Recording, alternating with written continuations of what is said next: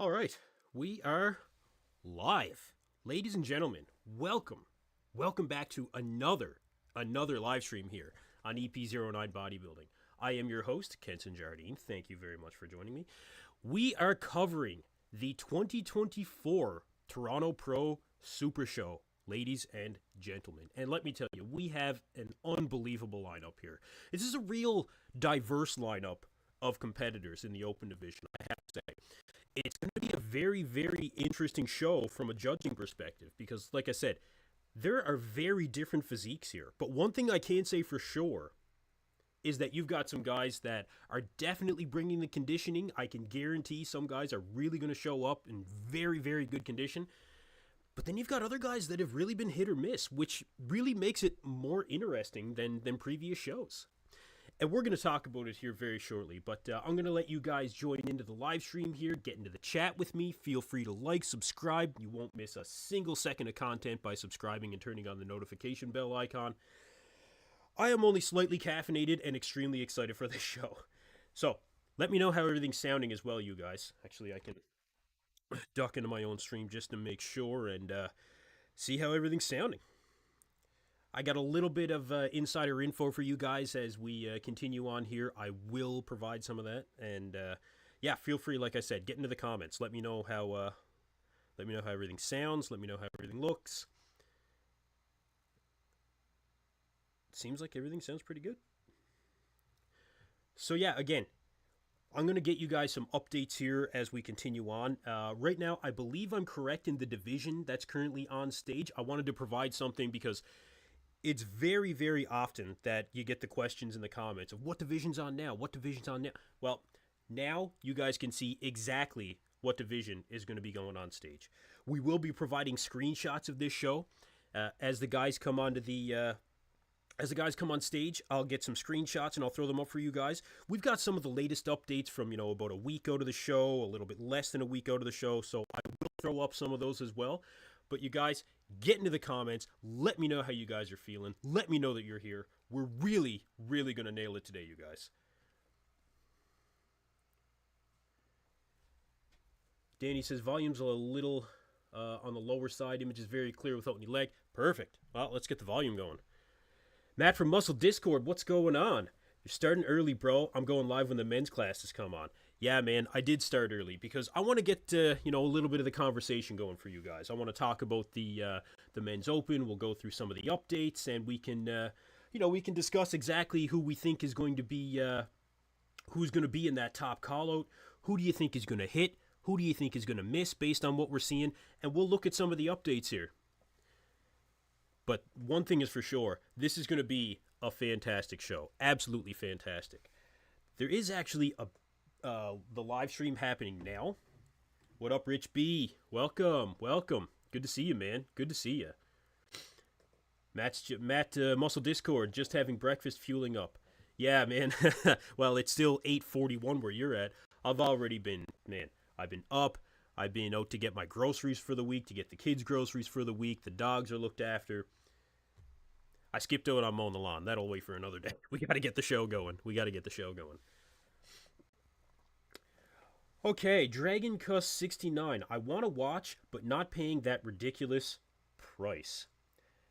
Absolutely, man. Look, I get it. And, myself and a few other YouTubers did have this discussion. Black Patron is back. What's going on, Black Patron? The pricing for the live stream is a bit stiff. I absolutely agree with you guys.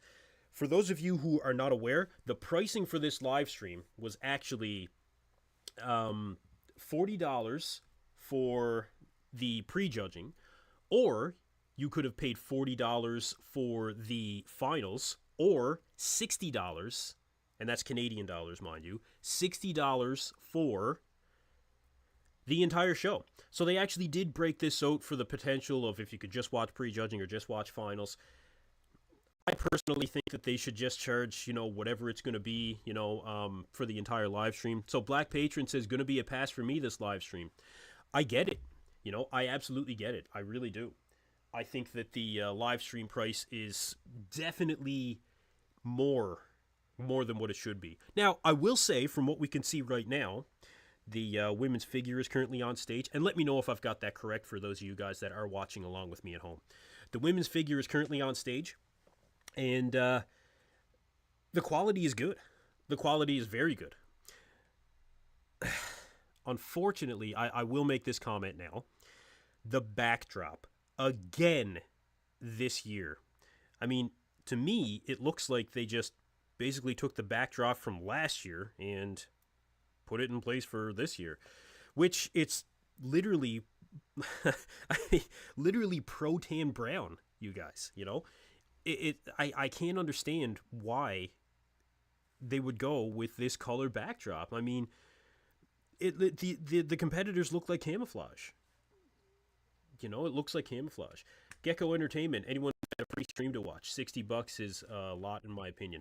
Yeah, again, I do not disagree. I'm going to direct you guys to the actual live stream. You can go to toprosupershow.com and you can purchase the live stream there. Whatever you guys happen to find. Otherwise, you know, so be it.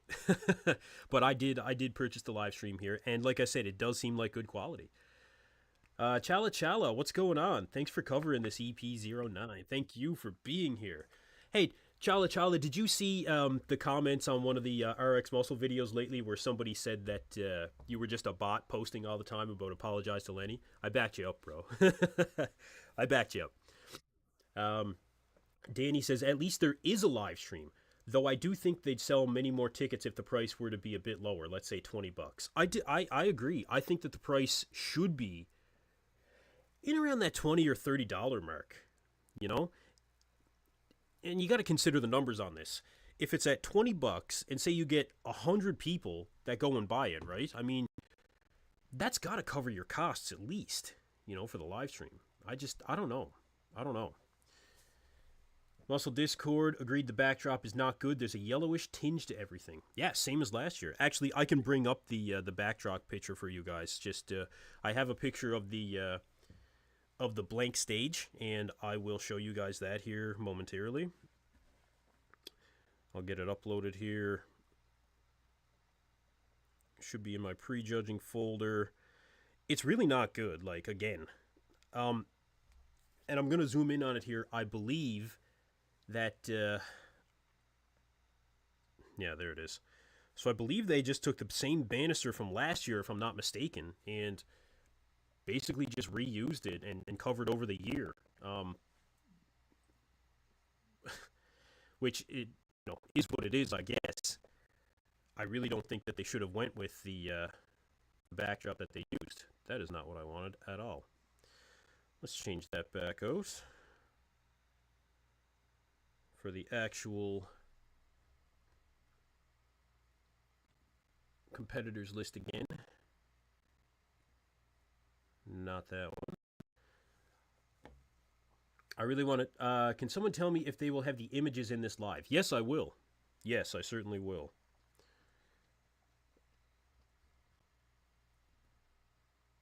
Okay, that's for finals, so I'll bring up the prejudging again.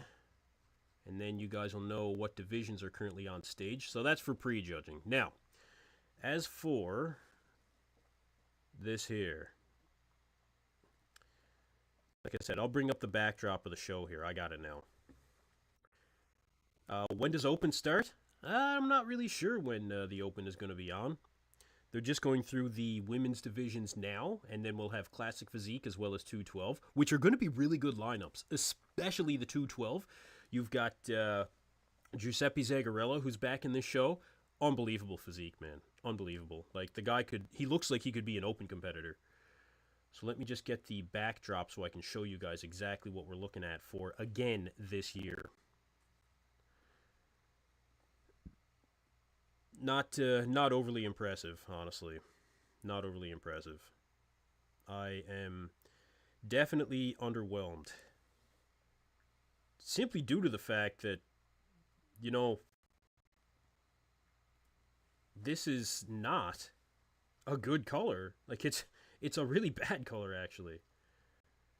You know, for a bodybuilding show, like, it's pretty bad, man. There's no way that you should have a color like this. It's pro-tan brown. Anyway, let's get into some comments here from you guys. Let me know what you guys think about the show. Get into the poll. Let me know who you guys have winning the show. We've got definitely some interesting things that could happen for this show. Definitely very interesting. Gecko Entertainment says, I'm most excited for Quentin. He was really confident that he is better. Actually, you can't see me either. There we go. He's definitely confident that he isn't better without Matt, or he is better without Matt. Let's see how he looks. So, you know what? We should just start. We should start bringing up some of the shots here. Let's start with Quint Beastwood, shall we? Let's take a look. We have the latest update from Quint Beastwood. And I'll bring that up for you guys so that you can see exactly what he's looking like currently. Let's see.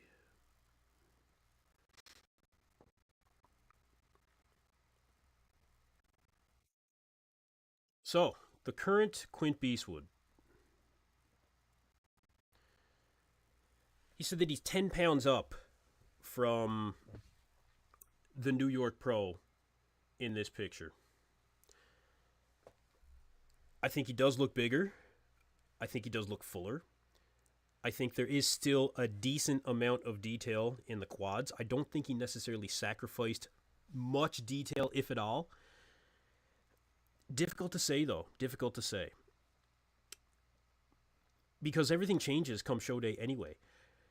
What I will say is, if you guys actually watch my predictions, and let me know your predictions as well, we'll discuss them. Quint Beastwood dropped his coach, Matt Jansen, very shortly after the New York Pro because he was dissatisfied with his showing in New York. So now he's deciding to coach himself. And I know that Dorian Hamilton, who is also the owner of Pure Muscle and Fitness, very close to the Toronto Pro here, he has been keeping an eye on him, and he's actually coached him in the past. So I would say it's unlikely that Quint Beastwood is doing his entire peak week protocol himself and that he did basically hire Dorian Hamilton, is my guess. That's my guess. You guys let me know what you think about that, but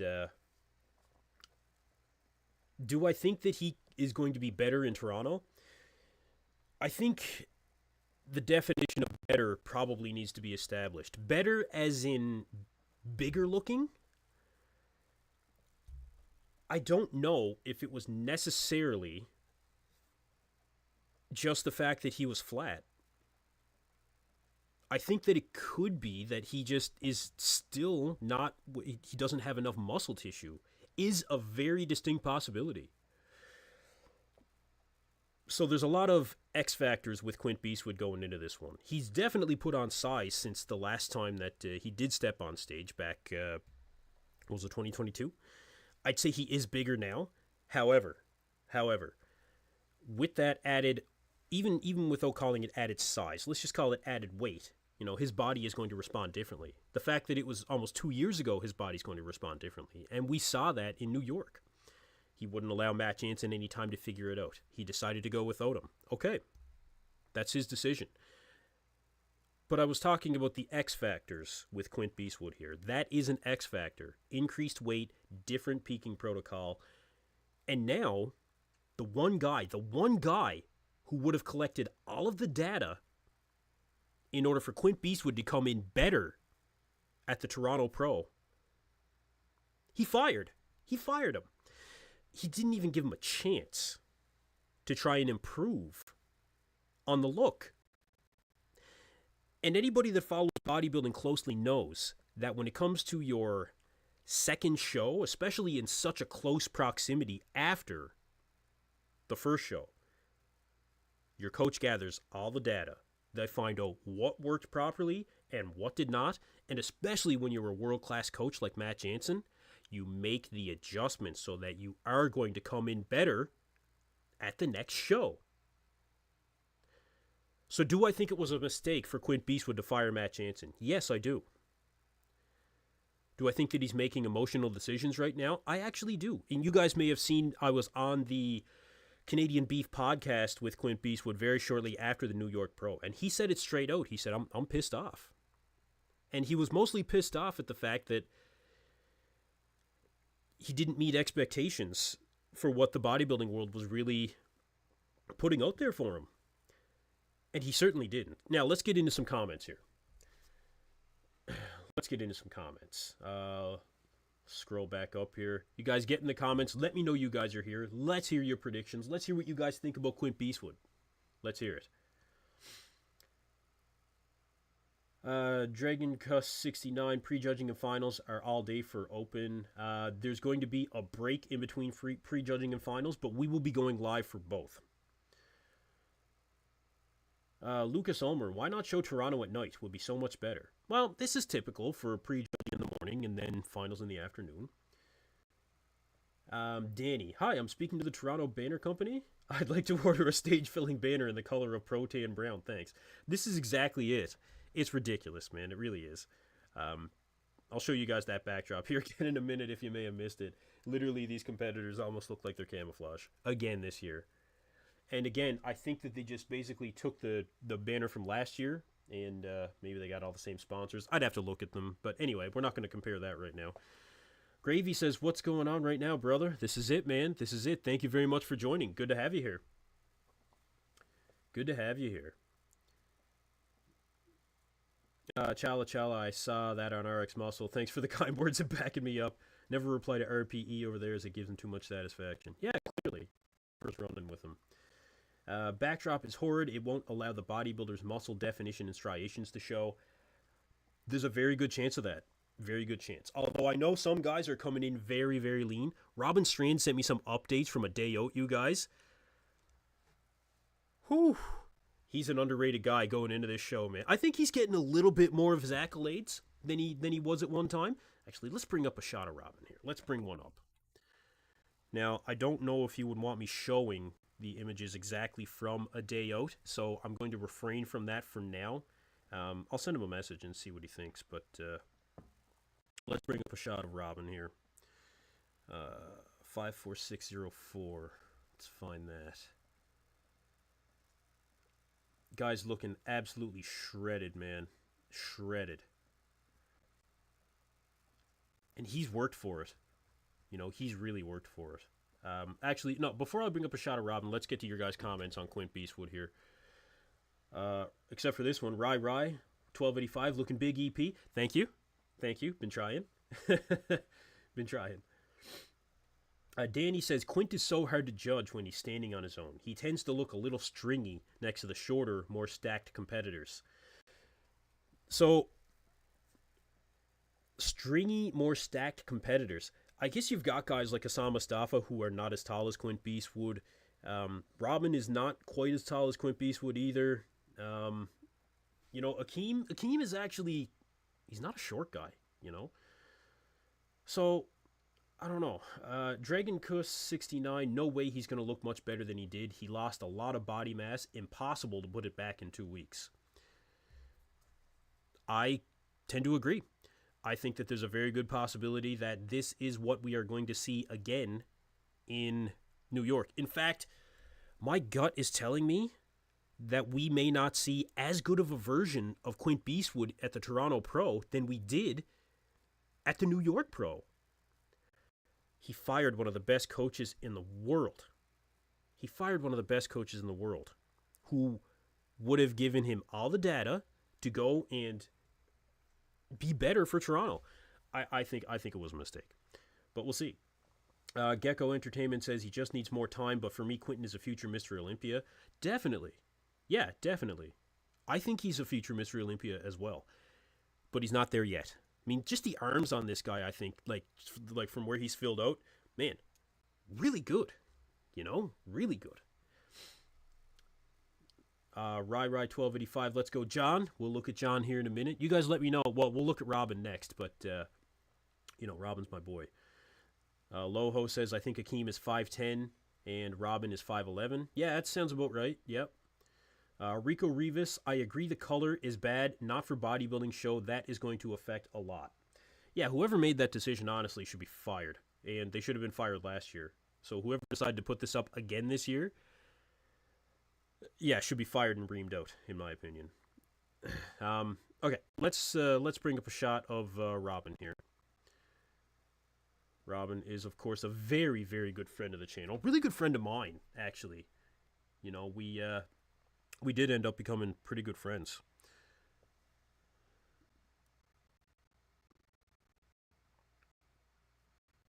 Dragon Cut 69, $5. Thank you for doing this for us. Thank you for the donation. You guys really appreciate the support here on EP09. Really enjoy having you guys here. So, Robin Strand. This is about a week out. Very impressive. This is very impressive. Robin is a very methodical bodybuilder. He is very focused. He is extremely passionate. He's an excellent coach as well. And this is a guy that's going to show up, I think, with some of the best conditioning in the show. This is a competitor that is not going to miss. He will not miss. I guarantee you he will not miss. We can't make any guarantees in bodybuilding. We'll say 99.9%. He really is that good. And he's put on a lot of size in the last year. His last show was actually the Toronto Pro last year, where he took 4th place. He took 4th behind, it was Hassan Mustafa, Ian Valier, and I believe Ross Flanagan, who, all of which qualified for the Olympia. So should Robin be next in line or right behind Hassan and Akim? Possibility. Possibility. You guys let me know what you think about Robin. Chala Chala, EPZ, just to say you're looking jacked, bro. I'm trying, man. I've been trying. All natural too, you guys. All natural. So I've been working on it. I'm gonna keep pushing. Thank you very much. Loho says Robin does have the greatest voice on stage. Robin is very analytical and probably one of the smarter bodybuilders out there. Yeah, Robin's a very holistic guy when it comes to bodybuilding. You know, he has a very specific approach as to what works for him, and the research that he's done definitely works for him. I mean, it's evident here in what we're seeing. For a guy that had an eating disorder and then also, you know, does not have the greatest structure, I think that he does extremely, extremely well. I think that in the side shots, he's going to be very difficult to be. He's going to be competitive with anybody up on that stage when it comes to the side shots. I'll tell you guys right now. His most muscular is ridiculous. So he does have some very strong points here. I expect him to be in the first call out, and part of me thinks that he could make that top 3. You know, I want to see the guy win. You know, I want to see him win. And I'll be the first one to jump up and fucking lose my mind if he does. Like, I will lose it. But I think he is going to have his best showing to date. And that's what it's all about. He would say that himself. He has said that himself. Steady progress from show to show. He's made it. You know, he's made it. So, 2-edge Tim Budesheim is 5'9" and 250 pounds stage weight. Okay, you guys want to see Tim next? Let's take a look. Tim actually ended up going into Pure Muscle and Fitness recently, and did some posing in there. So I've got a shot of Tim Budesheim, 55038.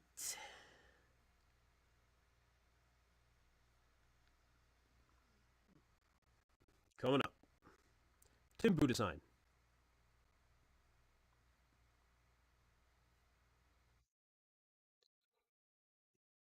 Very impressive level of conditioning. But the thing about Tim is,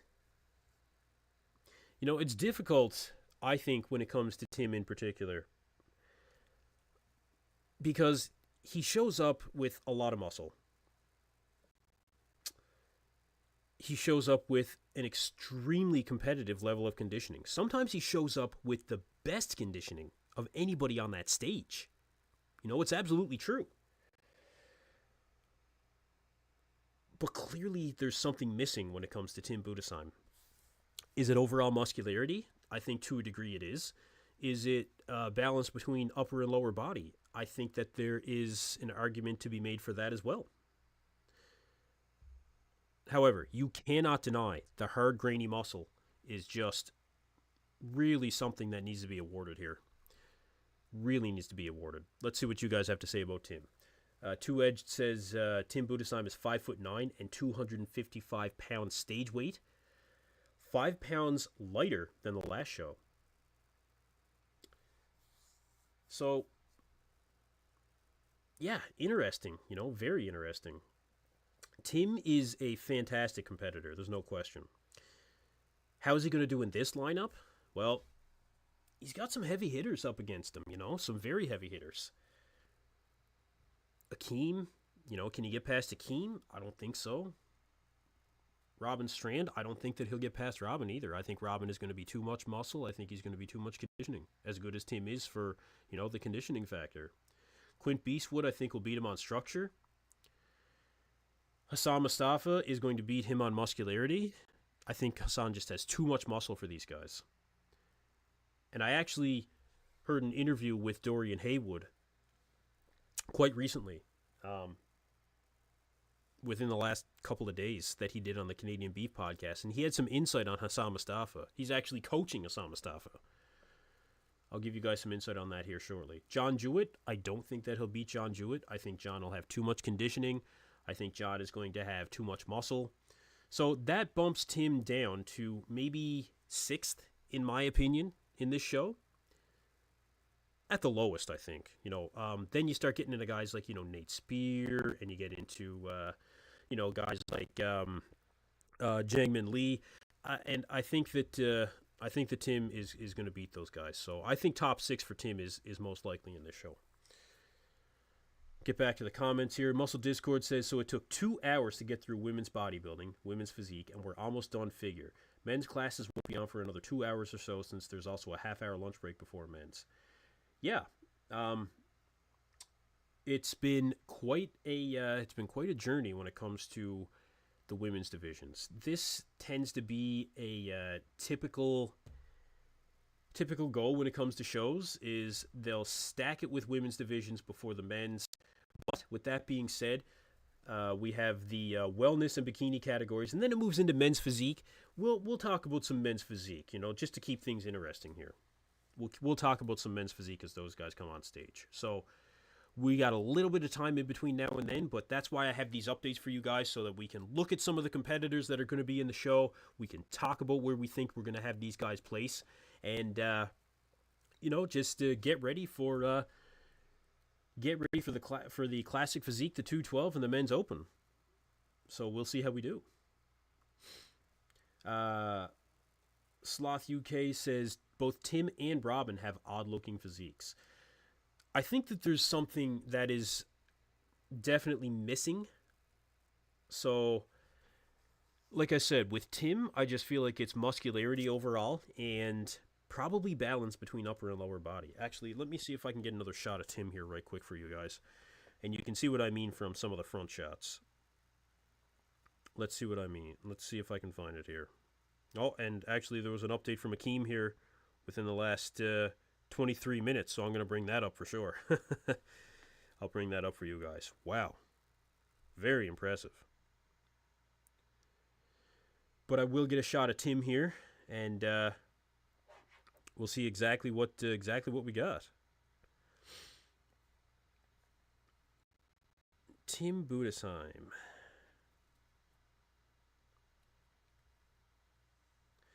Oh, here's a shot of Tim actually from only 2 hours ago on show day. Very good. I'll bring that up. I'll check some of the other competitors too to see if there's any final updates, but let me get this one for Tim.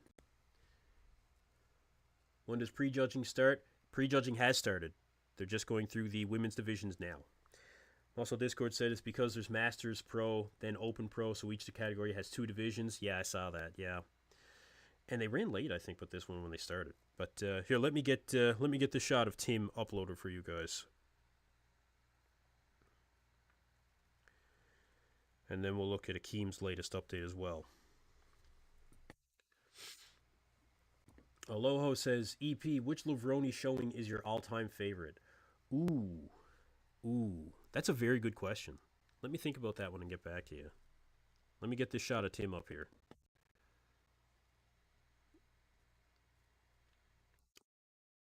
30715.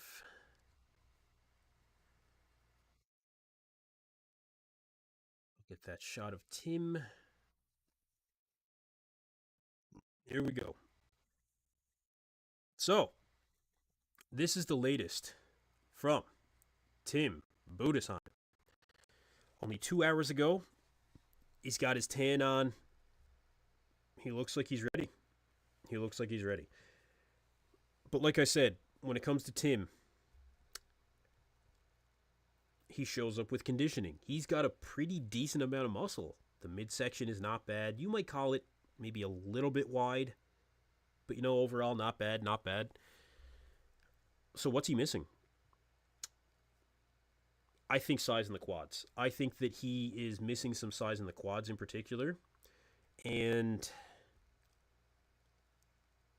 once he brings that up, I mean, that'll really round out that balance. And yeah, I still think that Tim has a lot of room in order to move up. He's a guy that does multiple shows a year as well. I don't know if that serves him, better in the end, or if he would be a competitor better off, maybe taking a year-long off season. That's a possibility as well. I don't know. You guys let me know what you think about Tim Budesheim. He's definitely coming in shape. That we can say for sure. He is most definitely coming in shape. Casey Darren, your sound is very low compared to the other channels at the moment. Okay, well, let's try and bring that up. Let me know if that's any better. Should be half decent. Should be. Thank you for letting me know, Casey Darren. I appreciate you, bro. Appreciate you very much. But yeah, let me know what you guys think about Tim Budesheim here. Like I said, for me, Tim is a top 6 competitor. I think that he's top 6. Can he do better than that? It's a very good question. C and BS Garden Mike is always very, very low during these live streams. It seems pretty good to me. But, okay, there we go. Much better? Excellent. Again, thank you very much for letting me know, you guys. I've got some wiggle room here for making the adjustments. Loho says, Budesheim is very good in the compact, closed poses, but loses it in the poses where you have to open up. Well, let's take a look at a pose where he has to open up. Let's see if I can find something here for Tim. He might have another update here.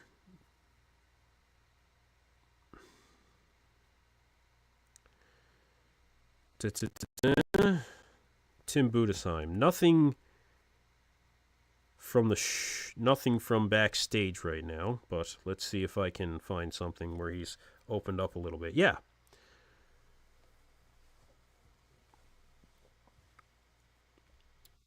Luca Longo. Lucas Garcia on the 212 class, looking up for this MF. Crazy physique. Yeah. I'm looking forward to the 212 in this show.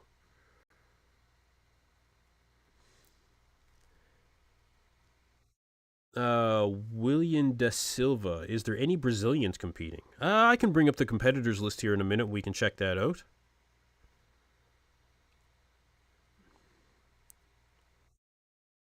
Okay, they're just moving on to another class here now, I think.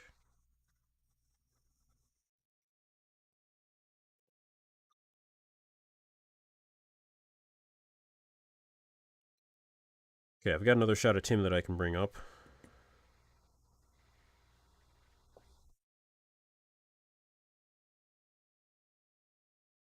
Okay, here we go. So let's see the Masters pros while waiting. I can bring up some stuff from the current lineup. Let me get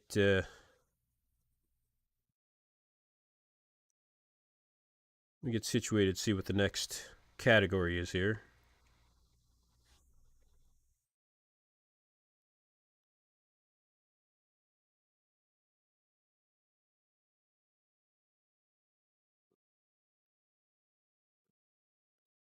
What time's the men's open on the stage? They don't have exact times for when the men's open is on, but we'll try and bring you guys as many updates as I can as I get them. I'll bring up this shot of Tim here momentarily, like I said, where he's a little bit more opened up. I think they're on to the wellness category now.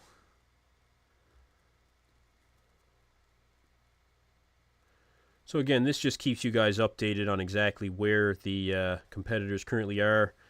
And I know that there's always questions about that. So that's my this is my way of being able to bring it to you guys. Okay. Now that I got that situated, we'll take up this other shot of Tim, and then we'll move on to Akim here. 31156. Akim is winning for sure. His updates are damn good. Says two-edged. I'll bring up that shot of Akim here in a minute. That's not what I wanted at all. Stand by, you guys.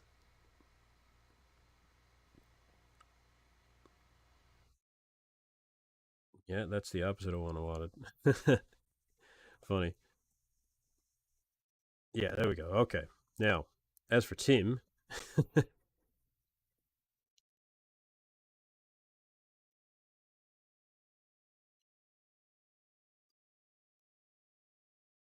Okay, coming up. So this is one where Tim's opened up a little bit more. And you can see that crazy conditioning, you guys. Absolutely insane. He is known for his conditioning. And this was at 4 days out of the show. So for 4 days out, I mean, we knew that the conditioning was going to be there. There was no question there. And his quads actually look a little bit more proportional in this shot. I think that this shows a little bit of lack of lat width from the front. And his front double bicep is like that as well. So he needs some more back, it would seem.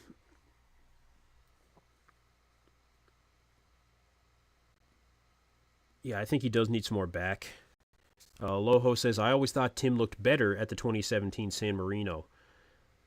Yeah, well, that was a long time ago now, especially in bodybuilding years, man. That is a long time ago.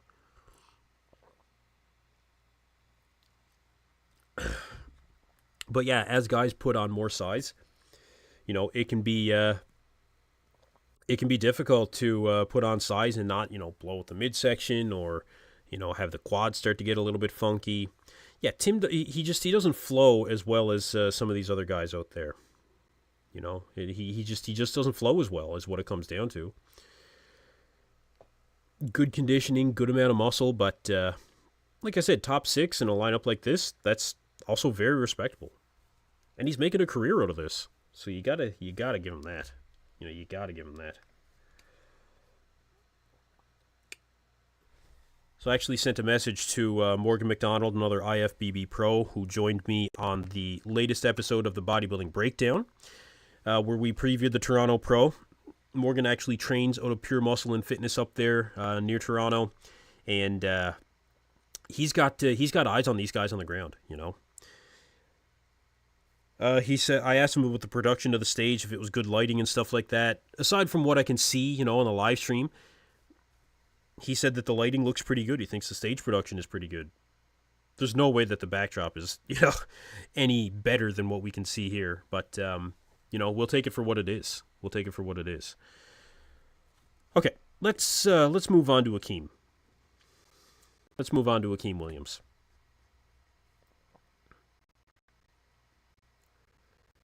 We have the latest update from Akim here.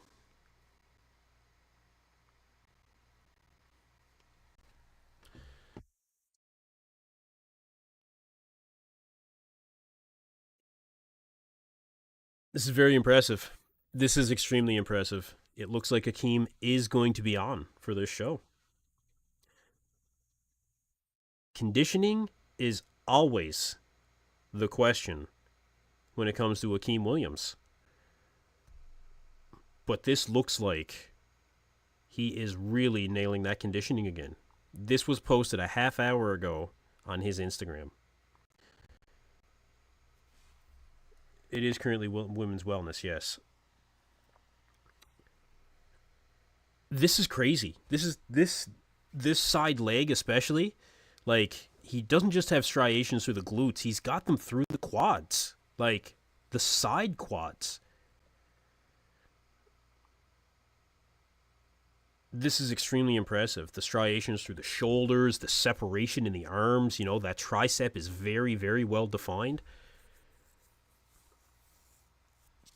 It seems that Akim Williams really did make the best decision by going with Chris Aceto here. This is really, really working for him. This is going to be very difficult to beat. Very difficult. We saw Akim absolutely nail it at the Arnold UK, better than he was even at the Arnold Ohio. And we've been waiting for him to show up. We've been waiting for him to show up. Well, I shouldn't say that. Previous to what we've seen from him the last few seasons, he looked very, very good. But this is just that much more. And you don't often see that. Oftentimes when it comes to competitors, when they start to regress, when they aren't showing up in the condition that they used to, when they aren't showing up in the amount of muscularity that they used to, well, this is definitely not the case here with the King. He has broken the typical stereotype of once you start to regress, it's all over. But for Akim, it looks like he's just getting started. And that's crazy. That's crazy. See what you guys have to say about Akim here. Loho says, shoulder striations also very rare these days. You're right. They are. He had them at the Arnold UK as well. He certainly did. Mike the Corn King says, this is looking to be Akim's year so far. So far, it really does. It really does. He looks insane. R Stove says, Akim's back is important. Need to see that. Yep, you're right about that. Definitely that's a factor. Yep, that's a factor. Deluxe TV says, in my opinion, Akim has problems with the thickness of his skin in his back shots. Let's see if I can find a back shot from the Arnold UK. We can take a look at that.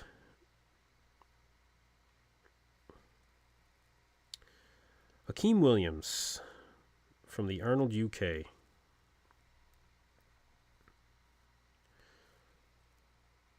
I'm sure I can bring something up here.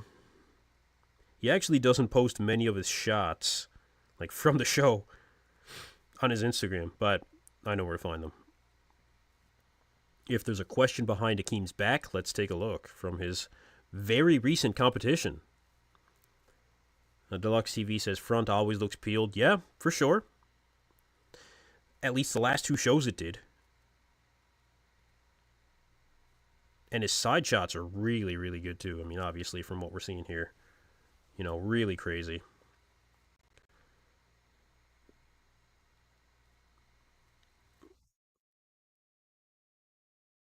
Okay, let me find a back shot here if they have them up. No, they don't. That's disappointing. When you go to look at Akim's profile on NPC News Online, the only shots they have up is from 2022. It's a whole different game now. Like, it's a whole different game for Akim. It's not even comparable. Let's see. Firkin Booley, what's in his mouth? Yeah, Deluxe TV said it. Yeah, these guys, they take the clicker for the screenshots for when they're taking their check-in pictures, and they just put it in their mouth, and they take the shot that way. Robin Strand actually told me that. Two Edge said it, yeah, Bluetooth clicker in his mouth. Red Loop, what's going on, Red Loop? Look at that calf deal on the right. Yeah, the calf detail on the right. Yeah, man. To have striated calves, man. Like, to have that is just insane, dude. That's insane. Mike the Corn King says, Akim destroys Samson in the side shots, in my opinion. I know Samson's not competing here, but he was beating Samson from the side at the Arnold UK, in my opinion. I think so, too. I agree. I absolutely do. Akim like I said, is really coming into his own here for the 2024 season.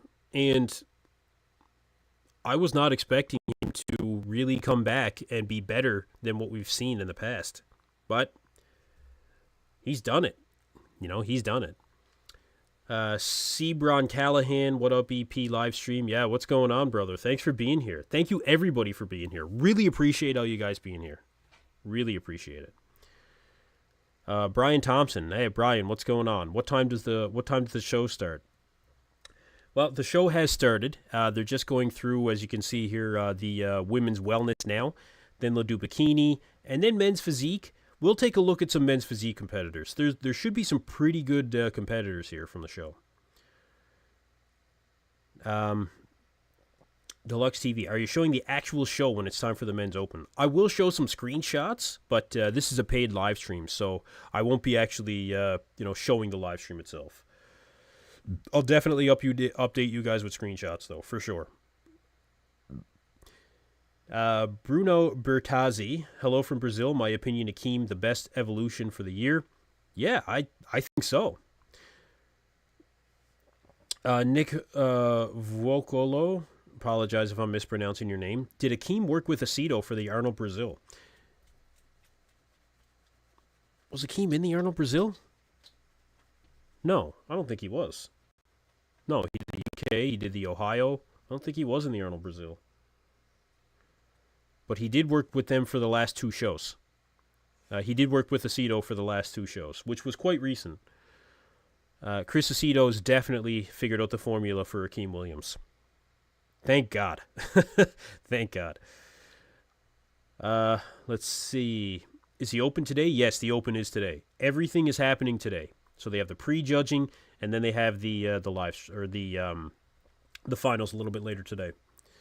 Just like any good bodybuilding show, they are running behind schedule, as always. To be expected. But yeah, Akim, crazy conditioning. He's showing up. Let me see if I can find anything else from Akim. I really want to see something else, actually. Let's see. Yeah, aside from what he just posted here. And people are he's getting a really good response online, too. Really good response. Nah, I'm not seeing anything else. Maybe Chris Aceto has something posted up here.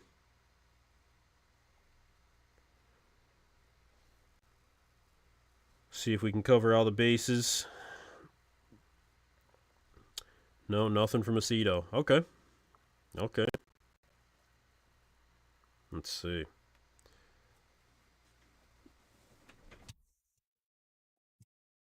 But yeah, for Hakeem Williams here, absolutely insane. Nigel Christian Lomax says, Nick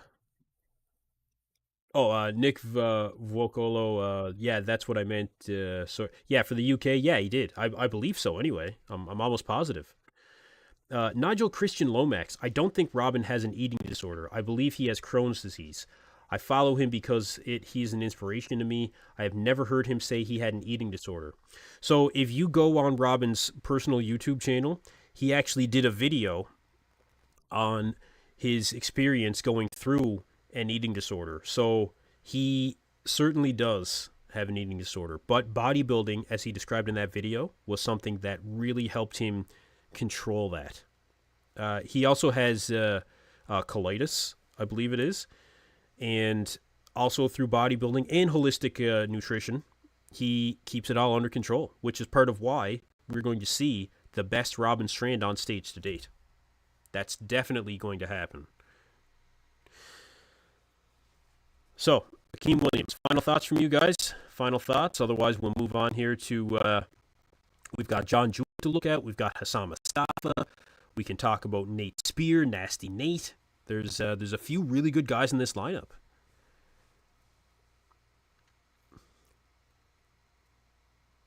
But yeah, a lot of people of the opinion that Akim is going to win this show.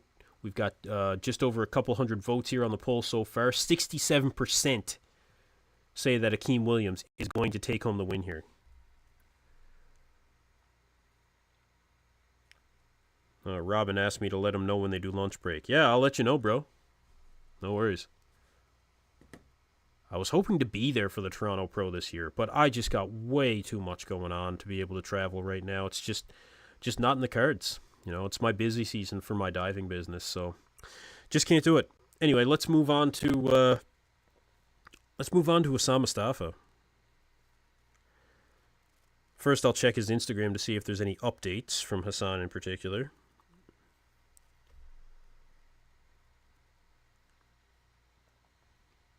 We do get pretty regular updates from Hassan, but not necessarily the most telling physique updates.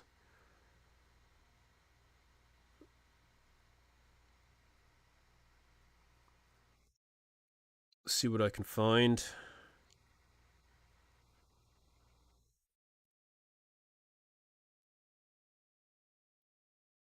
Nah, there's really nothing. Not really. Anyway, we'll bring up the latest that we have from Hassan Mustafa. Like I said, he's pretty good with regular updates, but they're just not always the most telling. You know, admittedly so. They're just not always the most telling. 54158.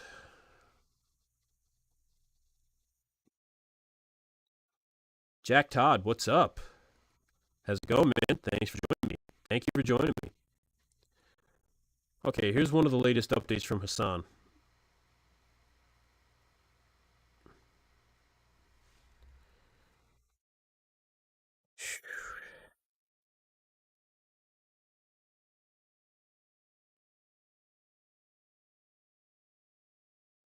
Uh, I just got a text from a guy looking for my dive team to be in the Arctic.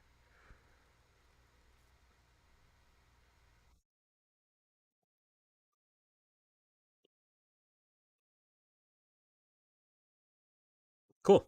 I'd love to go back to the Arctic. Jack Todd says your audio is really bad. Actually, it should be pretty good. I just wasn't talking directly into the mic. My bad, brother. My bad.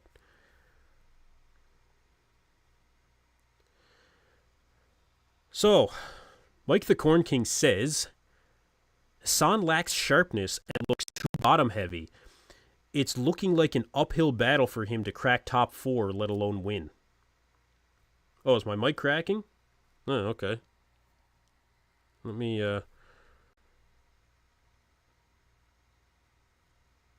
see if I can do something about that.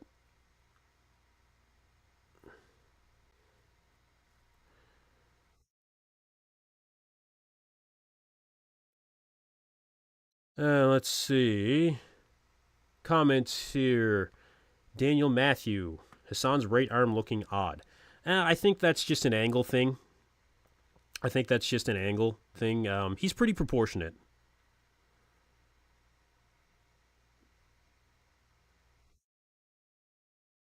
Yeah, let's see here.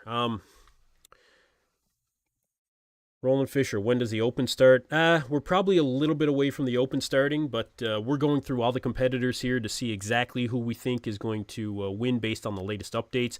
Very, very common for these competitors to post their updates here. And just get something within the last couple minutes here before guys start to step on stage.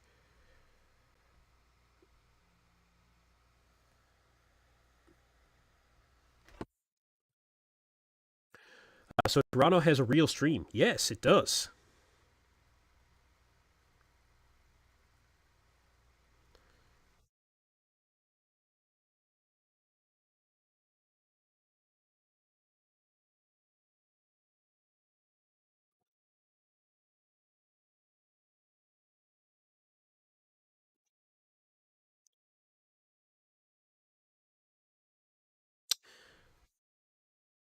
So Hassan,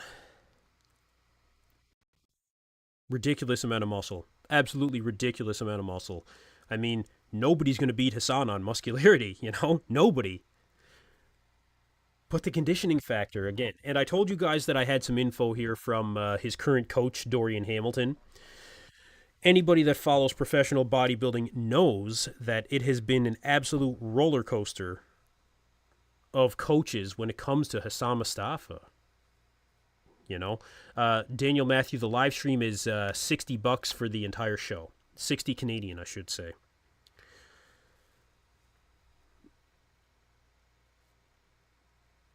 My stream sounds pretty good on my end, I think. Sounds half decent. Turn it up a little.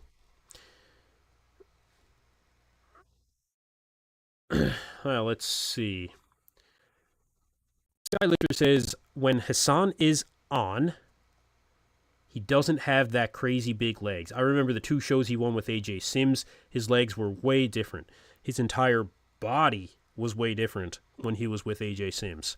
In my opinion, he should have stuck with AJ Sims because that was the best conditioning that we've ever seen from Hassan Mustafa, hands down, without question, not even a competition for his previous showings, without a doubt, the best. Are we going to see that this time? Well, let me tell you guys. On the most recent episode of the Canadian Beef Podcast, I was watching that recently, Morgan and Robin were speaking with Dorian Hamilton, who's also Robin's coach, actually. And he mentioned, when it came to Tori Hill knows, see? Tori watched it. Very good. You guys need to go subscribe to Canadian Beef. Link to the show. I'll get you guys a link to the live stream, no problem. So Dorian said that he actually thought that Hassan, at 2 weeks out, was so far behind that he should wait to go and do the Vancouver Pro. That is how much he thought Hassan needed to gain ground. He didn't even want him to compete here. So they ended up speaking further about this.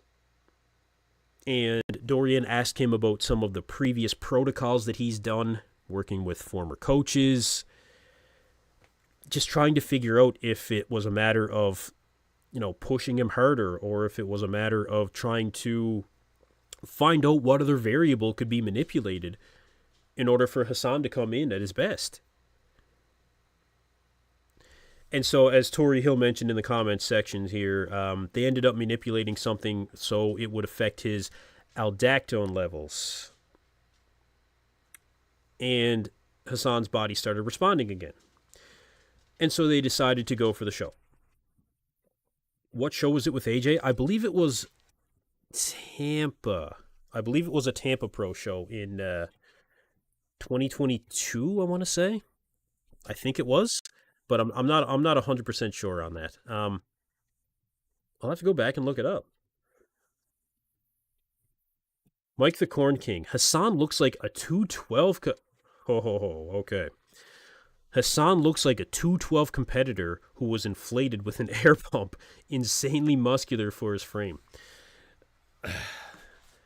Hassan is a far cry from 212, bro. A far cry. He's big, and anybody that's seen Hassan stand next to anybody else knows how big this guy is. He's huge. He's one of the biggest guys in pro bodybuilding, Just put him next to anybody. Put him next to Michael Krizo. He can hold his own. There's no question. He's massive. But the conditioning factor has always been the thing for Hassan, and it will continue to be the thing for Hassan, I feel.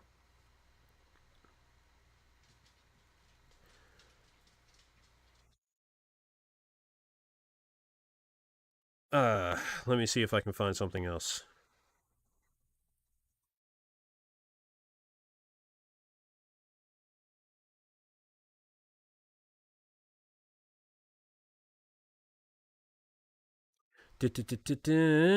Anybody else have anything to say about Hassan? Jack Todd, big and always lose.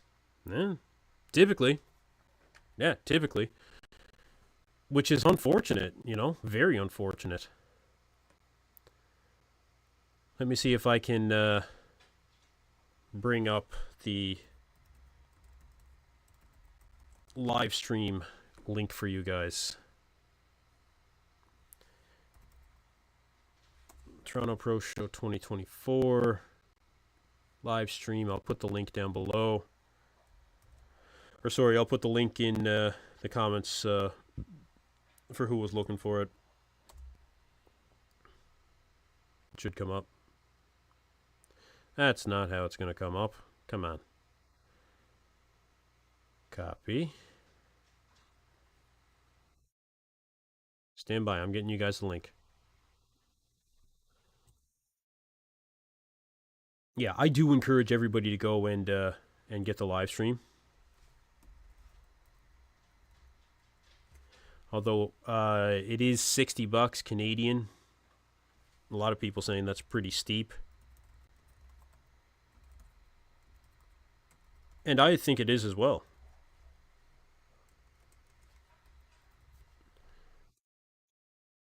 There we go. Live stream. Right there.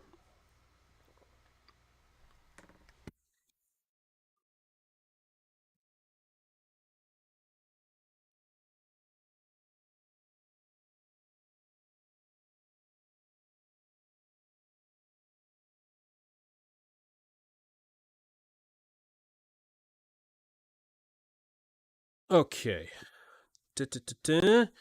So Hassan again. Where's he going to place? He won't be lower than top three. Jack Todd, will you stream pictures or some videos?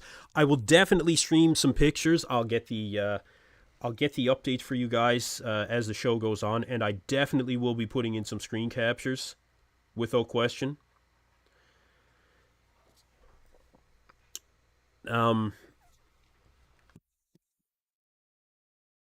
Okay, the show will return shortly. They're taking some sort of a break, I guess. Let me know if you guys are watching along with me.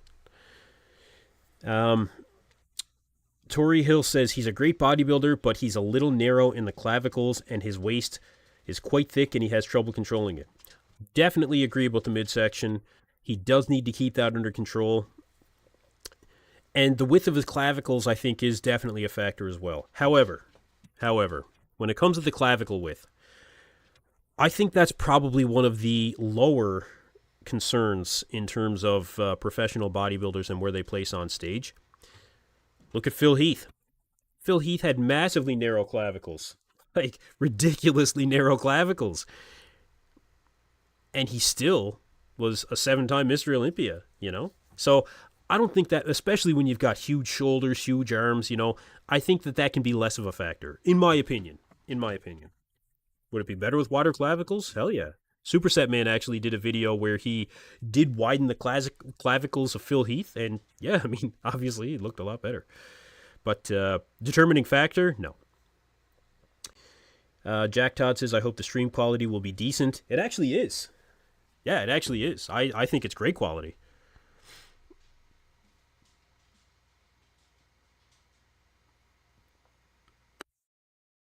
Go Fitness says he'll be in the live for the show. Absolutely. Appreciate you being here. He's not here yet.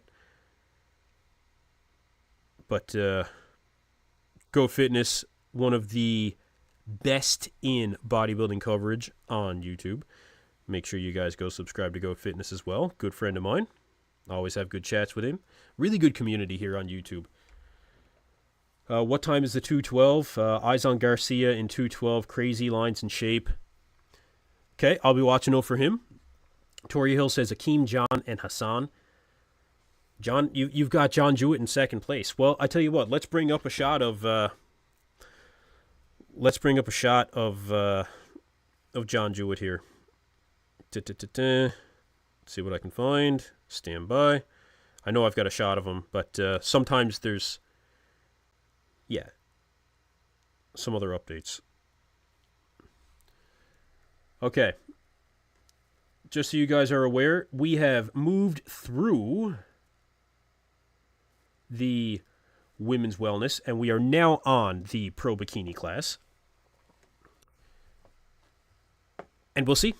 We'll see how the bikini class goes here. Don't let me forget. I gotta let Rob and Strand know when they're having the break. Told them I'd do it, so now I have to. Okay, John Jewett. Let's see if there's a last-minute shot of John.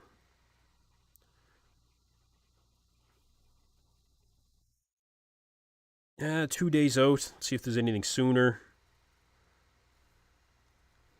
This might also be from 2 days out, but I'll bring up the images here for you guys.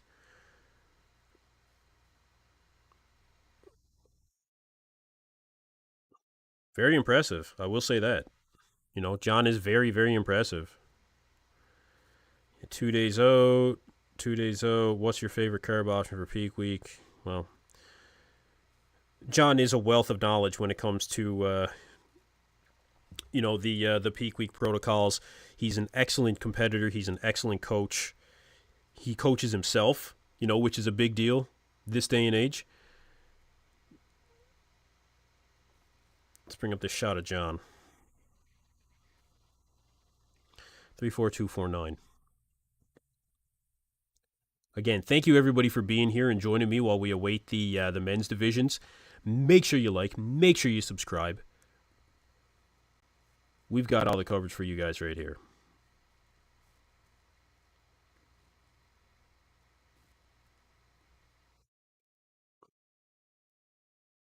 All right, let's see here. Image 5. Image 3, okay. Let's bring it up. John Jewett, 2 days out. Conditioning is in. No question. That's never an issue for John. Oh, Jewett posted a 1-day out video? Okay. I thought I saw a 2-day out video. But I wasn't sure about 1 day out. Let me check that. See if I can pull something up for you guys on that. But even for 2 days out, like this guy was ready at 2 weeks out, man. He was ready at oh yeah, okay, there's his 1 day out video. Very good. Okay, so there is a posing video here. Let me get you guys some footage. And then we can get a real true representation of John Jewett here.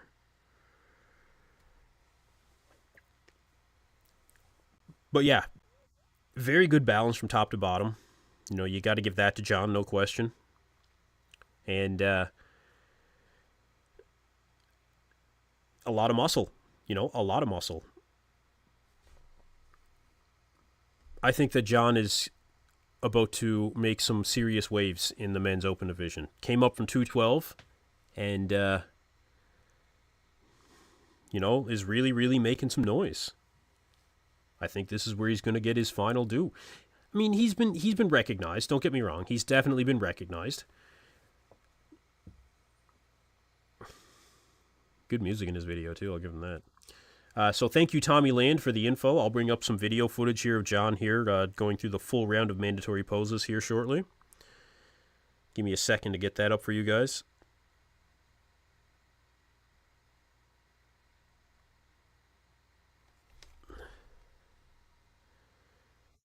Okay. See what you guys have to say about John. Ron's Personal Fitness Online. John said that for the Legion he was 221, and for this he will be 232. So that's quite a jump. Stage weight, 11 pounds. That's a lot. Clearly his body wanted to grow. Very clearly. And it has. And I think it will continue to grow. So let me just do a quick crop here, and I'll bring up the video. Get that uploaded for you guys. Charles is a top 10 Olympian. Yes, he is. Charles took, John pushed Charles at the Legion, and people had him winning, and he's put on considerable size since that show. Yeah, definitely. Yep, definitely.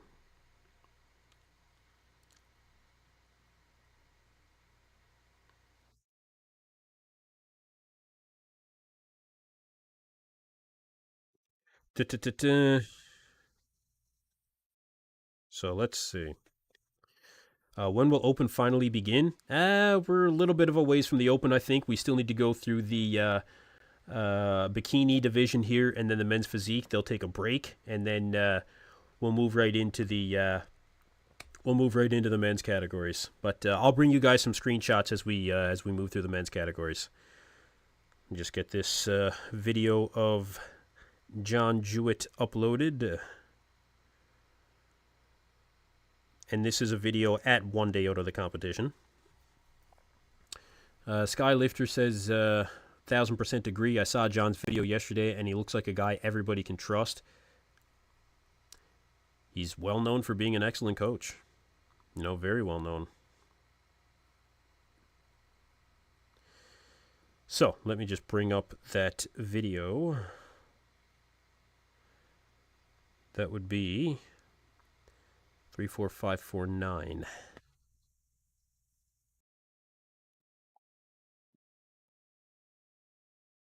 Here it is. You guys can see John Jewett here at 1 day out of the show.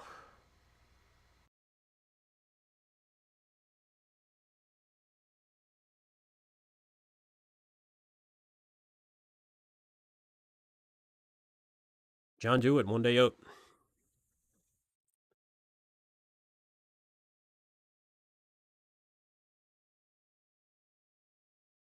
Excellent conditioning. Excellent conditioning.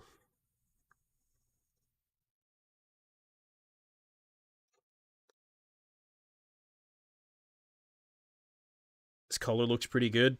Usually these guys, they'll do one coat of tan, then wash that off, and then they'll do another coat or two. It can depend on a lot of things, you know. If they have a base tan to begin with, that's definitely a big one. Who's actually applying the tan? Some people have people there with them that they trust. Some people, you know, don't. It just depends. Black Patron, I feel like John wants there to be a lot of focus on his ass. It's not a rear ass spread. I guess I never really noticed, to be honest, bro. I don't know. He striated through the glutes, you know, I can definitely say that. Yeah, he striated through the glutes. I feel like if he dropped his arms and his elbows when he's in that back double, it would serve him very well and might show some more width on the lats.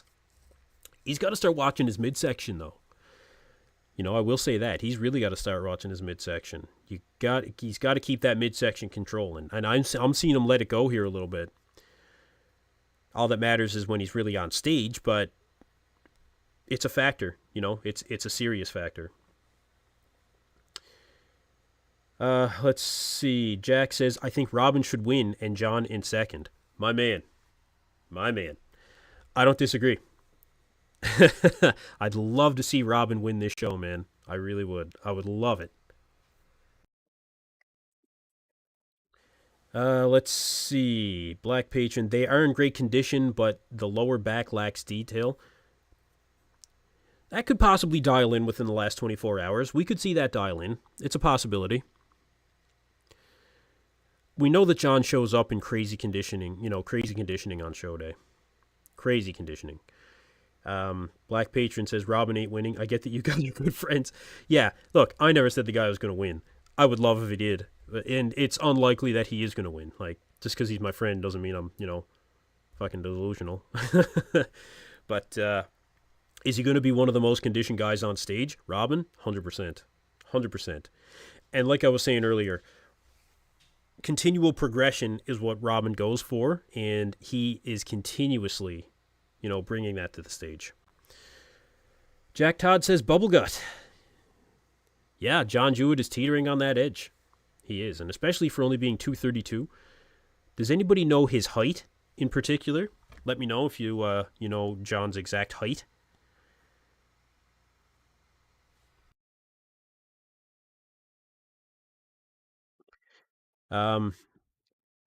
Black Patron says Robin doesn't have the genetics for this. He's got a lot of good things going for him, and he is progressing. And like I said, for Robin, that's really all that matters. Does he have his eyes set on an Olympia qualification? Yeah, he does. And I think that he does have a shot at getting it someday with the right show, in the right lineup, with improvements. I think he's got a shot. I think he's got a shot. Tori Hill, if Akim replaces the Arnold look, it's game over. I think Aceto has his body figured out. I think he does too. Yeah. I think finally someone has figured out Akim. And it just happened to be Chris Aceto. I couldn't be happier about that, honestly.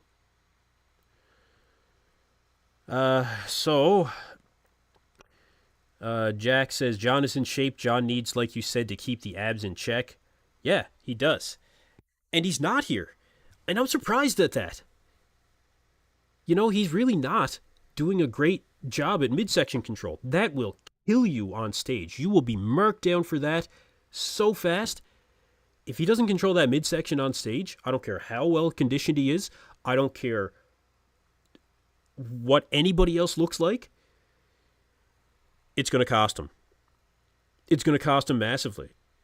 So, I don't know, man. Tori Hill says, I think 5'6", but not certain. Yeah, I'm not certain as well. 5'6", 232. I think that would make sense for what I'm looking at here if you want to, judge by the scale, which, sometimes you can. Oftentimes you shouldn't.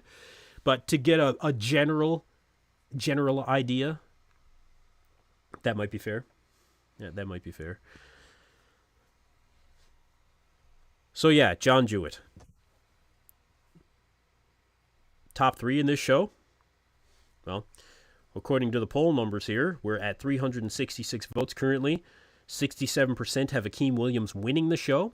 And next in line is John Jewett with 17%. Hassan Mustafa at 12%. Quint Beastwood at 3%. A lot of people don't have a lot of faith in Quint Beastwood this time around. And I understand why. I do. I understand.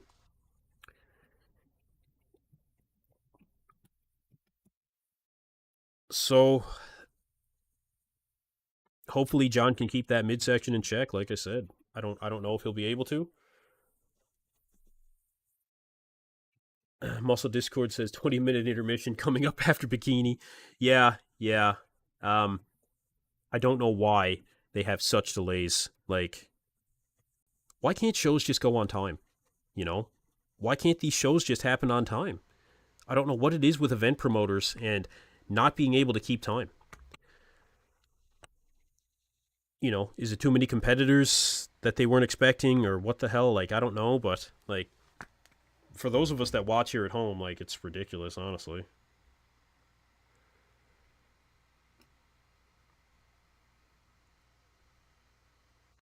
And it's unfortunate because these promoters, they know what we want to see. They know what we want to see. The vast majority tune in here for the men's open, but yet they leave it for the very last minute. It's just, I don't know, man. I don't know. So they do currently have the bikini division on stage, both Masters and Open, which is actually two categories in one, as Matt, mentioned earlier. Also, why start prejudging at 10 a.m. usually starts at 9 a.m.? Yeah, that's the other side of it. So not only were they starting later, scheduled time, but they actually started later than what their scheduled time was. So look, I'm happy that you guys are here and that we can have this discussion. But I mean, man, like, come on, like, it's just these promoters know what we want to see. They know what we want to see. Do two separate days. They do it for the amateur show. Bon Jovi said it best. Don't bore us, get to the chorus. Like, come on, man. For any of my musician friends out there. P.S. I'm not a huge Bon Jovi fan. Anyway. Let's see here. I do have, I've got the competitors list from the men's open. I'll bring that up for you guys. Just so you guys can see exactly who's coming on here. Let me know who you guys want to see for pictures in this lineup, because there's a couple other competitors that we can look at here that are a little bit interesting.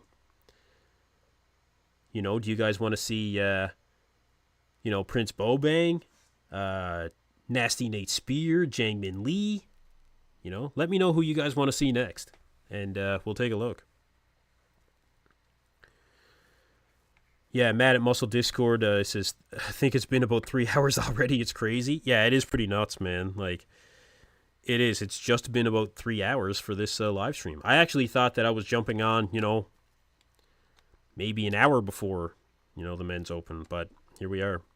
But they are going to move into men's physique, which we can take a look at that and at least, be able to see some of the top guys, hopefully in men's physique, come out, see what they look like. 212, we can talk about some of the 212 competitors. There's some pretty good competitors there. Jack says Nate would be cool. Well, let's go to Nasty Nate Spear. As a guy I've been on a couple of podcasts with. I actually want to get him on my channel. I think that he'd be a great guy to have on. Yeah, Bon Jovi is not on my playlist, bro. No. I'll tell you right now. They were playing Bad Medicine at the gym the other day, and it was on my way out, so I didn't hate it. But yeah, no, not on mine. Shout out to you, Alan Reed. Nate Spear.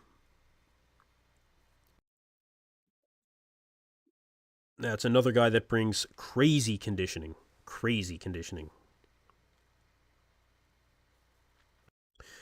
So I got some shots at one day out here from Nasty Nate. He's a guy that really dials in quick. And I mean quick. Like when he starts to dial in, man, like people always say, yeah, you can see changes, daily from these competitors. You can legit see them on a daily from Nate Spear. I was watching him from like 8 weeks out all the way down to one day out. And man, insane. Like insane. Let me bring up a shot of Nate Spear here. Really good guy too. Like just an interesting guy to talk to. Really, really solid opinions I find when I'm on podcasts with him.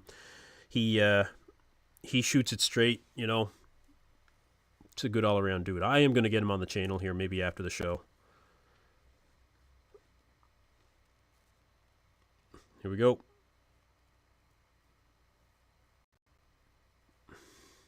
Nate Spear. Jason Lowe is up and coming. Yeah, he is. He definitely is. He's a good. He's another guy that I like. We've got another couple of comments here. Jangmin Lee looks legit. I can't believe, Jack says, I can't believe Brett Swanson got 8-way for Ty 16th place. Dude was shredded last show. Yeah, Brent Swanson is somebody that is, I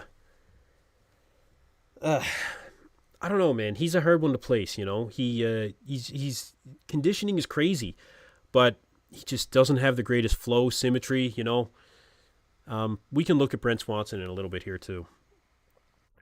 But as for Nate Spear, I'll bring up another couple shots on Nate, too.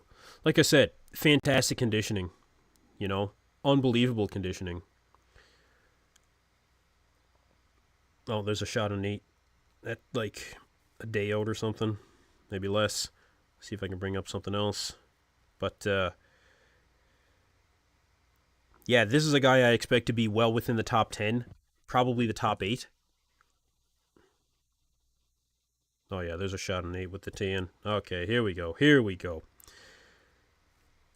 Got to bring up the latest and greatest for you guys here. Like I said, these shots at a day out, they're great. But let me bring up a couple hours out here. 40104. Come on, upload.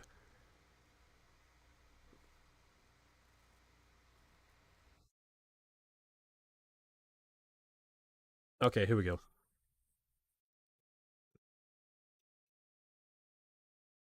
This is another guy not to sleep on when it comes to that, top 8 or so.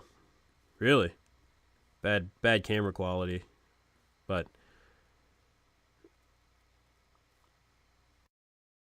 yeah, Nate Spear. Like, guys, this is really good conditioning. I think Nate lacks a little bit when it comes to the shape of the quads, although the quads are big. He's got big abductors too. He does lack when it comes to the overall shape of the quads. This guy's picture is hella touched up. I actually think it's the opposite, where it's poor quality. But yeah, there's definitely something going on there. Oh, there's a better one here with the front double. I'll bring that up for you guys. Definitely a better shot, and doesn't look touched up to me or blurry or whatever. So hold on one second. And I really do like Nate as a bodybuilder, man. I really do.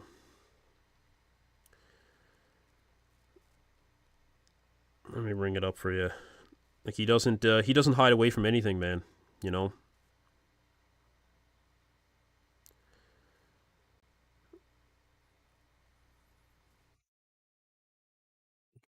Yeah, okay, let's see, let's see.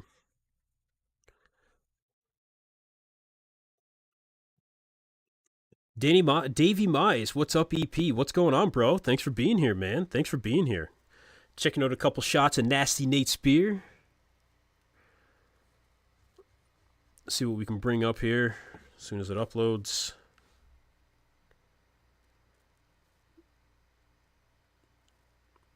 There's Nate's shot.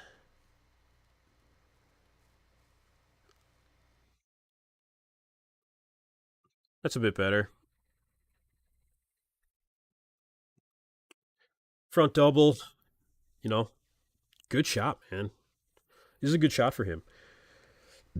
And I think he does have room to improve as well. But Nate just enjoys competing. He enjoys going through the process. You know, he is a hardcore bodybuilder. He really is a hardcore bodybuilder. Some of the comments here, William Banks says, I like Hassan. I just don't know if he is ever going to get it all together. I don't know if Hassan will ever hit that 100% of what we really want him to hit. I don't know. It's a tough one. You know, it's tough. Connie Alvarez says Akim is gonna he's gonna deal with this entire lineup today. Dude, his dick skin peeled. Okay. Cito worked his magic with Akim this year. Really want to see Akim in the top 6 at the Olympia. Based on what we're seeing here, it's entirely possible. You know, people are talking about, you know, Martin Fitzwater being in that top 6.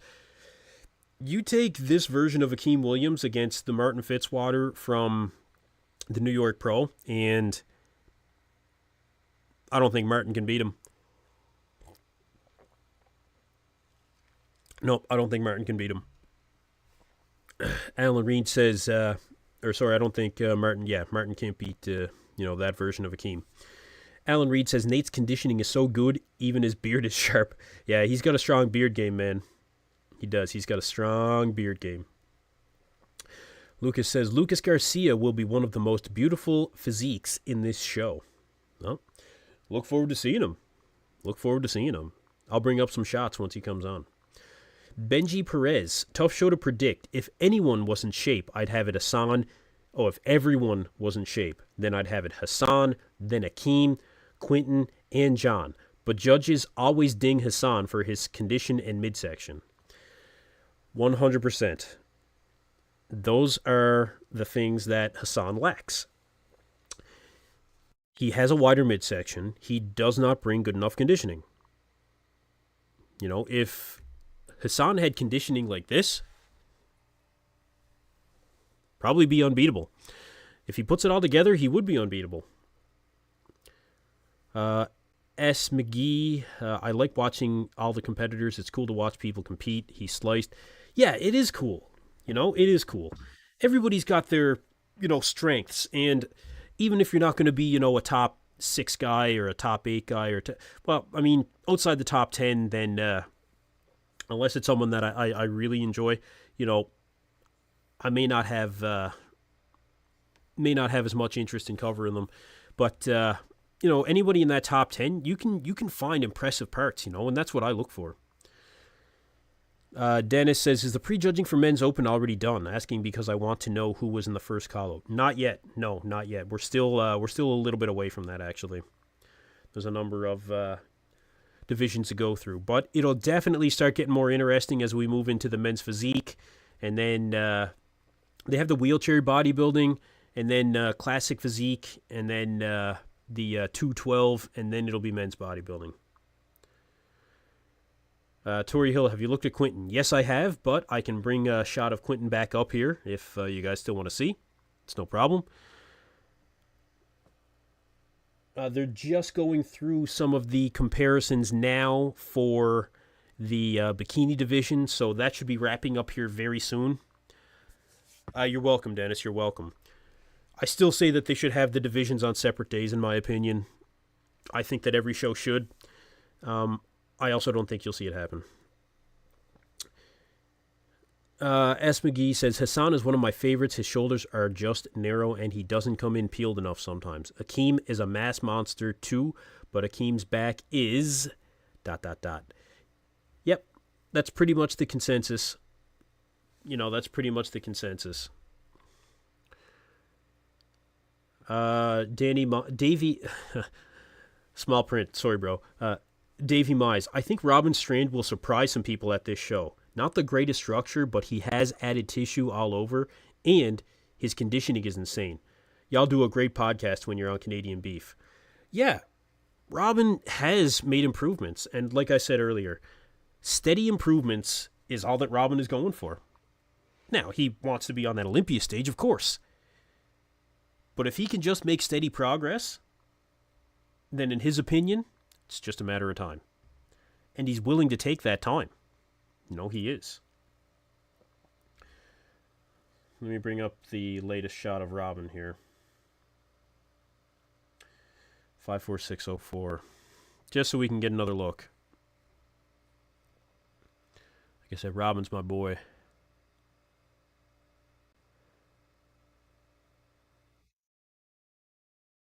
Let me just find it here. Yeah, a lot of supporters out there for Robin Strand, man, and I'm happy about that. Like, look, this is gnarly, you guys. Like, this is something that definitely warrants a very close look, It does. Just on conditioning and muscularity alone. It's impressive, man. It's impressive. Yeah, Jack says, let's go, Robin. Robin keeps improving. He will qualify for the Mr. Olympia. If he keeps improving, yeah, I think he will. Yeah, I think he will. But as for how he can do in this show, I mean, realistically for Robin, I mean, is he going to defeat Akim? I think not. Is he going to defeat Hassan Mustafa?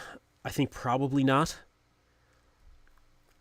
Is he going to defeat John Jewett? Well, I don't know. Based on what I just saw from John, his midsection really is not nearly where I thought it was going to be. Sorry, you guys. I got a phone call from my operations manager I got to take here. Just 1 second. Hello. Not too bad. How are you?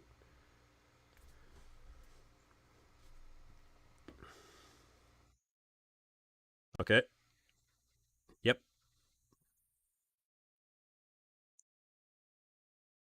Yeah.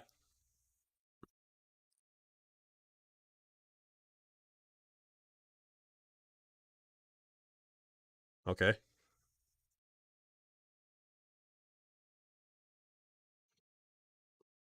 Okay.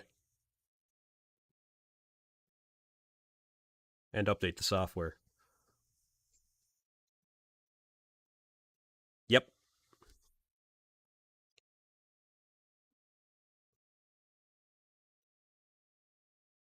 No problem.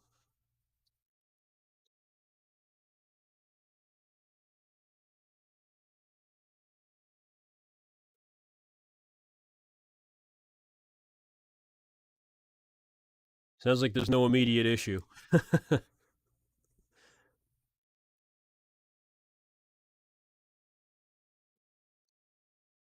Yeah. That's entirely possible.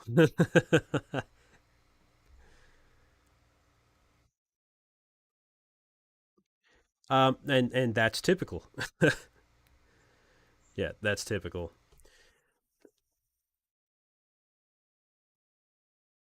I agree. Okay. All right. Well,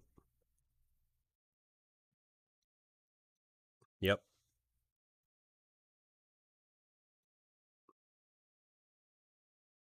Yeah. No, it's no problem. Yeah, you're right about that. No, no worries. All right. No, that sounds good. Yeah. So we might be going back to the Arctic for a bit of work. Hey, I was just talking about wanting to go back to the Arctic, so that is fine by me. Just one spud, so we'd be up there for a couple of days and then we'd be home.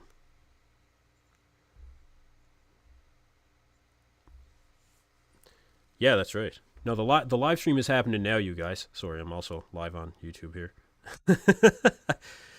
No, no, don't worry about it. This is important too. Um, yeah, so I'm gonna check the pricing that we did from last time, and just we'll just bump it up a couple of notches, and guys will get a couple more bucks, and that's it. Can't wait. See you in the morning. Okay, bye bye. Sorry about that, you guys. Just when duty calls, you're running a company. This is what it takes. I think I'm going back to the Arctic for some dive work, so that'll be cool. I might shoot some stuff for you guys up there. There's a gym up there, and it's just all around cool. Anyway, let's get back to the comments here. Robin would have made a great hockey player. I think he did play hockey. How old is Robin? 28? No, I think he's 30 now. I think he's 30, but he's not far. He's no more than that. Yeah, he's no more than that.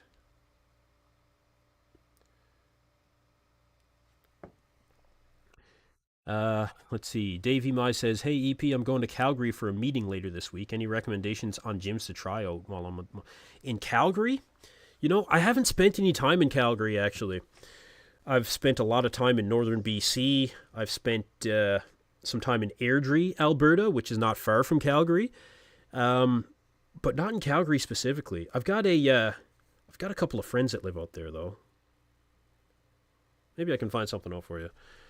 But yeah, Jack says, I think the problem with John's midsection is that he is getting too big for his frame. It happened to Jay and Ronnie. Don't get too big. Yeah, I agree. Yep, I agree. Bofar says, wait, why do people not think Hassan has a chance at winning? I swear there was so much hype for him a few months ago. I think that his latest updates are basically why people think that he doesn't have the best shot at winning this show. Because he's just not conditioned enough. His coach wanted to actually pull him out of this show because he didn't think he was ready at 2 weeks out and wanted him to specifically focus on Vancouver.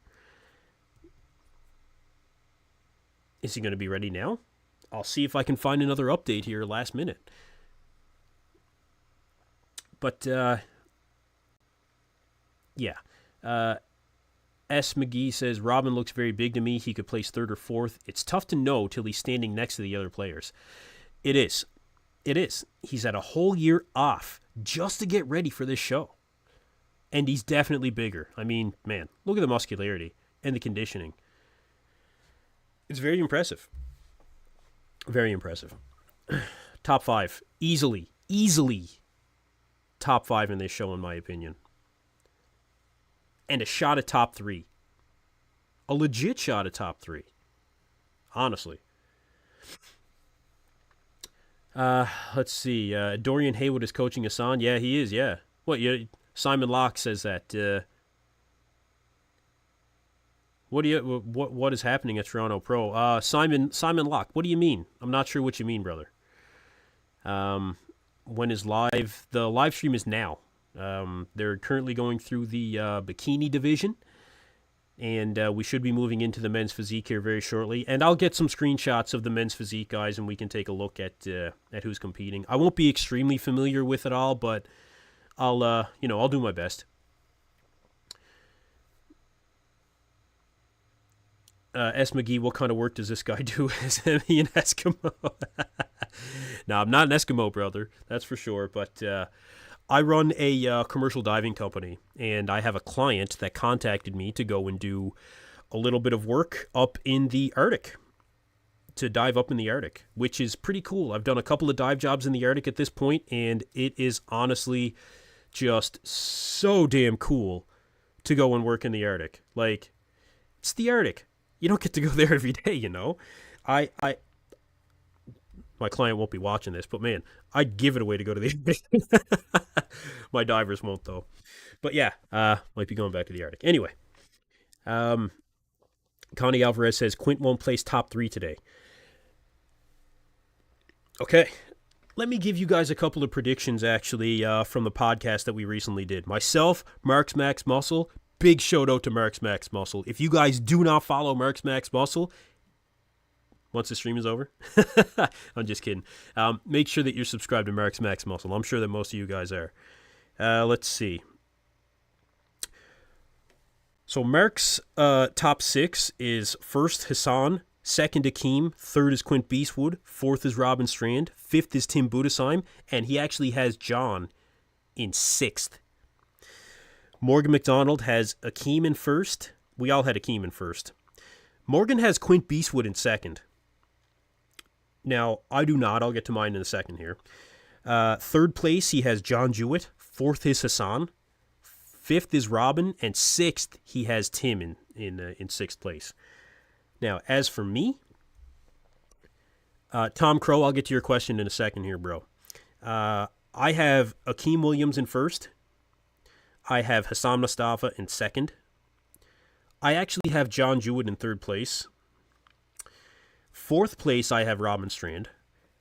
Fifth place, I have Quint Beastwood. And in sixth place, I have Tim Budesheim. Now, let me offer you guys a little bit of an explanation here, okay? Akim in first, most people do. His conditioning is on. He just had 2 fantastic showings at the Arnold Classic, UK and US. I think he's going to be first place here. Second place for Hassan.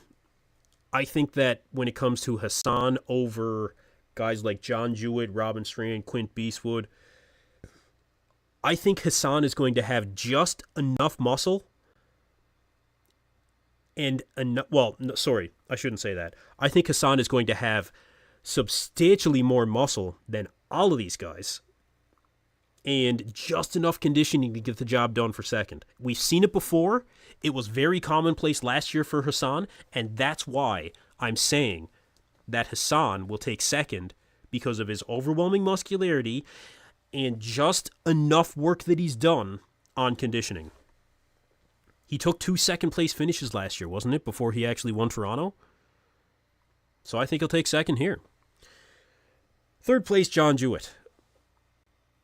I somewhat want to change this now, actually. Can we see pictures of Tim? Yeah, I can bring up a shot of Tim. Yeah, absolutely. But yeah, John Jewett, I have in third. Based on the video that I just saw here of John, I'll bring it up again. I don't think the midsection control is necessarily there. And I think that's going to be a mistake. Okay. Before I continue, you guys, just for you guys following along with the live stream, they are, or not following along with the live stream, they're just doing a 20-minute intermission, and then they're moving on to the men's division. So we are about to get into the men's divisions of the 2024 Toronto Pro. It will start with the men's physique. They're actually not going to take a break, I don't think, after the men's physique at this point. They're just going to just keep rolling through. So I need to text Robin Strand. Where is Robin? 20-minute break starting.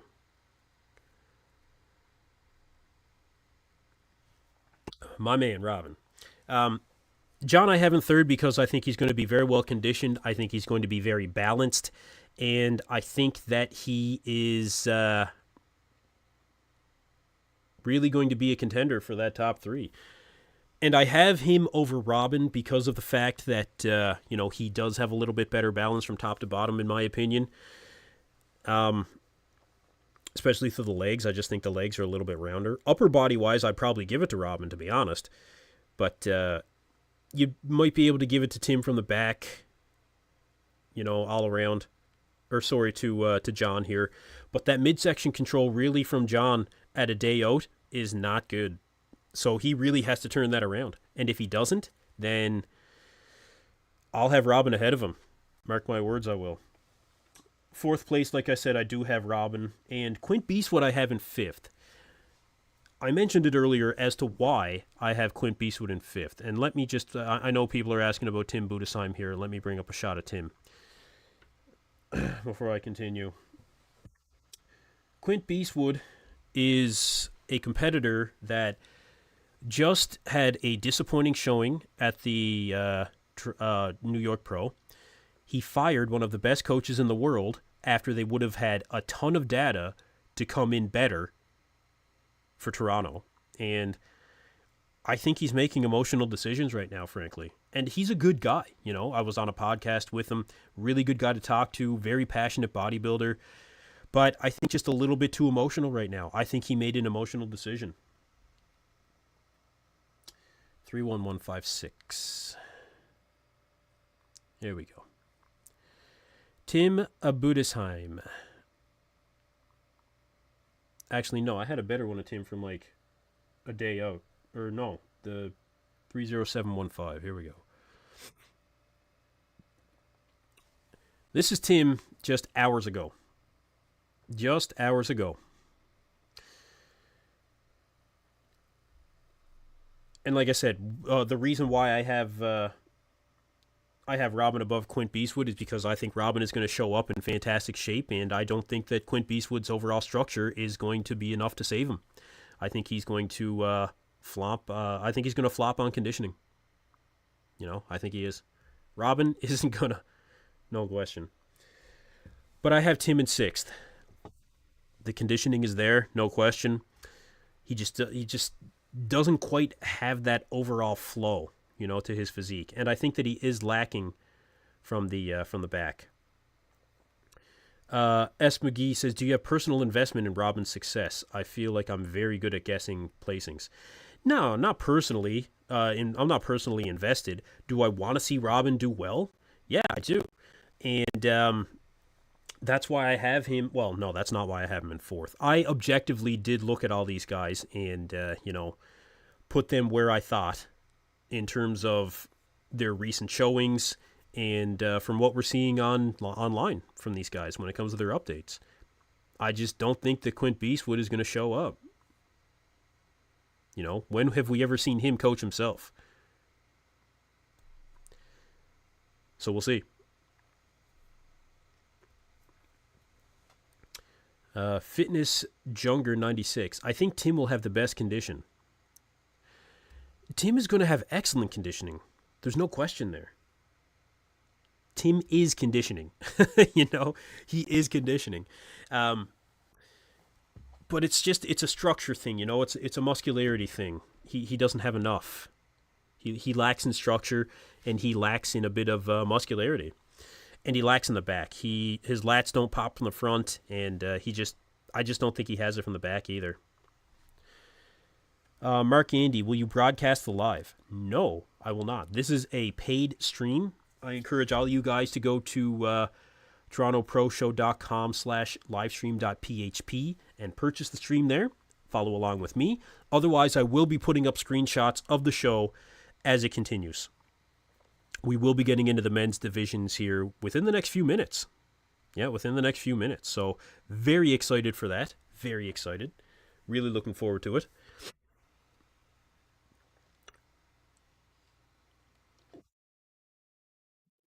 S. McGee says, I like my top five. Yeah. Yeah, I like my top five too. Fitness Junger 96 says, Dorian works with Quinton for this show, he said in a recent podcast. Yeah. Yeah. Quinton basically described it as kind of Dorian keeping an eye on him, you know. But I have a feeling that it's a little bit more than that, because I think Quinton needs that. Let me see if I can find any last-minute shots from Quint Beastwood. You probably won't. Honestly, you probably won't. I think he's worried about how he's going to show up. And I think he should be.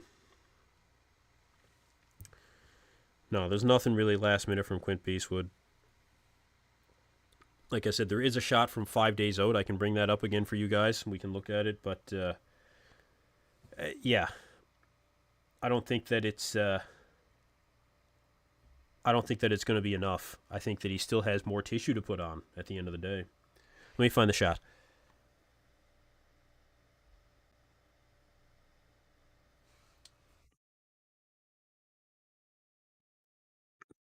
Let's see.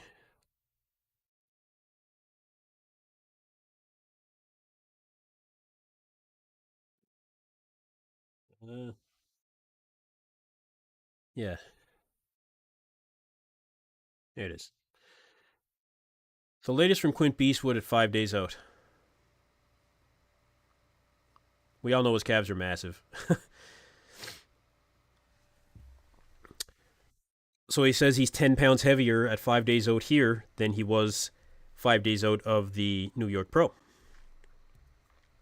10 pounds is a lot, but he's also a tall guy. So relatively speaking, I don't know. It might not be that substantial, just based on the look. I'm not sure.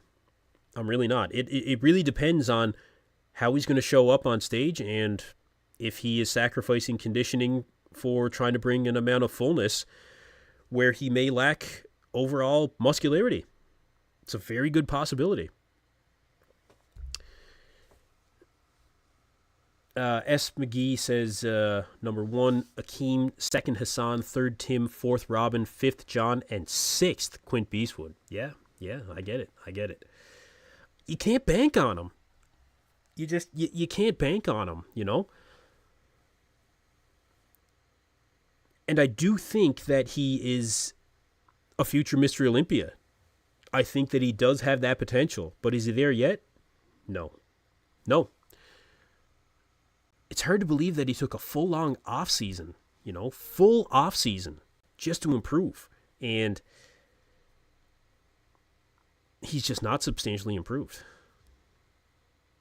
And like I said, I like Quint Beastwood. I really do. But this is the reality of what we're seeing right now. If he shows up here and proves us all wrong, well, that's going to be very exciting. But we'll see what happens. S. McGee says, I think Robin could place as high as 2nd. I'd love to see it. I would love to see it.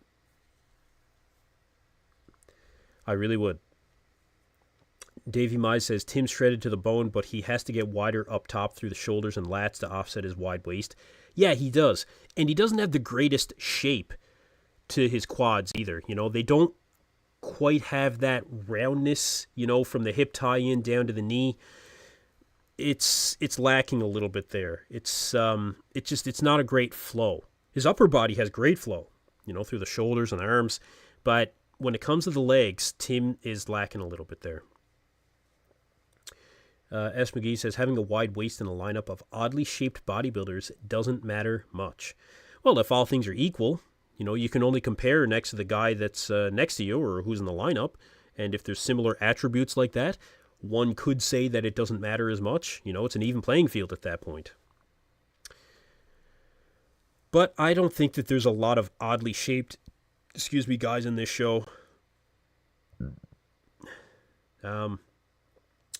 Bofar says, I think it's not enough to beat the absolute mass that's going to be on stage today. No, I don't either. Look at a guy like Hassan. Like I said, at the end of the day, especially for me, bodybuilding is a muscle contest. First criteria, muscle. Are you bringing the size? If you're not bringing the size, do I want to say generally speaking? I'm not sure. But the number one criteria is, conditioning is definitely a factor. Shape, symmetry, flow, all of those are factors, no question. But do you have the muscle to really show off that level of conditioning? Do you have the muscle to really show an aesthetic flow? Because if you lack in muscle, then it's just not going to be as impressive. You got to have the muscle. S. McGee says, Quinton still needs like 10 to 20 pounds, then he will do amazing, but he's so lanky and his high lats make him look too tall. Well, he is a tall guy. He is a tall guy. I don't know if any of you guys followed Rich Piana back in the day, where he did the Bigger by the Day series. He did get bigger by the day. Now, was it the healthiest way to do it? Was it the smartest way to do it? Fuck no. It was not at all. But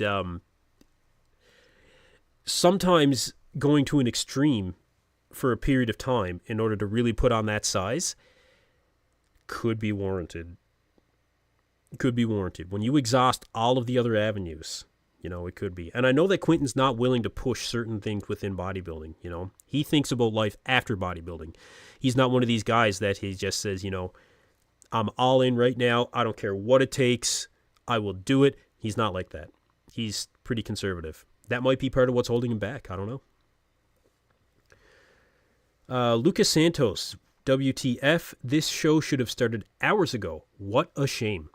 Yeah, I started 2 hours ago, actually, and we're still here waiting for the men's open. We're waiting for the men's divisions to come on altogether, which means that the finals are going to be quite late.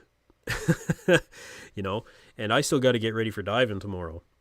So I'm going to stick with you guys, absolutely. I appreciate all you guys being here. I thoroughly enjoy doing these live streams for us to be able to, interact one-on-one here and bring you guys the up-to-date coverage, some of the up-to-date physiques. But we'll keep it going, we'll keep it going. It is surprising as to why these show promoters cannot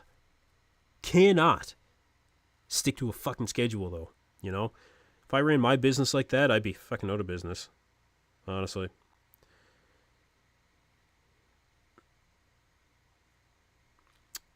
So, let me see who else I can bring up here for you guys while we are waiting. Nothing from Quint Beastwood. You guys let me know who you want to see. And I'll see if I can bring up anything else last minute here.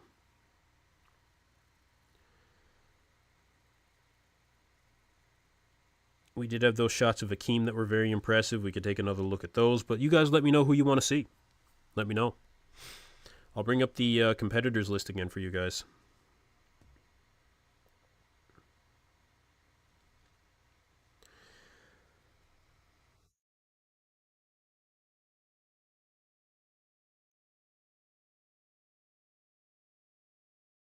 For the men's open. Here we are. There's still Prince Boabang we could look at. Now, there's a guy with some pretty crazy potential. And I say potential very specifically.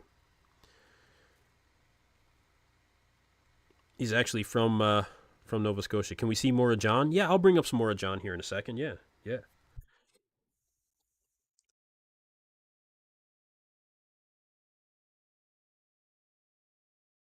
Okay. There's a couple shots of Prince Boabang here at one day out. And again, another guy that is very impressive in his own right. These are actually very high quality images.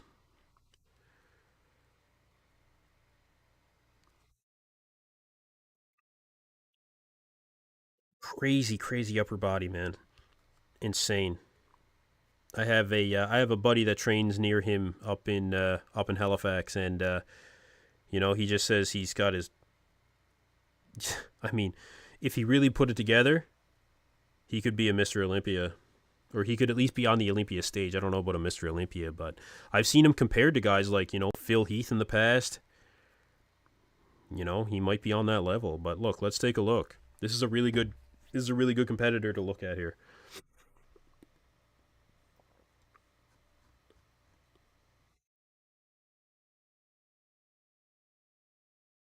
Prince Boabang.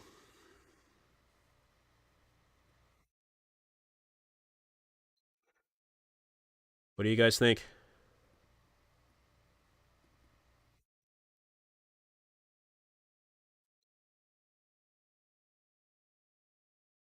Crazy round upper body. Insane. Decent level of conditioning. Pretty good separation. Guy's a freak. He's a freak. What he lacks is size in the quads. Completely lacks size in the quads. I don't know what it is, why he doesn't have bigger quads. But if he had them, I mean, he could win the show. As long as he brings that conditioning, he could win the show.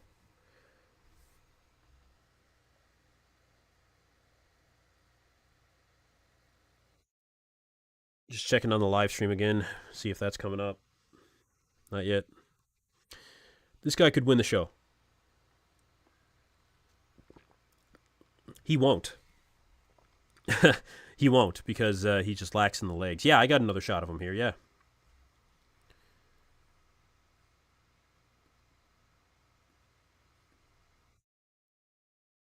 Another shot of Prince Bobang.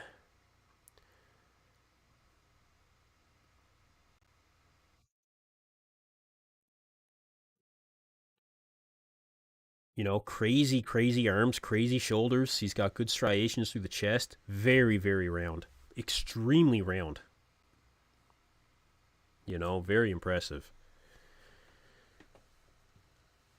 Here's he ate. He got the muscle bellies. Other pit. Yeah. So this is another one here. I might have some others I can bring up. S. McGee says great muscle bellies in detail, but too small. He does look more impressive standing next to other guys.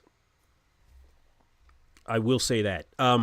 In terms of overall muscularity through the upper body, but he really does show his weaknesses when it comes to the size of the legs.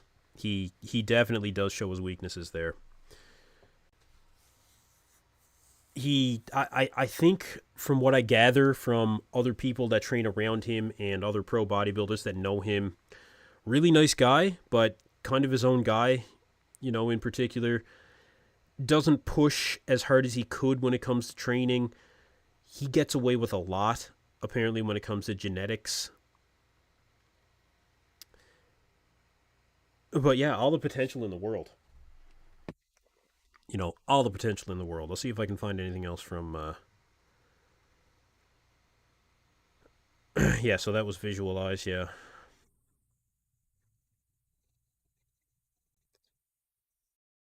Let me see. Yeah, this is a pretty good indication here. So this is a shot from one day out. There's another one here. Bring up a couple just so you guys can see. Actually, his legs look better than what I thought.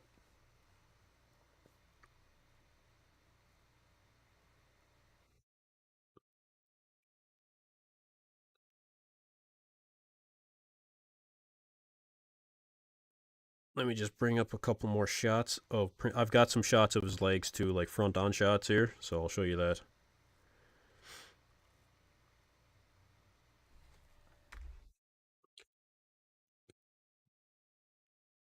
Sounds like Quentin.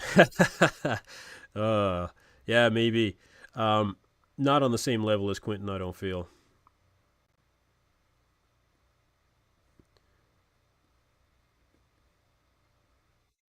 Get the proper sizing here. Yeah, so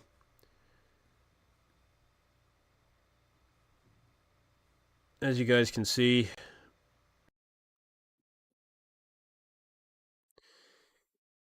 the legs just don't quite match the upper body. Good separation through the legs, though. I will say that.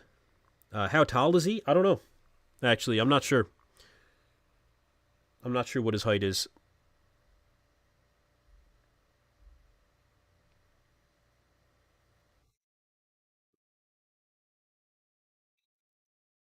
But yeah, good muscularity through the upper body. Insane muscularity through the upper body, actually. Just super, super round, man. You know, really, really round. And his legs actually do look more proportional here than I think they have in previous shows. But he's still definitely lacking in size in the quads.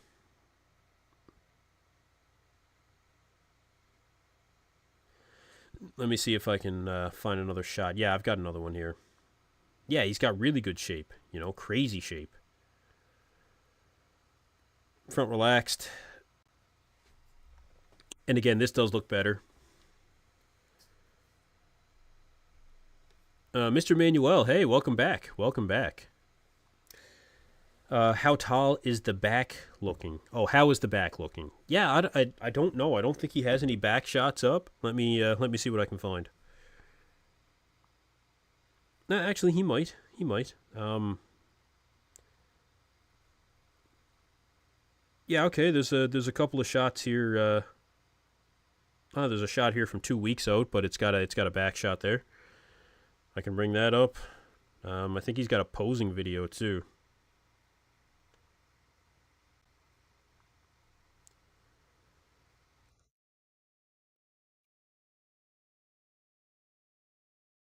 Okay, so this was 4 days out. Yeah, this is worth looking at.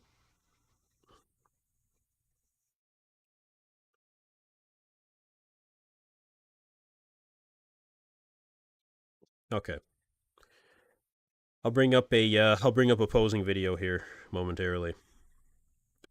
Images of of show. Yeah, I'll have some images coming up of the show. Yep.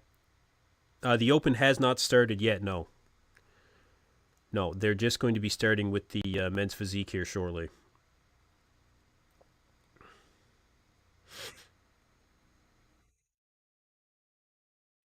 But yeah, this guy has a ton of potential, man. A ridiculous amount of potential, and everybody around him says the same thing. If he just really, really put it all together, got a proper coach, really trained a lot harder, didn't rely so much on his genetics, he could easily be an Olympian. Easily.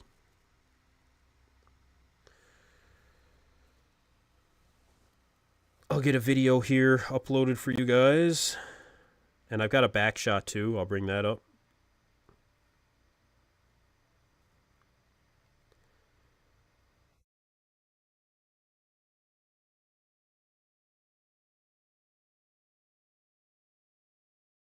But yeah, this guy is an Olympian in the making.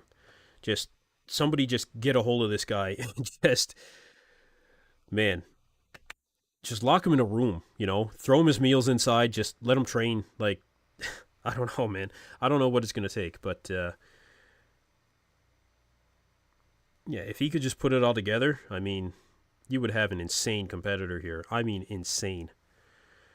Let me get this video uploaded. And I've got a back shot too, I'll show you guys. There's the back shot. I'll bring that up right quick. Then I can show you guys the posing video. So this back shot is from 2 weeks out. A little bit of a back double there. And he definitely didn't have the conditioning through the lower body at 2 weeks out. I don't know if he'll have it here. Some guys dial in quick in those last couple weeks. It's entirely possible, but I don't know.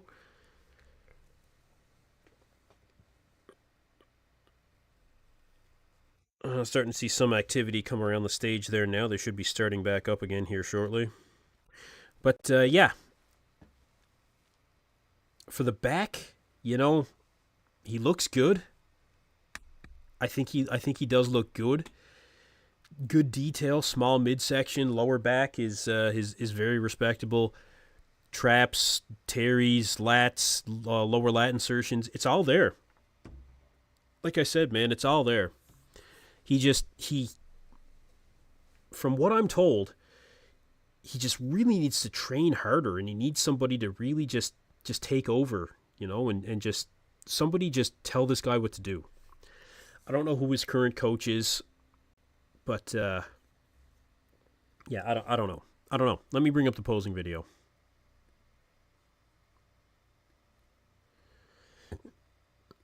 I'll bring that up here for you guys.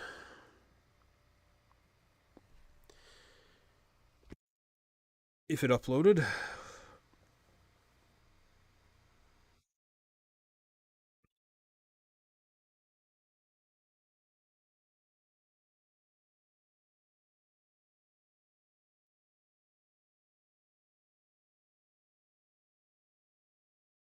There we go.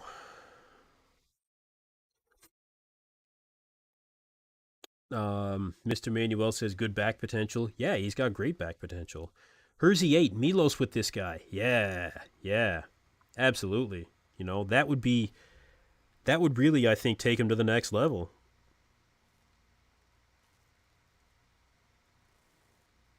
I think that would really take him to the next level. Let's take a look at this posing video. Connie Alvarez says, sounds to me like he needs to hire Samson's wife. Oh, man, I don't think Samson's ever going to live that down. So here he is at only 4 days out, I believe.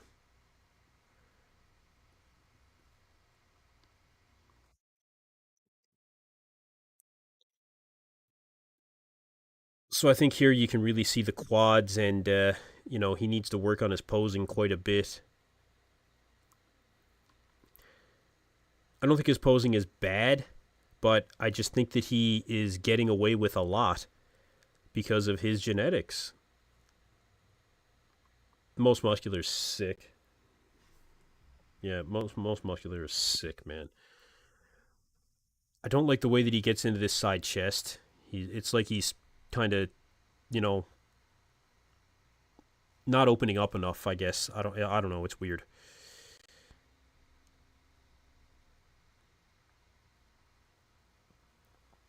Simon Locke says looks really small. Yeah, and that's just it. His legs are definitely small for what he could bring to the stage.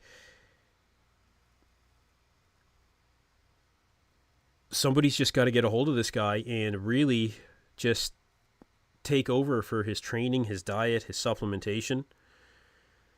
And until somebody does that, I don't know what kind of progress we can expect him to make.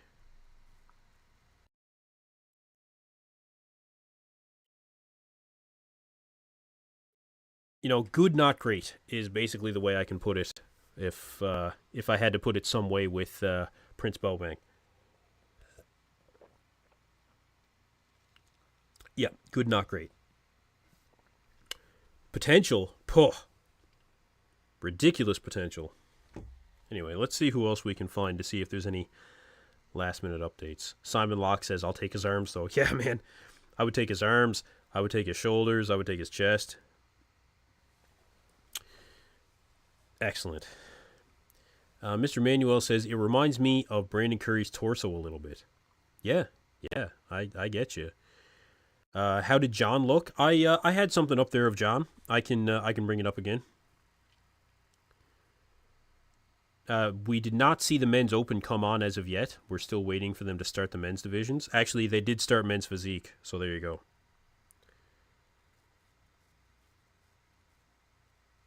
So we are now into the men's physique division, you guys.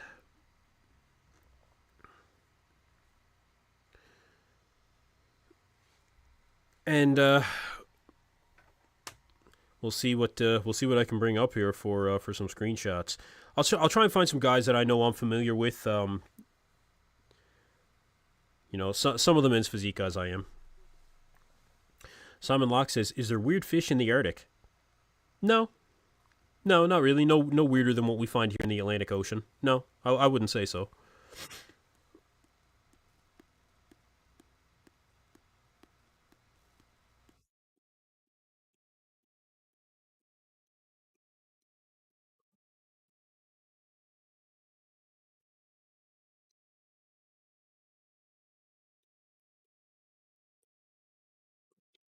Dave Monfra, I saw Jewett's update on YouTube. He was 232 fasted, looked insane. Yeah, I can bring up his latest actually.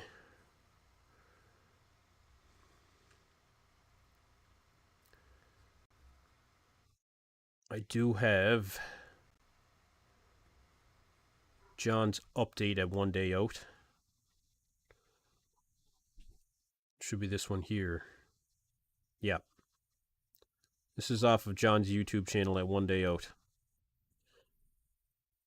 Again, they're going through the individuals of the men's physique category right now. What I will say about that is that there's no posing in men's physique, so it shouldn't take long. We can say that, right? Oh, men's physique. I don't know if you guys saw, but for those of you that might be familiar, Hart McGrath is giving up his channel. Dave Monfort, love your channel, bro. Keep doing your thing. Thank you very much for being here, man. I really appreciate it. Appreciate all you guys being here. If this is your first time here, make sure to like and subscribe. We'll be covering all of the major contests all year long. Right now, we are into the men's physique division. And, yeah, they have a Masters and they have an Open. So just waiting to see what we might have here for decent competitors. Once I see someone that kind of catches my eye, I'll bring them up here. Or if it's anyone that's a known Olympian, then I'll let you guys know.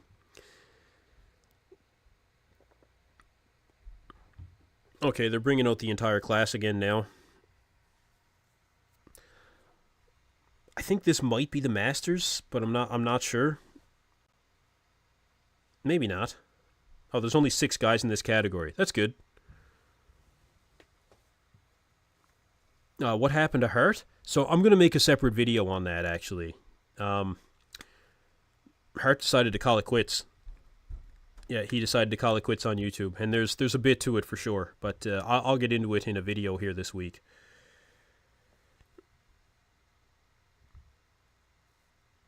Okay, they have the top 6 that's out there right now for men's physique, and I'll bring up an image of it for you guys just so we can see some show stuff. I'll get a front shot, I'll get a back shot, and that's really all men's physique is turn to the front, turn to the back. I don't know. That's why I'm not like a hardcore men's physique fan. It's it's hard to compare. All the respect in the world, of course. These guys are shredded, man.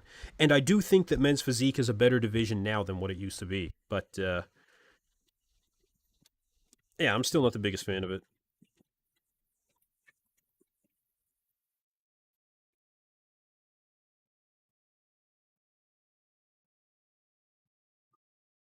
What's up? How was the movie? No? Another one not good? Kids movies do. God,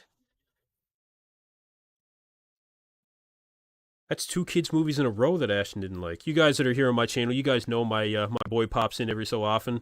Just went to see the new Garfield movie. Apparently it sucks. We're not hard to please. We're not hard to please at all. We're bodybuilding fans. Anyway, we're kind of hard to please. All right, let me bring up a couple of shots here.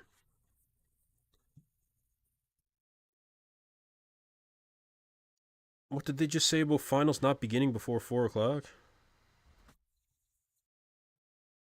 Let me hear that again.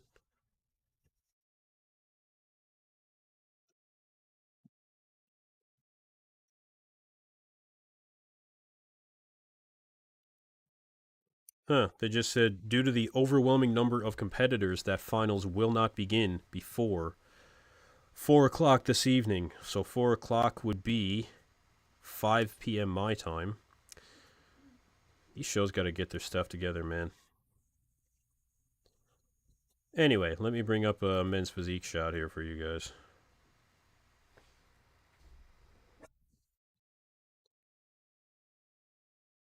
Prejudging.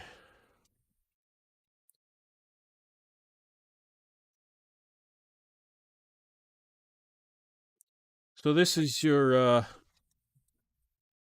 men's physique competitors as of right now. I think this might be the Masters, but I'm not 100% sure. Alex Toplin is not competing. No. No. Lucas. Hey, Lucas Ratowski. Hey, what's going on, man? IFPB Pro in the chat. What's up, dude? Catching up the live for the first time. Welcome all. No, he's not competing. No. Yeah, welcome, Lucas. Good to see you, man. Good to see you. I forgot that my face. Yeah, there we go. Shorts are getting smaller. Yeah, they specifically made them smaller so that guys couldn't hide their skinny little legs anymore. You actually, uh, you're marked down now in the men's physique category for guys that are not, filling out those board shorts. If you don't have the legs in men's physique, you're going to be marked down for it, even though you don't see them. The new the new way they do it is that the shorts have to be like 2 inches above the knee, I believe.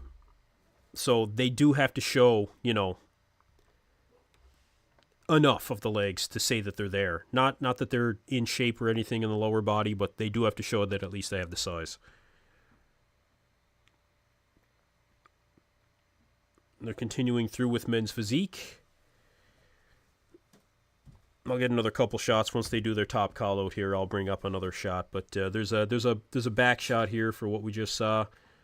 And again, you guys, I apologize. I'm not familiar with a lot of these competitors, but this gives you an idea of, like I was saying, with the pro tan brown background that they used. It looks like they just used the same one from last year.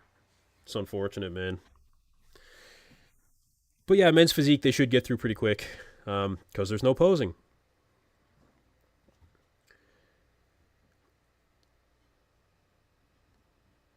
Just bringing out the individuals now. Again, shouldn't take long.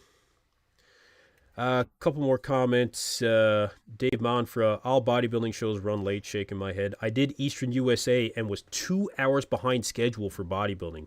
It was hard to get a good pump. Yeah, that's unacceptable, you know? That's unacceptable. I can't understand it, you know? You have competitors show up, yeah, great. But I mean, don't they know these things after they have all the competitors actually, apply for the show? Monday is the cutoff, so they should be able to put the schedule out based on that and be at least accurate within a half hour. 2 hour difference? It's insane. It's insane. And then charge this kind of money when they can't even be on time. It's not right. A few more comments here. Hersey8 says, what is holding Akim from being top 5 Olympian other than conditioning? Nothing. Nothing, in my opinion. Maybe the back. That's about it, though. And the fact that the other competitors really are just that much more shapely. They're that much more conditioned, I feel. They're that much more consistent. That's a factor. Dave Monfra, Alex got a cool new board shorts out. Right on. New board shorts. Actually, I need some for this summer, not for the Arctic. Oh, I didn't. Anyway,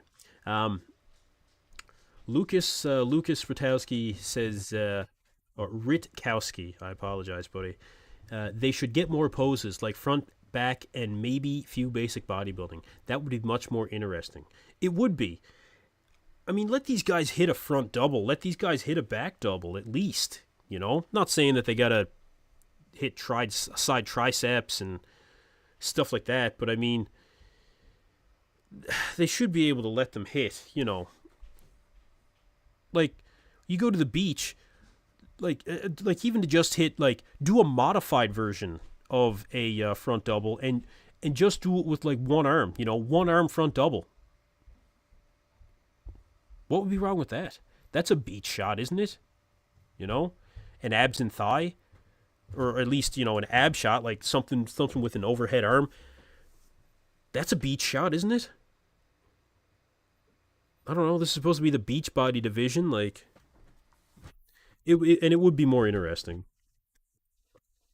I think the division still has a ways to go. Yeah, I think it has a ways to go. Dave Monfort says new board shorts are called Manifest. I don't know. Even worse, when I came back after prejudging, they were still doing bikini at 5 p.m. I didn't get on stage until 8 p.m. So yeah, to be that far over, that's difficult. That's difficult for anybody. But we are moving through the men's physique division right now, you guys. And next up will be wheelchair. Then we have classic, 212, and men's bodybuilding. So it'll be interesting to see how much time they have between prejudging and finals, given that they're, hours behind already. We'll have to see. Yeah, we'll have to see.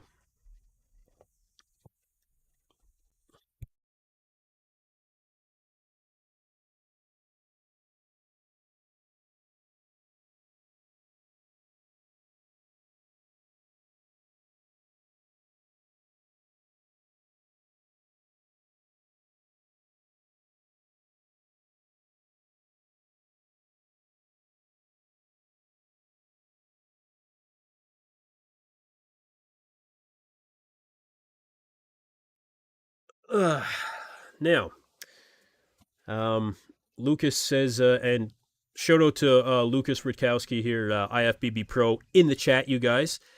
He said, I saw the newest upload from Akeem. He looks good, but all his shots are from the side poses. He is not showing the back, which doesn't look good. No, Akeem's strong shots are not the back. That's not his bread and butter by any stretch. Just one quick correction. Fitness Junger 96 says, I wonder how many pay-per-views they sold. 120 is ridiculous. It's actually $60 for the prejudging and the finals, and that came to like 61.55 Canadian. So just a quick correction there, you guys. 120. I mean, I wouldn't be watching it right now if it was 120. I would wait for the Instagram updates like everybody else. So it is $60. Uh, how many hours for men's open? It should be within another hour or so. I think. It depends on how quick they get through these other divisions. I don't know. I don't know how fast they'll get through them.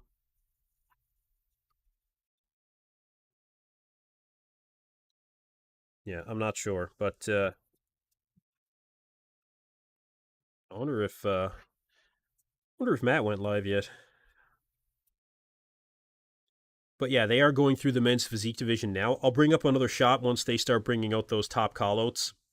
Let you guys know what that looks like.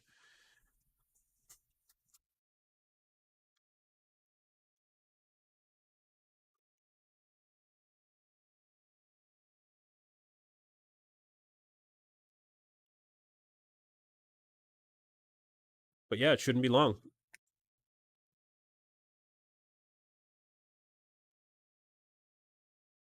Yeah, we're still a ways away on the men's open, you guys. Like it's pretty ridiculous.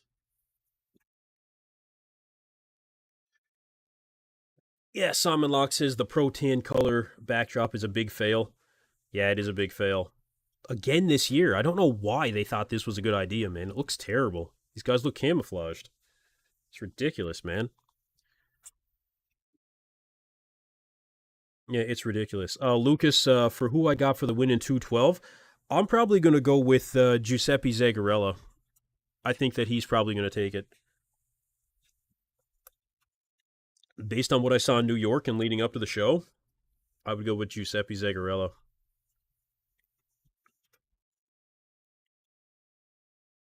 Dave Monfort, they need to do a simple all black background like Detroit. Yeah, they do. Yeah, they do.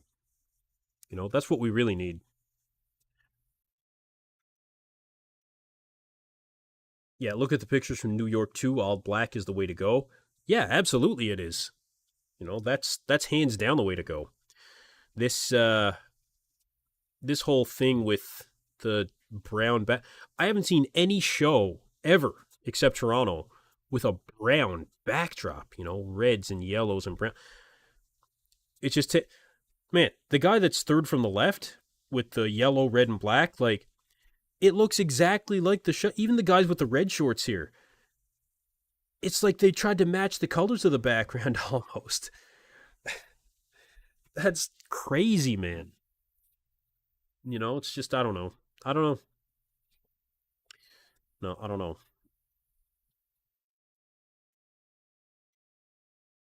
I'm gonna move myself up.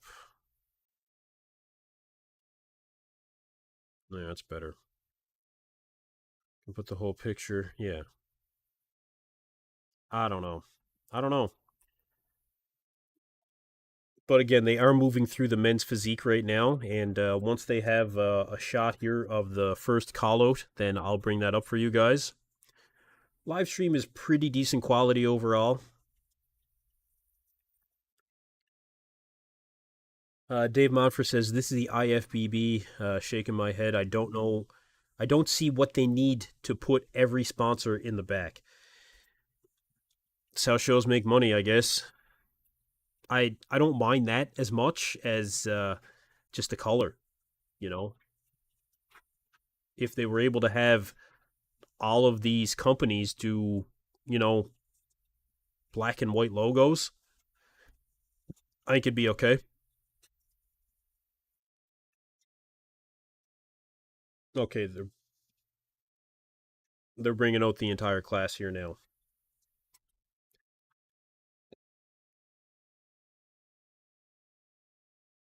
Tony Lynch men's physique competitions. Yeah, that's what we're into right now. Like I said, I've been here since 12:30. My time, 2.5 hours, and they're way over. They're way overdue with their time. Unfortunately,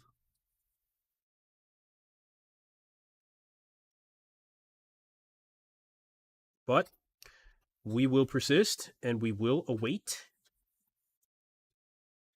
the men's open division. It will be here.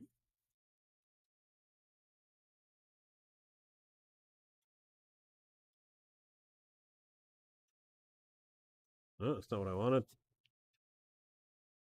Hey, you can't see me. There we go. Okay. Okay, they've got a top 6 call out here, yeah.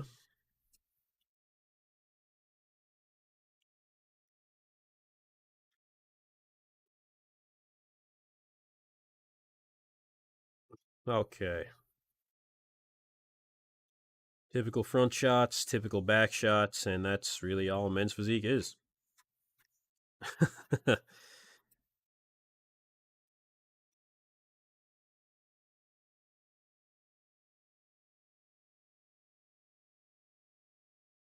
Okay, they're just changing guys around here. Let me get you guys a couple shots here in a second.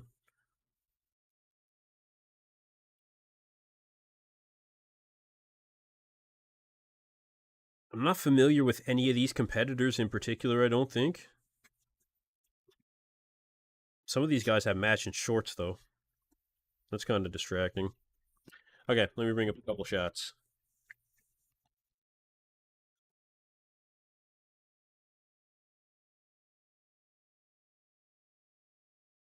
Okay. Here we go. And again, you guys can fill me in on some of these competitors because I honestly don't know.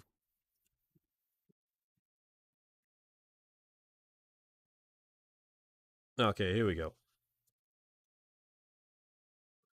Let's start with the front shot. Yeah. So this is your top 6 in men's physique currently. Again, look, you've got the guy on the far right and second from the left with the same shorts, and 2 of the guys in the middle have the exact same shorts. Like, that's a first for me to see something like that. And these guys are still in the current call out, so unless there's more guys with matching shorts, but I don't think so. No, still the same call out. A few comments here. Paul Bartlett, it's shit like this that is actually unbelievable. A little bit. Yeah, a little bit. It is kind of ridiculous. Dave Monfra, they should put all sponsors up in between shows. For the open every hour can change their condition. Well, this is just it. I mean, how are these guys really going to show up looking now, being this late? It'll be interesting to see what a couple of the boys have to say about it. Lucas Ritkowski, that backdrop is just bad. Put Fuad in charge, and he will do his magic. It's possible to make a good show, put on a black curtain and sponsors on the screen from the back end up. They all look like hunters in the woods camo style. I know, right? I know. There's nothing even special about what Fuad did. He just had the balls to do it. There's nothing special about what he did. Very easy. A black backdrop and all the sponsors above the competitors. It's the fucking easiest thing in the world. Honestly. Simon Locke says, I like the idea of black only for prejudging and do what you guys want for finals. Yeah, I get that too. Yeah, I agree with that fully. Simon Locke also says, such a creepy class. It's just the fact that there's no posing is kind of what gets me. There's just no posing. Here, I'll bring up the back shot here for you guys. You can see. Like, these are the 2 poses in men's physique. This is it. This is it. I don't get it. Like I said, I think that there is opportunity to have poses in the division and, not have it still look like it's a classic physique or bodybuilding category. So I don't know, man. Simon Locke, imagine standing like that. Yeah, I don't know. Tony Lynch says Drew Cullen is in the middle. Okay. Okay, very good.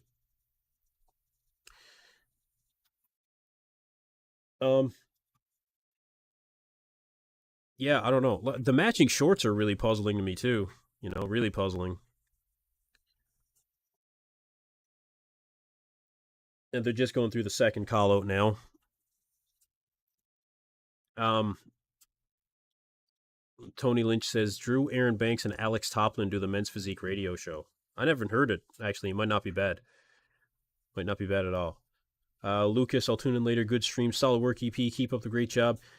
And all you out there, give that man a like and a sub. Now that is a man that knows what's up. Thank you very much for being here, Lucas, man. I'll hit you up here. I'll get you back. I'll get you on my podcast, man, if you want to join on. Thanks for being here, dude. Appreciate it. Lucas Richkowski, you guys, IFBB Pro. Go follow him on Instagram. Joe_905. Have you seen any of the top guys in this lineup in real life before? No, I have not. Paul Bartlett, the trunks on the guy in the middle are hilarious. Yeah, they kind of are. Let's bring that up here in the front chat here. Look, not to demean the division, you know. Like I say it often. I've got a lot of respect for anybody that'll go and step on that stage. You know, I do. Is it my favorite division? No.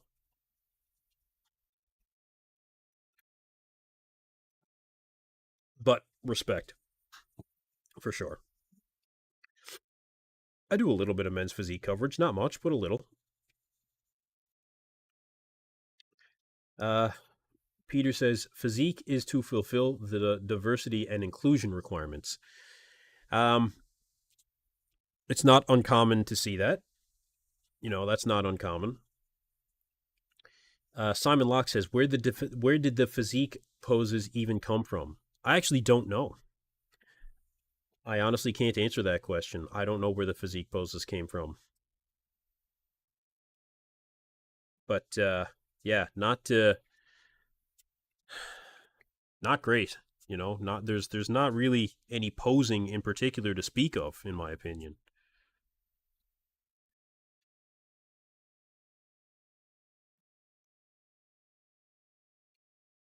Okay, they're just.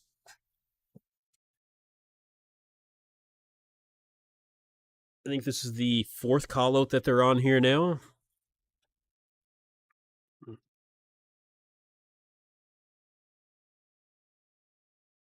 Yep, looks like the fourth call out. So moving right along here. Simon Locke, probably J.M. Mannion. Maybe. I don't know. I really don't know where the poses came from. Matt Davis, thanks a lot for this, by the way. Really appreciate the coverage. I appreciate all you guys being here, you know. Feel free to give the channel a like, subscribe, you know. It certainly helps out the channel a lot. And, you know, where I know other channels are not going on live until really you see the men's divisions come on, which it is what we all want to see, absolutely. I still think there's opportunity for us to have conversation leading up to that. And I hope that you guys are enjoying it. We can talk about the poll numbers here. 700 votes, just over that. Akim Williams with 65%, John Jewett with 17%, Hassan Mustafa at 13%, and Quint Beastwood at 5%.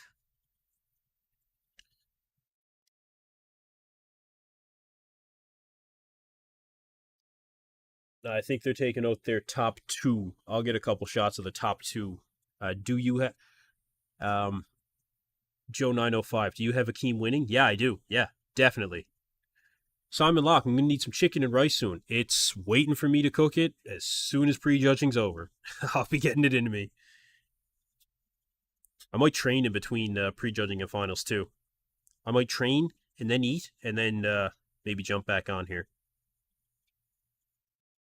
They don't make it easy. I've got a ton of work to do too, man. Like for those of you that follow my channel, like my my commercial diving company that I run as well, like we're busy, man. You know, we're busy, which is good. But you know, I like getting in these live streams and giving you guys some of the updates through the week too.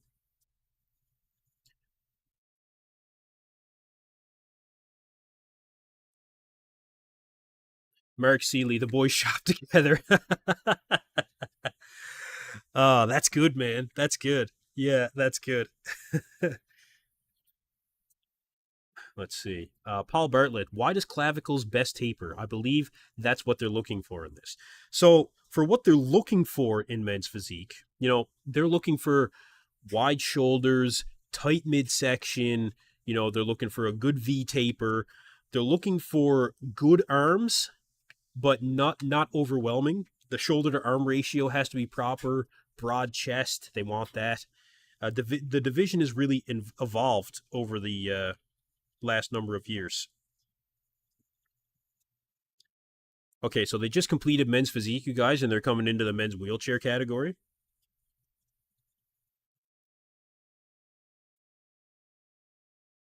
And I'll get you guys a couple shots of that as well. But let me just bring up the top two here in men's physique currently. We don't want to start with a back shot. Let's start with a front shot. There we go. So this is your top two.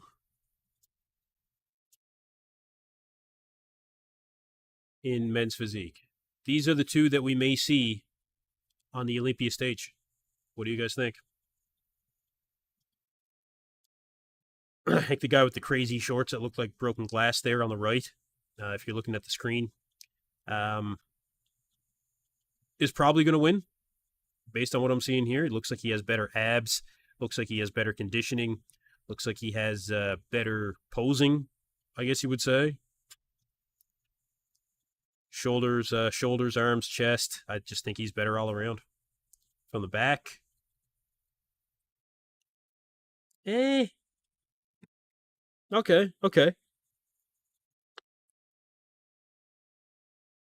I wouldn't give him the back, I don't think. I don't think he's as conditioned in the back. What do you guys think? This kind of makes it a bit of a toss-up. You got the guy on the left, who's excellent in the back, really. Well, I shouldn't say excellent, but he looks like he's better than Drew Cullen. Drew Cullen is the guy with the black and aqua. But from the front, Drew Cullen looks a lot better. So, in my opinion, for what I know about men's physique in particular, I think that Drew Cullen's front is better than the other guy here than his back. So I'd probably give it to Drew Cullen. Thank you, Tony Lynch, for letting me know. That is indeed Drew Cullen. So again, you guys, they are on to the wheelchair division.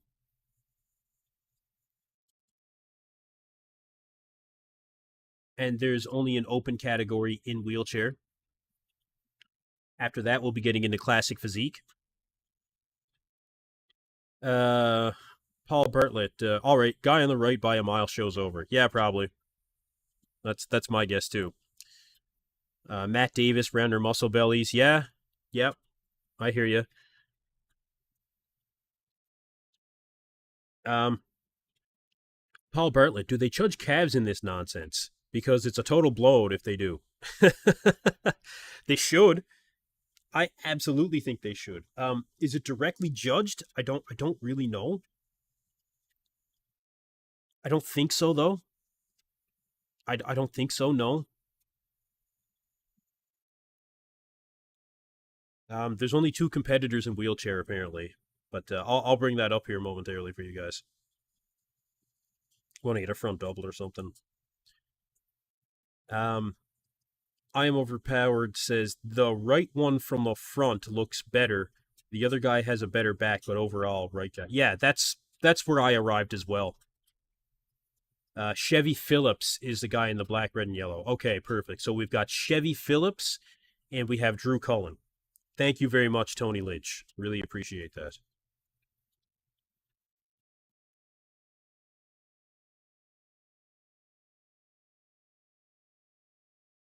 Very good, very good. Oh, he's from Canada. Oh, okay. Chevy Phillips is from Canada. Cool. No, I didn't. I didn't know that.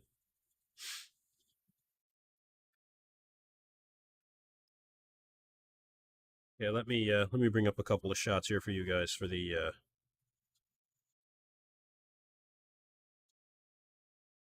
Let me see.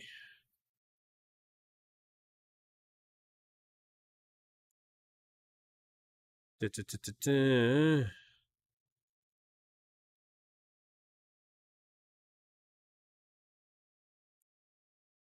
Stand by.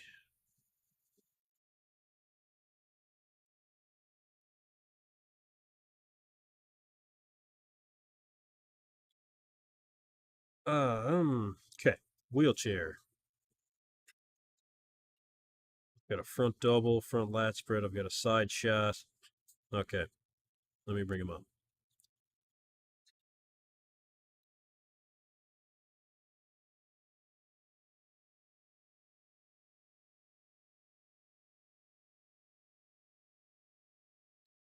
Okay, so these are your two competitors in the wheelchair division. There's only two guys in this category. And they're moving into classic physique.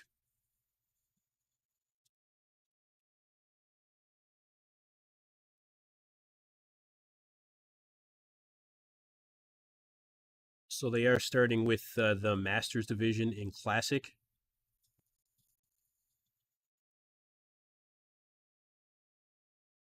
There's 6 competitors in the Masters. See if it's anybody I'm familiar with.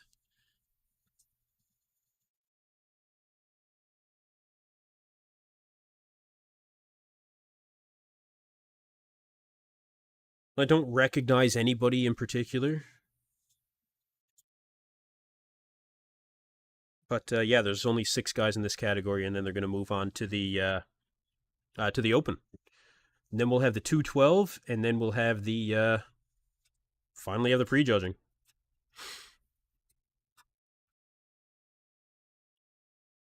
Not bad for a Masters division, though. I'm Overpowered says, who do you have winning the pro show in which Krizo, William Bonac, and Beirut Tabani are competing? I got to go with Krizo. Got to go with Krizo. I don't think that the rest of these guys will be able to compete with Krizo. I think that he's on another level. Bonac looks better, but I just think that his best days are behind him.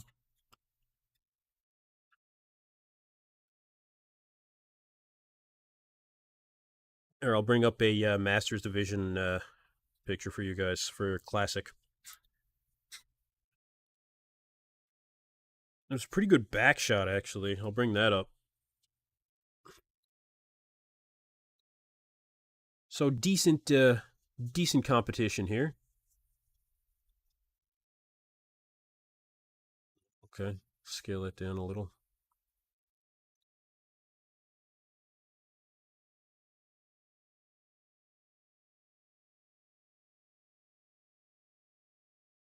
So you can see, fairly decent. Decent competition. Masters now is 35 plus. Yeah, Masters is 35 plus now.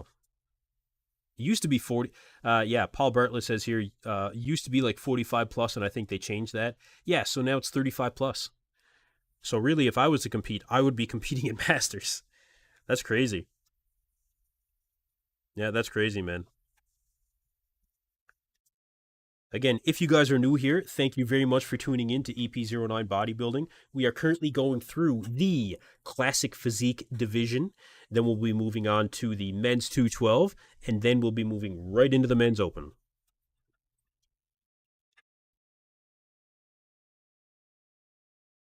Yeah, 35, man. Yeah. Yeah. Crazy, right? I know, it's pretty crazy. Man, I am getting hungry.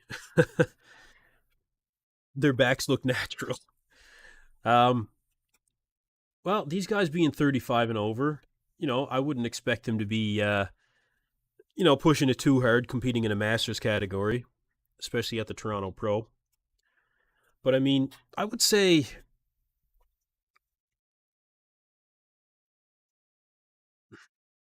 I don't know, man. Even these guys, I wouldn't say that they look natural in particular. You know, they definitely look like they're a Masters division, but natural, I wouldn't say that. I wouldn't say that. But keep in mind, these guys have been waiting just as long as everybody else. They're 2 hours over at this point. You know, they're 2 hours over. So that's got to be tough for competitors. That's got to be tough.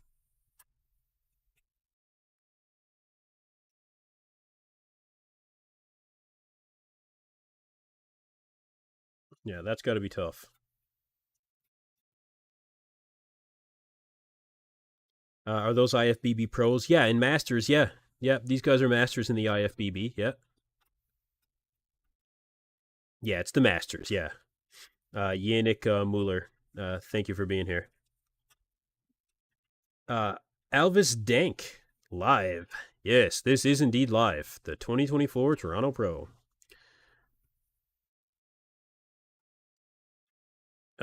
Paul Bartlett says 35-plus-year-old men need to take naps, so they're really getting screwed by this schedule. Hey, man. I resent that slightly. I kind of do like my naps. No, no. It's there's no reason that these shows should be running 2 hours over. Like, regardless of how many competitors, they know on Monday how many competitors are showing up. They know that. You cannot sign up anymore. So put out the timing for the schedule after you get all the competitors, try and do a little bit of forward thinking, and schedule these guys accordingly.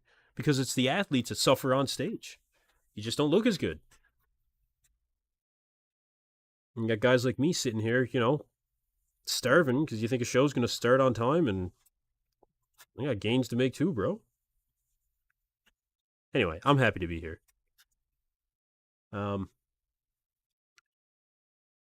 Hey, the bread and cheese man, what's up? Welcome. It's live and we out here. Akim and John going to be the top two. Okay. Bread and cheese man picks Akim Williams and John Jewett in the top two. Well, let's see. Let's take a look.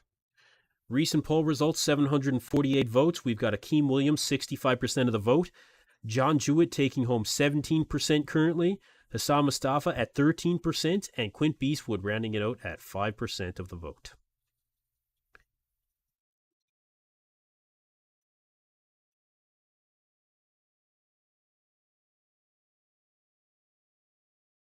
So,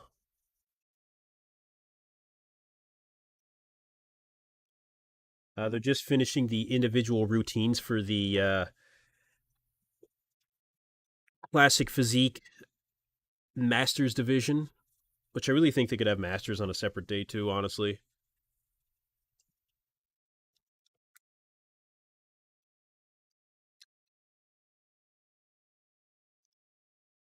Paul Bartlett, is Hakeem being coached by Aceto? Yes. Yes, he is. He most certainly is. All right, they're just bringing the Masters division back out now for the comparisons. So again, there's only 6 guys in this category, so they're just going to do their final comparisons. I'll grab a quick front double or something for you guys.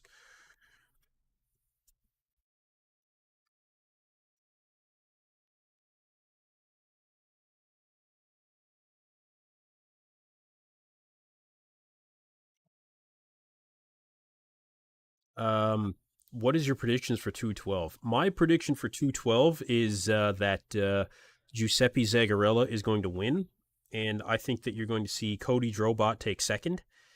Past that, I'm not really sure. I'm not really sure. Seems you guys don't know Lucas Garcia. You were talking about Lucas earlier, I believe. I'll have to check on Lucas Garcia. It's going to be coming up. We've got Classic Physique to go through first, and then we'll have the 212. 212 has been really good this year so far. Really good.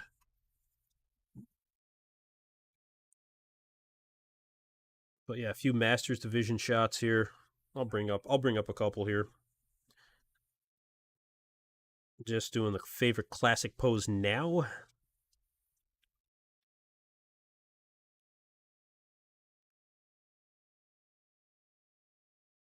Let me just browse through this. Girl. Let's see. So this is your front double for the Masters Classic Physique Division. Again, live stream quality being what it is. But to give you guys an idea, this is what we're looking at. Benji Perez, still no open? Not yet, bro. No, not yet. We're just going through Classic Physique and then 212, and then we'll be moving on to the open.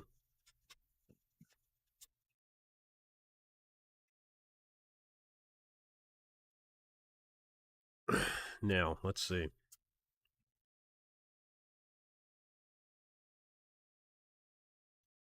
Why?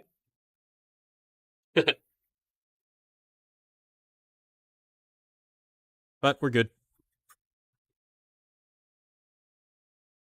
I got another shot I can bring up here of the Masters for you guys. So another back shot you can see. Like, pretty decent from the back. You know, pretty decent.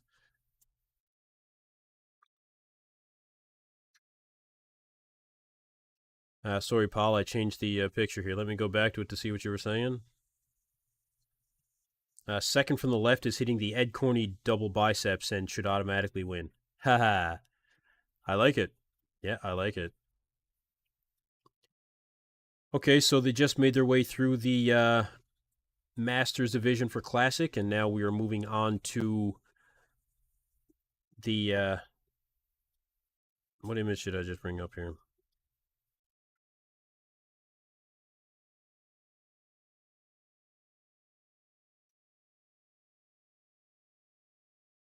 Okay, here we go.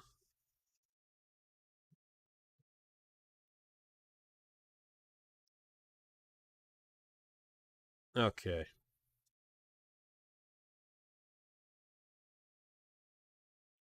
Okay. Let me bring up the image here for you guys. Okay, here we go. I'm getting into some competitors now.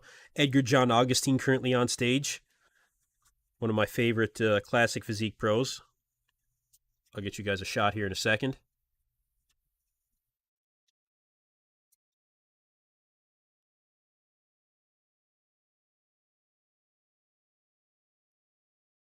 But yeah, just give me 2 seconds here.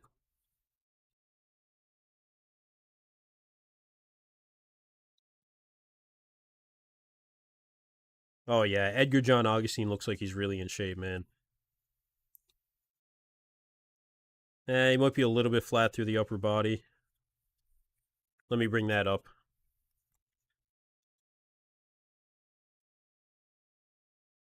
Let's bring up a shot quickly here.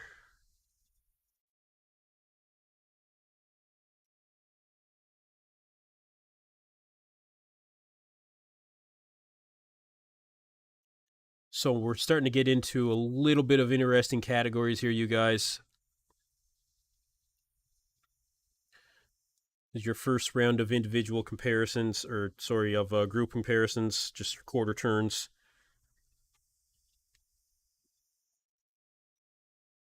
I think there's 10 guys in this category.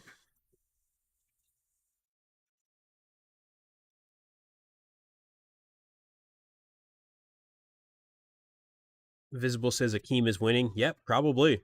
Yep, probably. I'll keep bringing you guys a few screenshots as we go. Again, thank you everybody for sticking with me here on the live stream. Rich B, so who's your pick to win the Open? I got Akim winning the Open, bro. I got Akim winning the Open. He's 2 on. He looks like he's 2 on.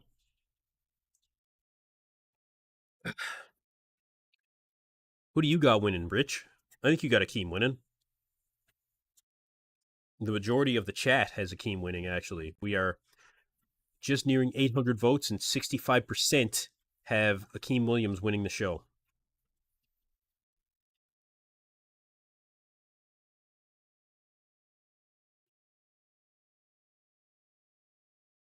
All right, so we got 10 guys in the...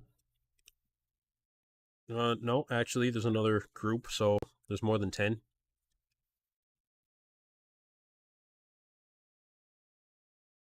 See if there's anybody else I'm familiar with here. How is Tim Budesheim? Tim looks good. Tim looks good. He's going to be conditioned, and I think he's going to be bringing his best. Black Patron, we still haven't gotten to the Open? Not yet, brother. No, we're just going through Classic Physique now. Oh, that's Robin's training partner. His name's escaping me right now. Shit.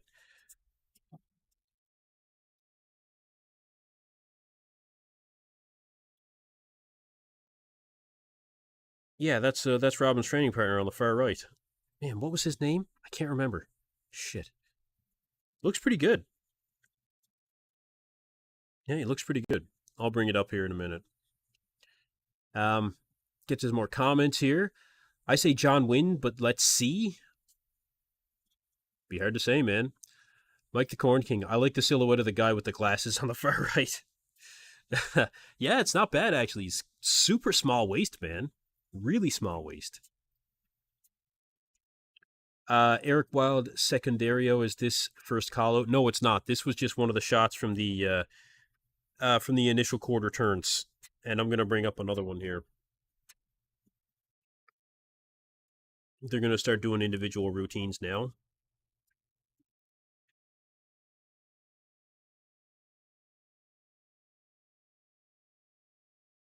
So yeah, they are going through the individual routines now for Classic Physique. Raphael Brandow. Is that the Raphael Brandow in the chat here?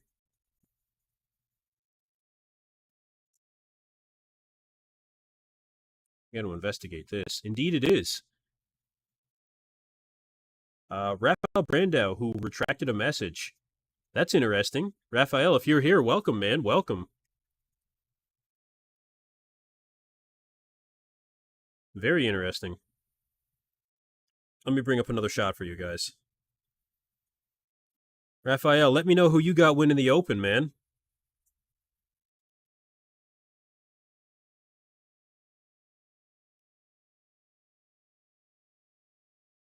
Let me bring up another shot.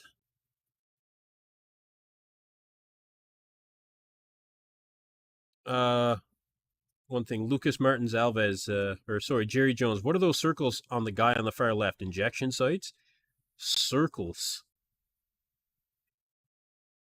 Oh, sorry, it's Raphael. My mistake, Jack Todd. Thank you very much, Raphael.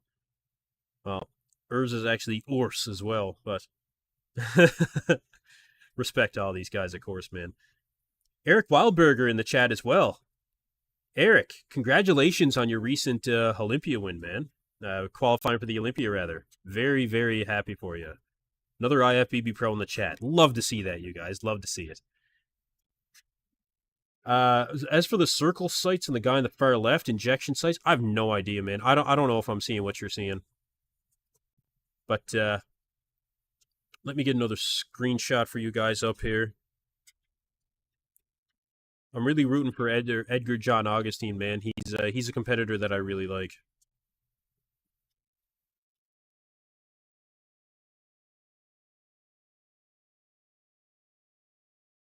Yeah, so I got to look him up now. On the far right here, that's actually one of Robin Strand's training partners. Raphael, if you're still here, man, let me know who you got in the men's open. Let me know who you want to stand next to on that Olympia stage since you're qualified. Eric, actually, if you're still in the chat, man, let me know who you got winning this show and who you're interested in standing next to.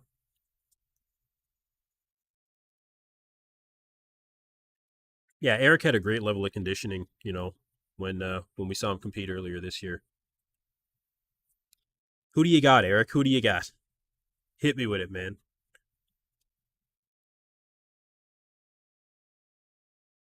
Man, I got to look it up now. What's this guy's name? I want to give him a shout out. He's a really great personality in bodybuilding. Blake Course, of course, yes, Blake Course. He's on the far right here. Local Toronto, GTA anyway. I know that. Like I said, did some training with Robin leading up to the show, and I'll get some individuals of him as well. Blake Course is just coming on stage now. So let's see how Blake looks.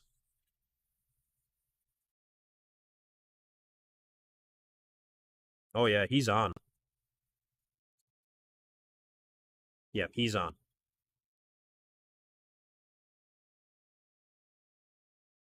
Good conditioning through the lower body, striations through the chest. Glutes are in, hamstrings are pretty dug out. Yeah, pretty good detail from the back. Could use a little bit more thickness, but not bad. Yeah, it's got really good quad detail.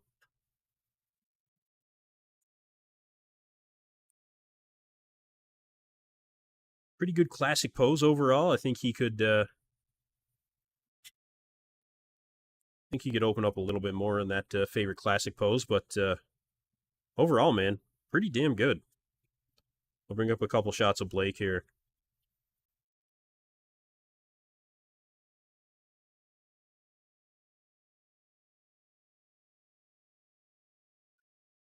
Black Patron says, I hope Quint has worked on his posing and won't be shaking as much. We don't need another Paul Dillette.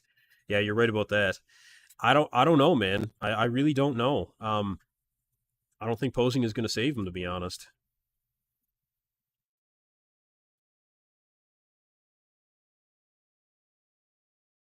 Let me bring up another shot. I've got a couple of Blake Course here. So this is Blake Course, like I said, local to Toronto.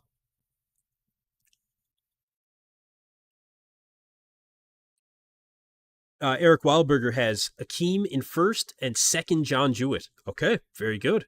Very good. I like it.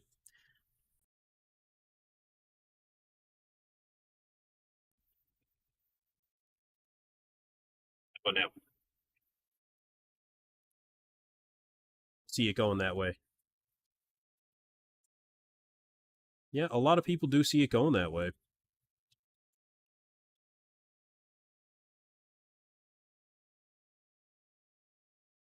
Yeah, Blake Course does look good.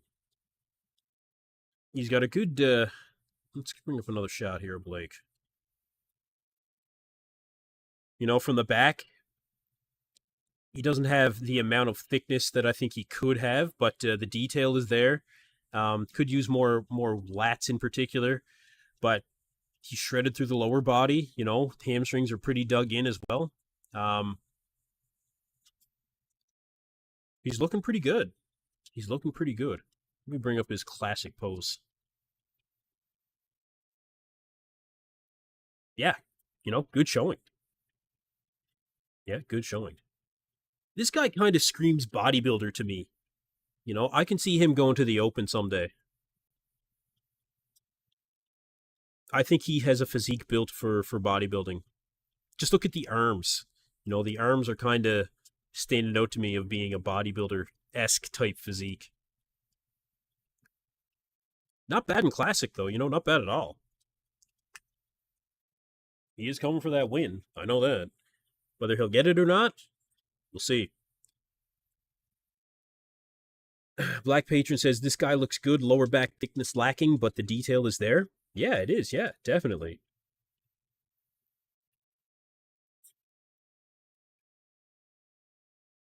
Sounds like there's a few Brazilians in this show. There's some Brazilians in the chat here. Let me bring up, I believe this guy's a Brazilian.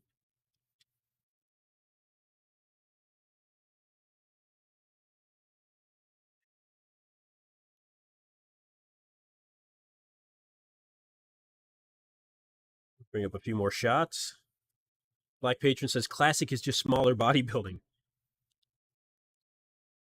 Somewhat.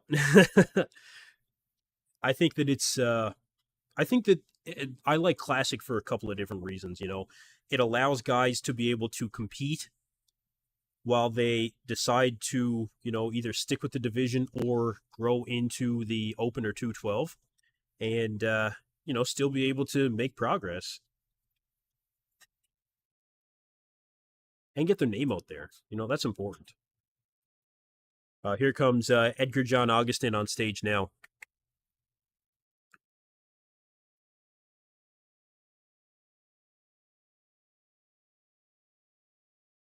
Really good classic physique.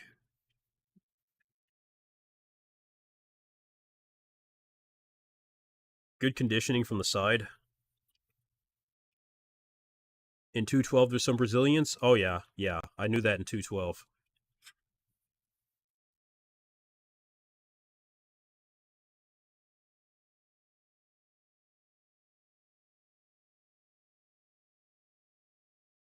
Good back lat from Edgar John Augustin. Yeah, good vacuum.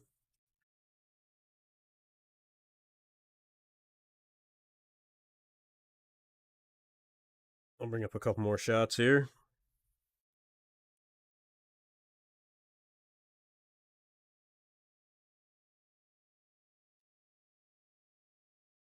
I believe this is a Brazilian gentleman.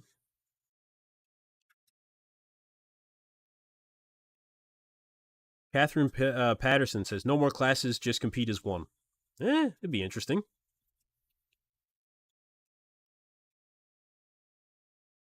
Yeah, that would be interesting. Let's see here. I went back to wheelchair. 1 second.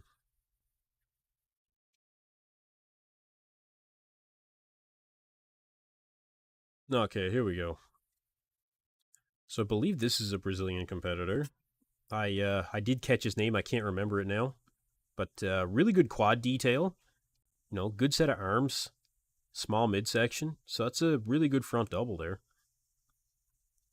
Not bad at all.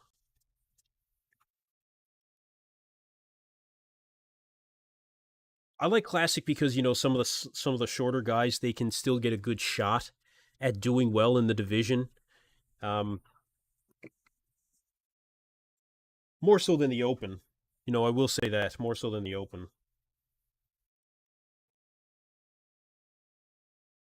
You can get lost in the mix a lot easier in the open.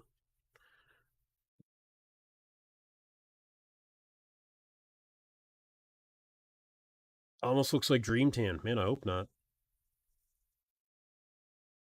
Nah, it wasn't a very good shot. Hold on. He had a good back shot. Yeah, I mean you can see here the quads are definitely in.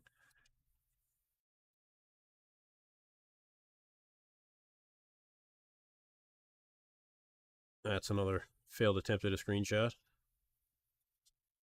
Let's see the back shot. Oh, this is Edgar John Augustine now.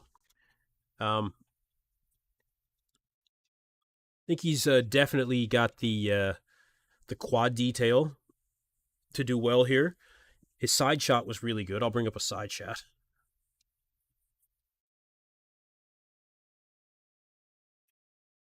Yeah, see, I think he does really well through the side. Arthur Coelho, definitely a Brazilian fan. Welcome. Good to have you here. I know you've been here for a while.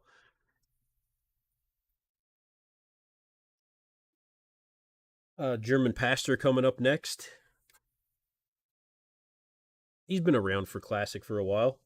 Actually, he's got really good conditioning. Holds his poses really well. Wow. German Pastor looks really good.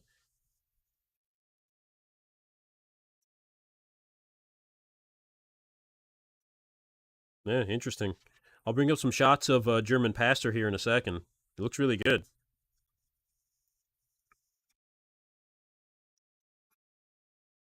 Yeah, glutes are in, hamstrings are in. Good back shots. Wow, this guy's shredded, man. This guy is shredded.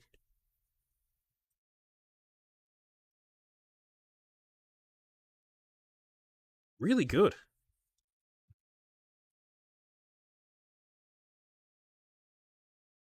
His favorite classic pose is the front lat. That's a Matt Grego special. Let me bring up a couple shots of what I just saw here. I'm impressed.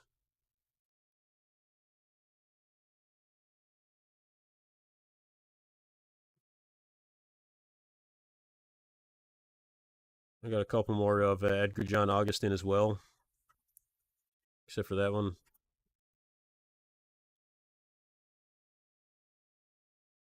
Good back, like good width from the back, you know.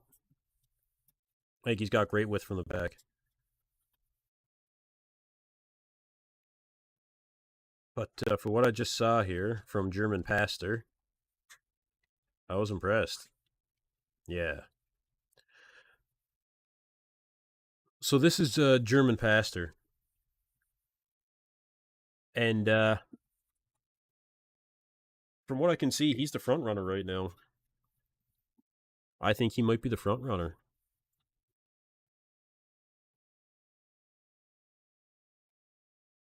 You know, he's really good. He's got really good quad detail, midsection small, good arms. He's not really missing anything. Not in this front double. Oh, I wouldn't say he's missing anything.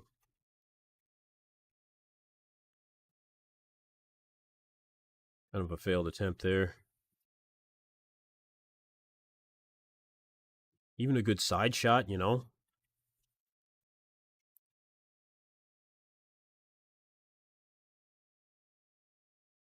Yeah, good side shot.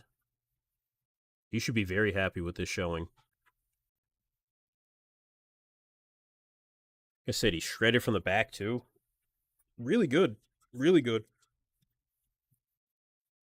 Oh, excuse me.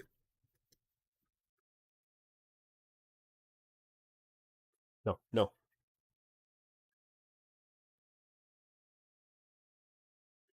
Yeah, this is excellent.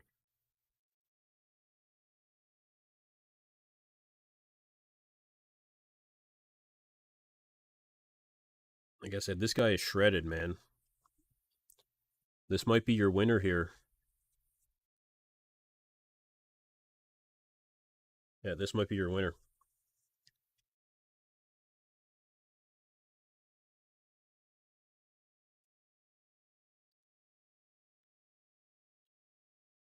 Like I said, his favorite classic pose was the front lat spread, similar to Mac Rego, and it's a good pose. He's very wide across the clavicles. We were talking about clavicle width earlier. This guy's wide across the clavicles, man. Yeah, very wide across the clavicles.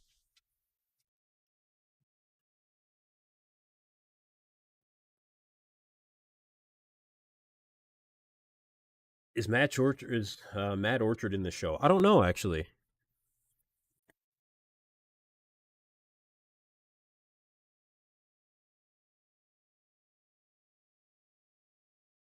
Okay, they just finished the individuals there, and they're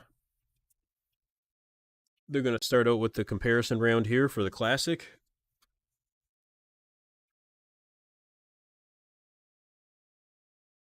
We'll see who they bring out for the top six.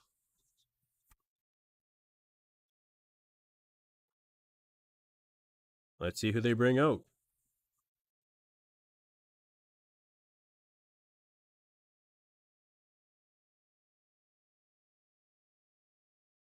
Okay, top six.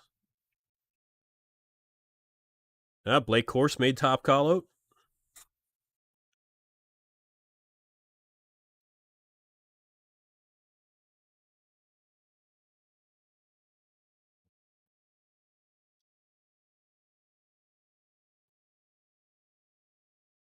Okay. So we got a local boy, Blake Corse, who makes the first call out. Very good. It's not a bad classic lineup. I think German Pastor is going to win it as well.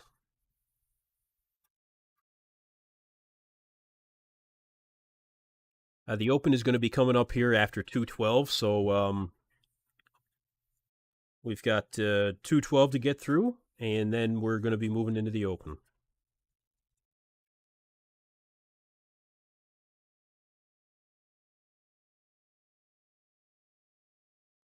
All right, front double. Let's see it.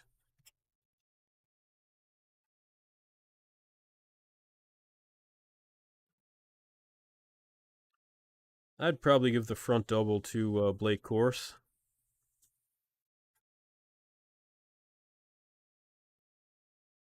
Side chest, I'd give that to German Pastor.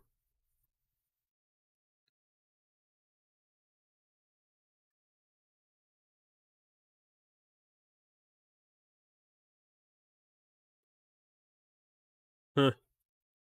Back double, I'd probably give to Blake Course. He's getting better as he goes.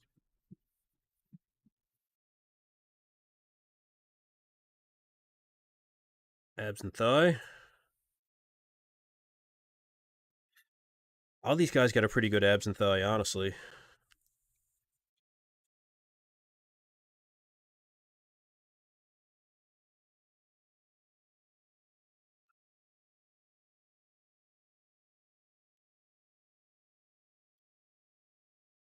All right. Let's see what they want to do. Are they going to move anybody around? They got Blake Course in the center. They got German Pastor just. Oh, okay. So they moved. Okay,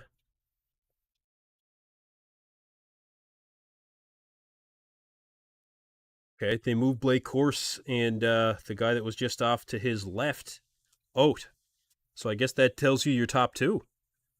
German Pastor might be outside that top two. Wow, that's surprising.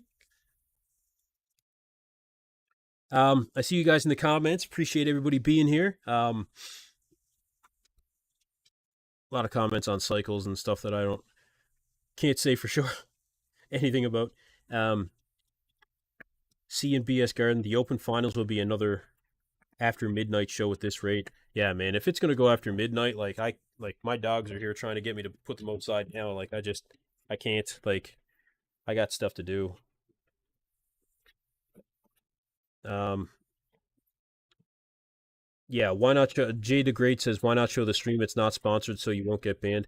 Yeah, look, it's a paid stream, so they no, they won't allow it. They won't allow it.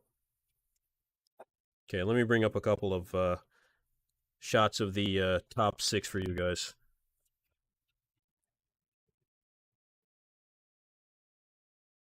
Let me see here.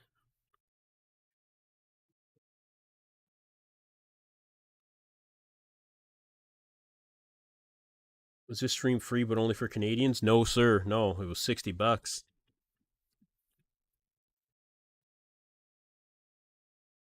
Yeah, not even free for us Canadians. No.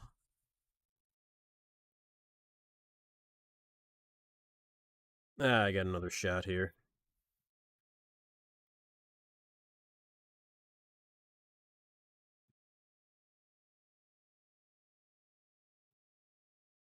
So, this is your top six front double. No Canadian privilege here. No. No, no Canadian privilege here.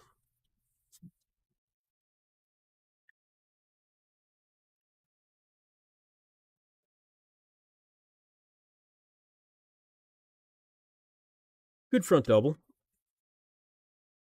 You know, all these guys are say all these guys are in shape anyway, you know. Looks like decent conditioning out of all these guys.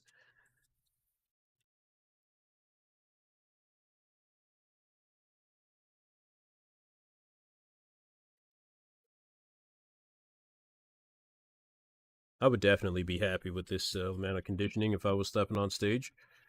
Bring up another shot here.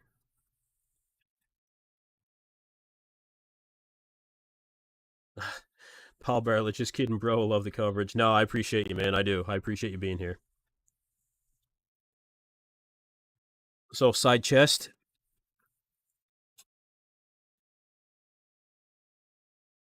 And like I said, they kept Blake Course in the center for this entire call out, and then they sent him and the individual off to his left. I don't know his name, but they sent those two back in line, so that's presumably your top two. They'll probably bring those guys back out.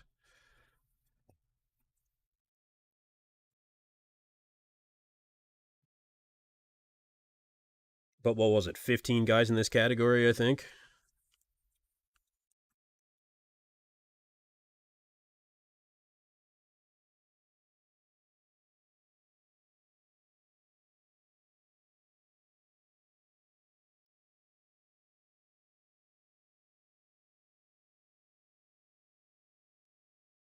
Third call out coming up here. Third call out.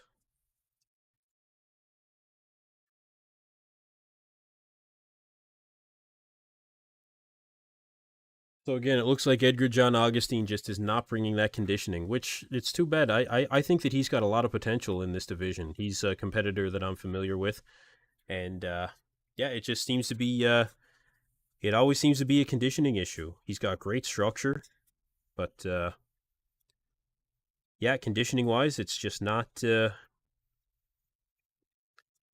it's just not there for him this show. Really good width from the back too. Um, Mike the Corn King, EP, do you think the IFBB would be better off having official live streams on YouTube of their shows instead of their pay per view model? I know a lot goes into the stage production and other expenses. I would like to see exactly how it breaks down when it comes to the cost of the live stream versus the return of the live stream. I just feel like the cost of the live stream cannot be nearly. I mean, their margins must be insane. Like I said, if they have, you know, 100 people spend $60, then they're into $6,000, and I'm sure they're getting more than 100. Oh, they're just bringing out the top two here. So, do I think they should go to YouTube? Maybe, maybe. I don't think they will, though. I don't think that's going to happen. But would I like to see it? Yeah, yeah, I'd love to see that.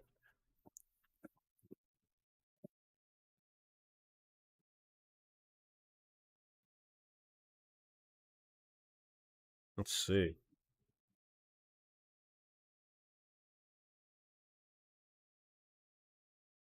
Blake might be in trouble here, man. The guy that he's competing against is getting better as he continues to pose.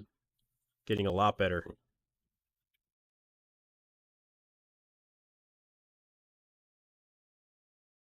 Blake Blake could stand up a little straighter, I think.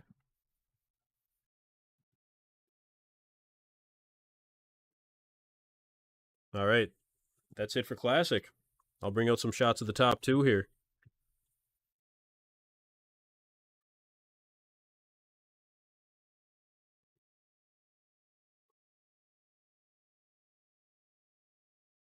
So they're starting with the Masters division for the 212. But I'll bring up some shots of the top two here.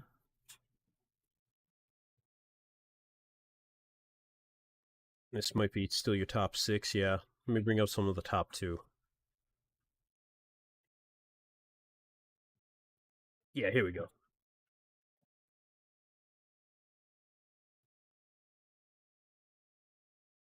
Oh, here we go. Blake Course on the left, or sorry, on the right. And man, I don't know the guy that he's competing against. I didn't catch his name. But I would probably give this one to. I don't think I would give this one to Blake. Actually, the quad sweep is just a little like there's a little bit more size in the quads to the other guy here. You guys let me know in the comments what what this guy's name is. I can't recall. I missed it.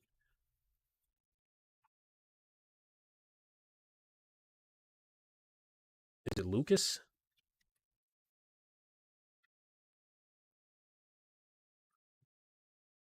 Side chest. I like Blake. I like Blake in this side chest.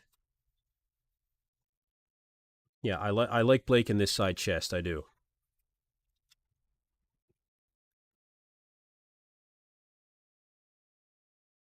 But I don't know. He might not have the structure in particular. I don't think he's posing it as well either.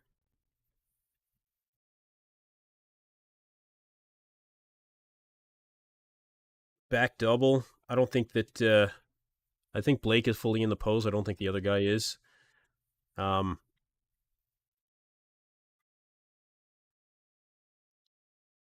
but I don't know. I don't know. I think Blake is lacking a little bit in structure here.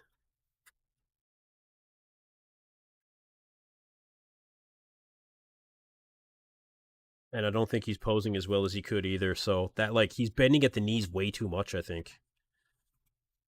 Yeah, I think he's bending at the knees way too much. Paul Bartlett, guy on the right, some worst. Yeah, Blake's posing. Yeah, it's true. It's not. It's not the greatest posing out there. That's for sure. I think that. I think he's definitely lacking in posing.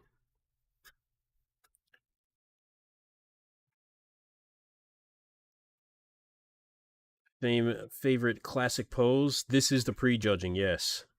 At this rate, the finals are going to be at like midnight.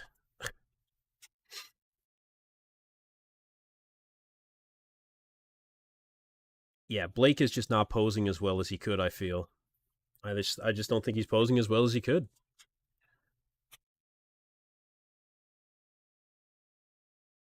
So I think that might end up costing Blake the win here at the end. Yeah, I think that might cost him.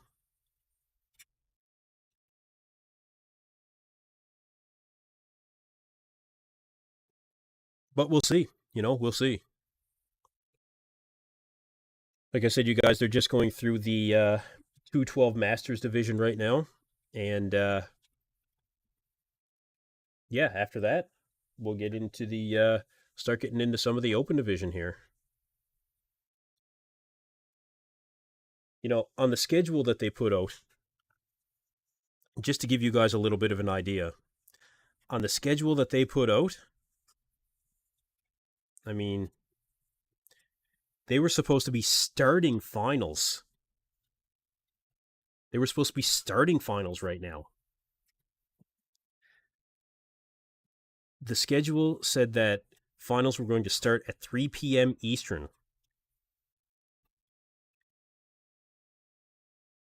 And it is now 10 after 3 p.m. Eastern. There is still just as many divisions in this show. And keep in mind, this is in terms of the competitors and what kind of look they might bring to the show, okay? There's still probably over an hour of the 212 and men's bodybuilding, if not more, okay? The finals, which was supposed to start 10 minutes ago, still has women's bodybuilding awards, women's physique awards, women's pro figure, wellness, bikini, and men's wheelchair. Now, keep in mind, the first 5 women's divisions, still, it's actually 10 categories because there's masters and open, okay? Then they'll have the men's physique awards. The open bodybuilding and final round will be just after the men's physique awards. Then there's final classic and awards for masters and open, 212 awards for masters and open, and then men's bodybuilding masters and open. These guys are going to look like dog shit. I'm sorry to say. That is being frank about it. These guys, now, I keep in mind, of course, these guys are professionals. I'm sure that they have things in place to bring their best based on show schedules. This is not their first rodeo. I'm sure these guys account for an amount of delays. They probably expect it to a degree. But you guys, this is easily 3-4 hours off of what it should be when it comes to scheduling. That massively affects competitors. Let's see what you guys have to say about it here. Connie Alvarez says the guys are going to be water buffaloes for the prejudging. Yeah. Mike the Corn King, the guy on the right, I can see him winning. I'd give him the front double and rear double, maybe the ab and thigh, although Blake probably has better abs, and I'd give Blake the side chest. I could go with that. I could agree with that, I think. like I said, Blake just doesn't really pose well, I feel. I just don't think that he's hitting the poses as well as he could. KB says the open guys are not going to like that. No, they're not. Time management was never the IFBB's forte for sure. It's not the IFBB that's responsible for this though. They're just a sanctioning body. It is the show promoters. That's who's responsible for this. When the Mr. Olympia goes over on their scheduling, it's because the Mr. Olympia competition screwed up. So again, currently we are going through the 212 division, and I will make that change here on my little sheet. As for who's currently on,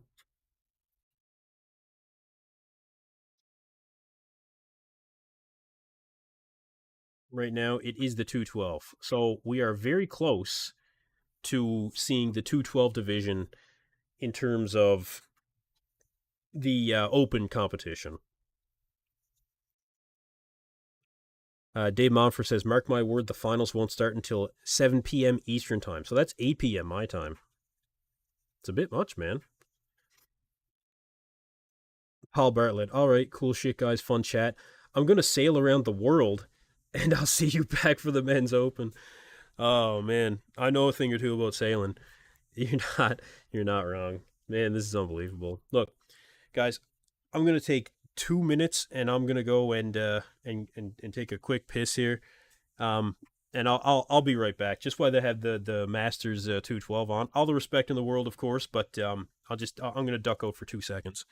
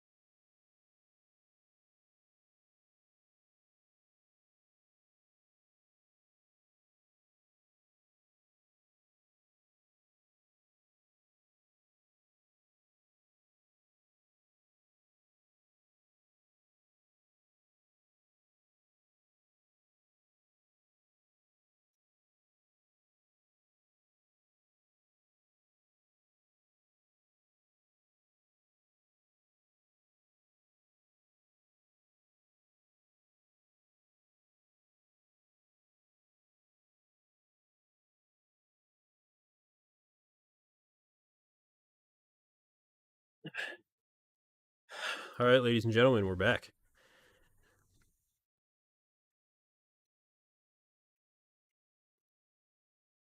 Yeah, so they're doing the comparisons now for the 212 Masters division, and we're just awaiting the 212 Open division,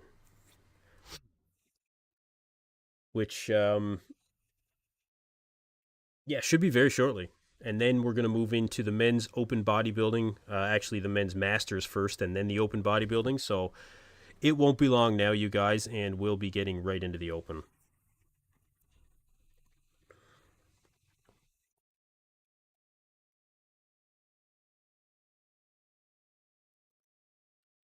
Yeah, it will not be long. So let's look at the poll results again. Just about 1,000 votes. Who will win the 2024 Toronto Pro? We have Akim Williams with 65% of the vote, John Jewett with 17%, Hassan Mustafa has 13%, and Quint Beastwood has 5% of the vote. So that's been very typical of pretty much the entire last few hours. People overwhelmingly have Akeem winning this show.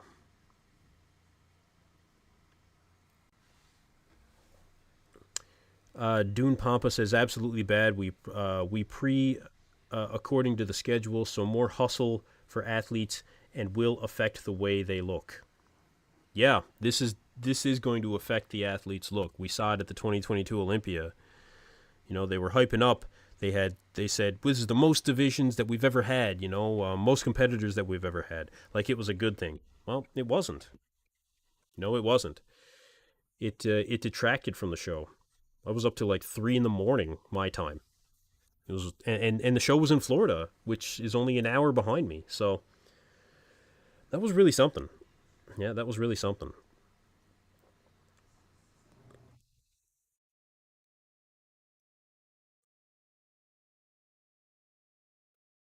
But we are fast approaching now the men's open division.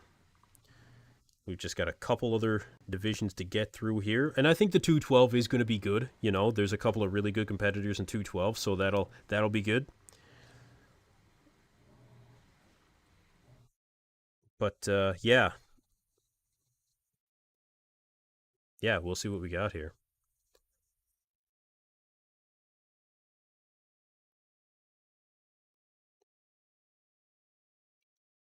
Okay, I believe we are going to be looking at the 212 open division now. Yep, they're just starting it now.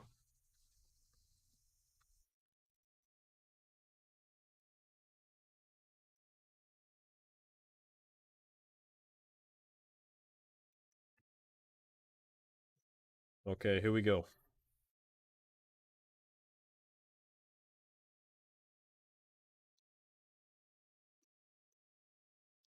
First group of competitors coming out. See what we got. Man, so much for training today. Man, I really wanted to train too. I'll have to do it tomorrow morning.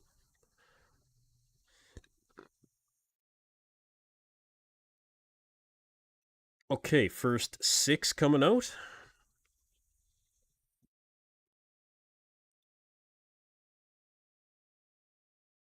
Wow, that looks like a lot of synthol in the guy's shoulders on the far right. I'll show you guys what I mean here in a second.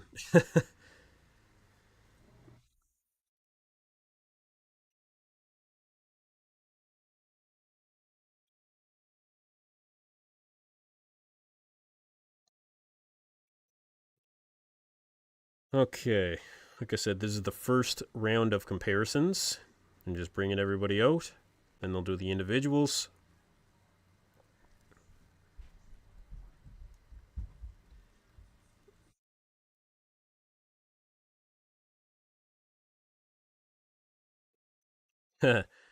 Funny. Yeah, this guy's got way overblown shoulders. Wow. He's a big guy, though. I don't know who it is. I'll bring it up here in a second. Dragon Cuss 69. I, I can't wait to hear Quentin's schedule lost the show because it was running 2 hours late. Yeah, man. Yeah, I don't know. I don't know.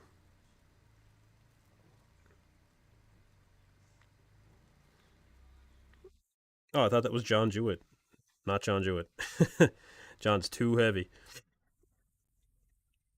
Okay, 212 looks like it's fairly competitive this show. Still waiting to see Zagarella come on stage and Cody Drobot. Haven't seen them yet.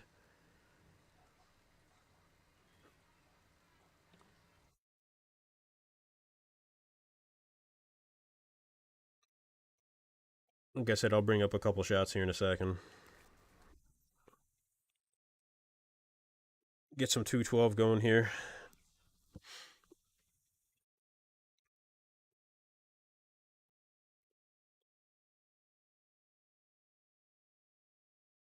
Let's see here. Okay.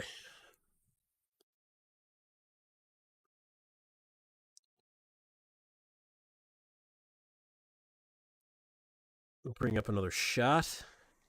Yeah. You can see on the far right, this guy's shoulders are sus. Like, if you guys were watching the live stream, maybe you saw what I meant.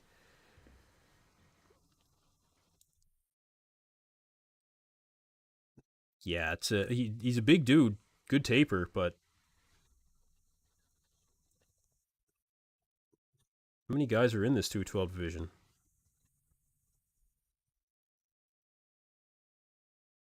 I think it was over 12. Dragon Coast, you should get some food, man. Been saying you're hungry.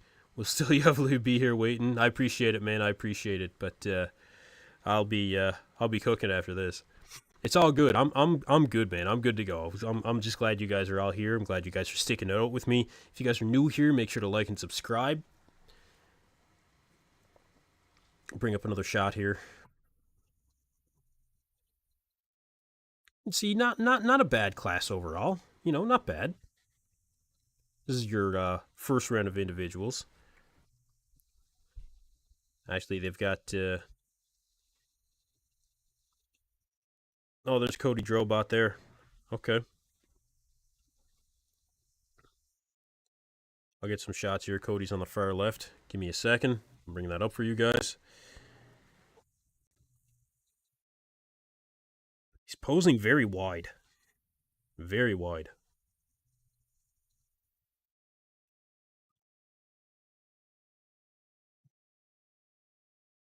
Let's see. Randy Lee says anyone from 212 can go into open, even Keon and Flex Lewis. Oh, definitely. You know, take a year to train for it. I think that the vast majority of these guys in 212 could really push in the open. You know, and a lot of them do. Oh yeah, Cody looks like he's on. Looks pretty good.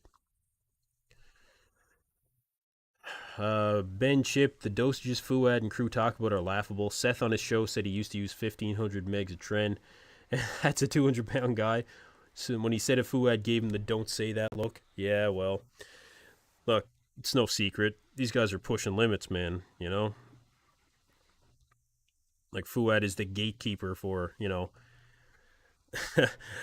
cycle dosages. I don't think so. Randy Lee, how can you eat when you dive deep, bro? Just eat raw fish, Black Patron says. Um, I eat more when I dive. Yeah, I eat more. Okay, they're now doing the individual routines for the 212. So 18 competitors total, I do believe. I'll bring up some shots of Cody Drobot here and the call out that he was in. When will the open start? Probably looking at another, I don't really know, 45 minutes or so. There's Cody on the far left. I got another shot here.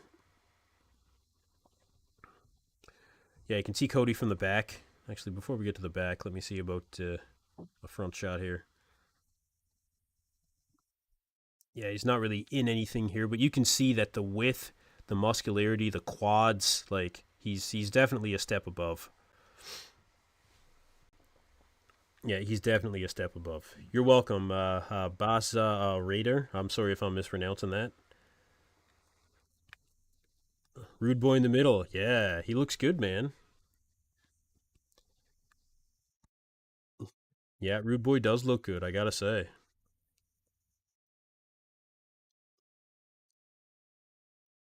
Yeah, he does. He looks good. I'd say he's gonna be one of the top guys in this division for sure.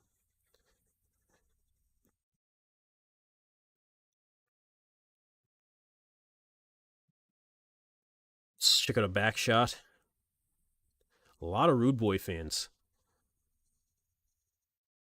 So he might not be fully in the pose here, but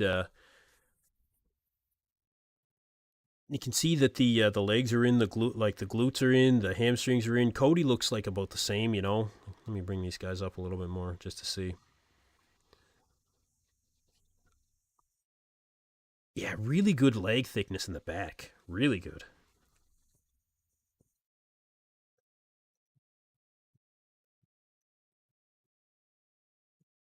Yeah, not bad at all. These guys should both be very happy with their showings here. Very happy.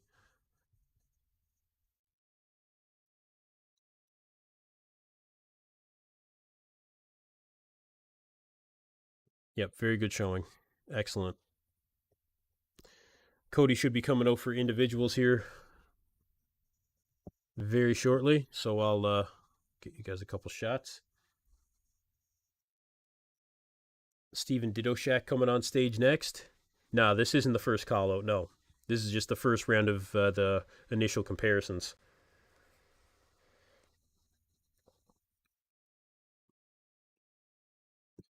Yeah, sorry, Cartoon Arms. No, this isn't the first call out. No.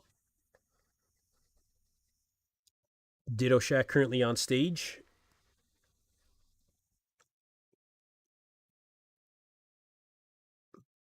Alexandra Alves. Lucas got so small. Which one is Lucas?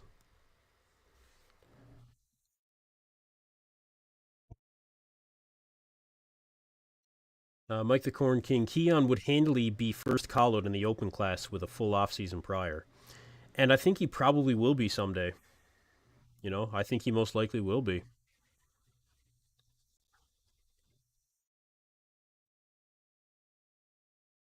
Yeah, I think Keon does have plans to go to the Open. Yeah, I think he does. Second to the left is Lucas. Okay, very good. Thank you. Thank you. Cody Drobot's just taking the stage now.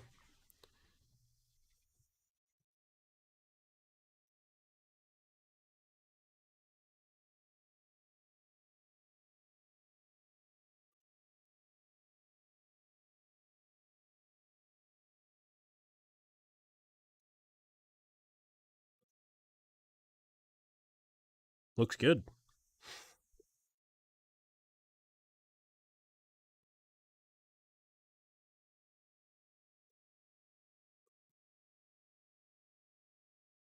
We got a couple more shots for you guys here coming up. I think from a size standpoint, maybe Cody just needs a little bit more overall size. He looks like he's a shorter guy in this show too. Definitely looks shorter. Couple of Tim Budesheim fans in the comments.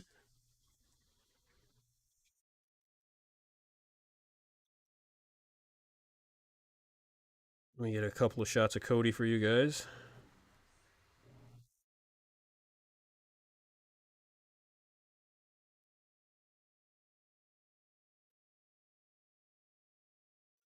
Bring those up.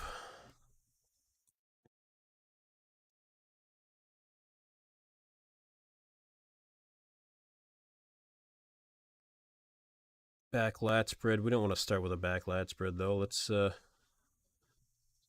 something juicy here. Most muscular.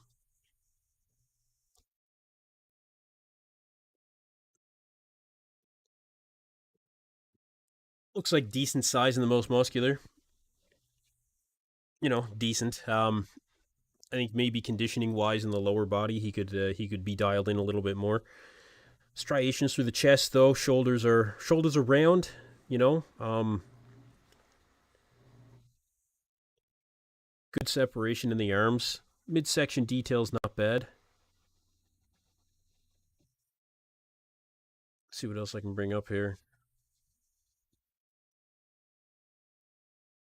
He wasn't completely in the pose here. But yeah, you can see there's a little bit of detail that he still needs, I think.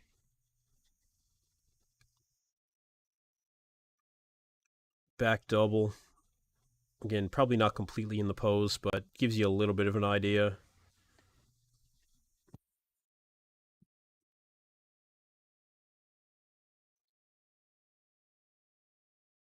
Get a couple more shots here.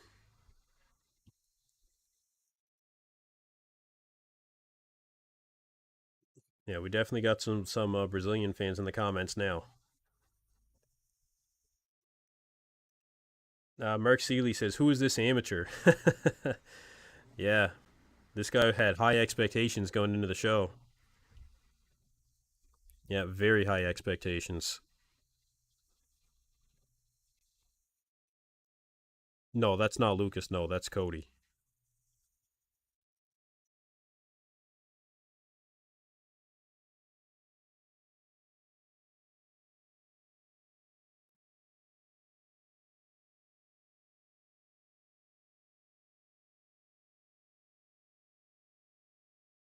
Just pulling a few more shots for you guys here. This is 212, yes.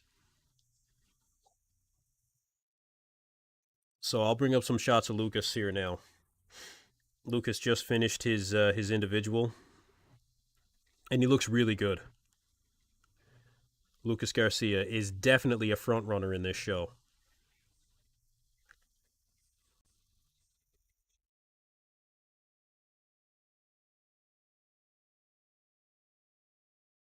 Okay, here we go. Here we go.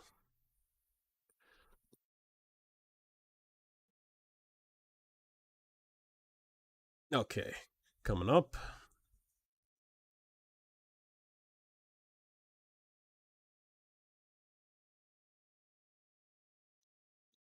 Lucas Garcia. Excellent. Excellent showing here. I think this is going to be a very tough physique to beat. Very tough. He's got the size, he's got the shape, he's got the structure. He's going to be a difficult one to beat.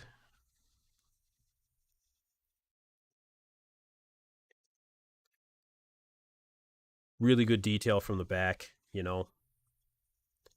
Really good detail.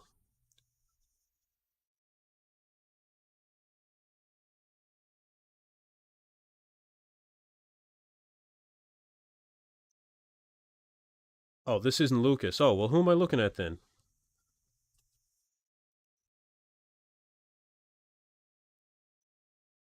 I got to figure out who I'm looking at here because, man, he's good. I got this guy as a serious front runner in the show. Yeah, it's not. Okay, I got you. I got you. That's not Lucas. Give me a second. I got to find out who this is.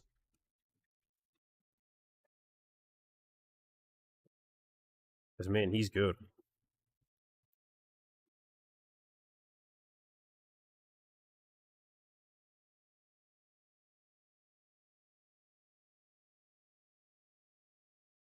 Let me see if I can find it here.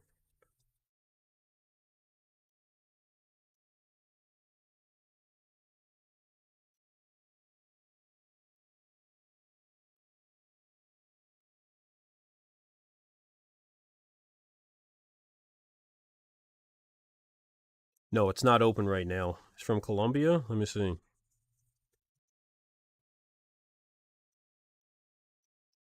Oh, Esteban. Yeah. Esteban Fucini. I don't know how to pronounce his last name, but yeah, Esteban. Yeah, Lucas is number 133. Yeah. Oh, this guy is a Esteban is a Patrick Tor client. Man, he's really good. I think he's going to be tough to beat. When yeah, he's a Patrick Tor client. Yeah. When Lucas comes back out, I'll get some shots for sure. But yeah, Esteban is really bringing that conditioning. He's really bringing that size factor too. Man, really good. Next up is Marco Sarconi.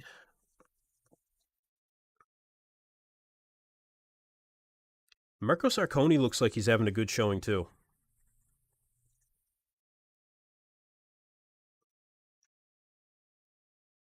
Pretty good quad detail.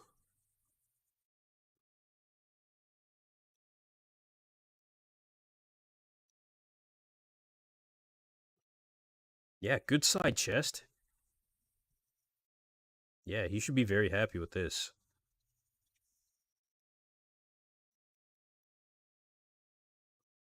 Yeah, he's dialed in from the back. Looks good. Good width.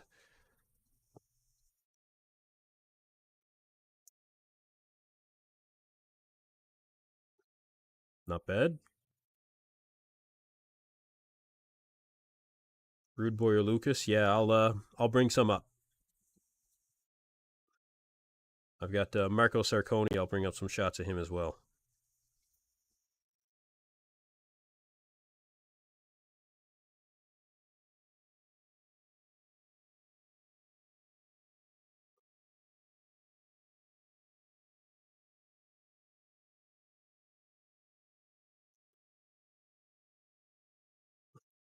Yeah, Marco Sarconi looks really good.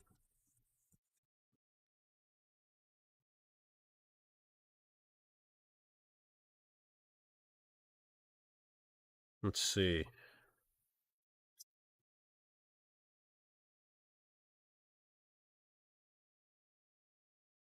I didn't recognize Zagarella in this lineup yet.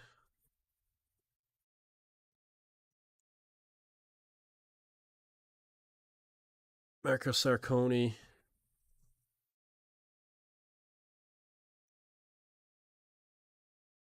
I'll get you guys some shots of Rude Boy once they start doing the comparisons here.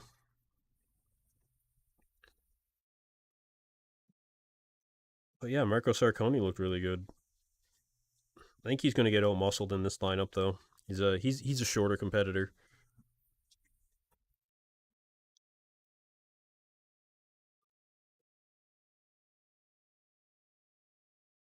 Mike the Corn King. It's weird how the judges turned a blind eye to calves since they're visible in every pose and should be factored in regarding balance and symmetry. Not saying they should be be all end all, but still, yeah, I agree.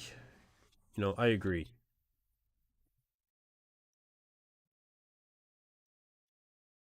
But when guys do have really good calves, then it's all the rage. It's all people can talk about. So Marco Sarcone,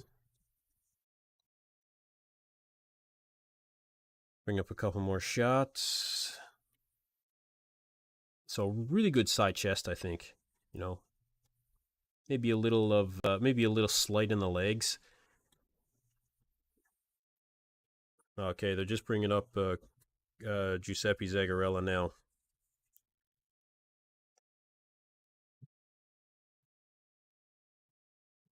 I think he definitely looked better in New York. Seems like he's lacking a little bit of fullness.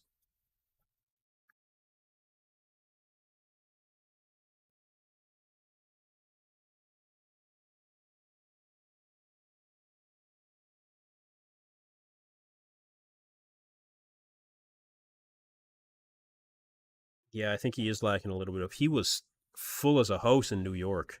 I think here he may be lacking a little bit, but we'll see in the comparisons. We'll see how he fares out in the comparisons. They'll be coming up next. I'll get you guys a quick shot of Giuseppe Zagarella. Arthur Bighead, bro, didn't know any of the competitors on this show. Yeah, for 212? No, man, I didn't know very many, honestly. No, the majority of my channel is open bodybuilding, but I do know a good amount. Keep in mind, I've been here for over 4 hours now too. If I'm getting a little punchy, I apologize.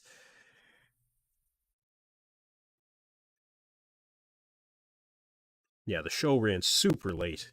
Super late.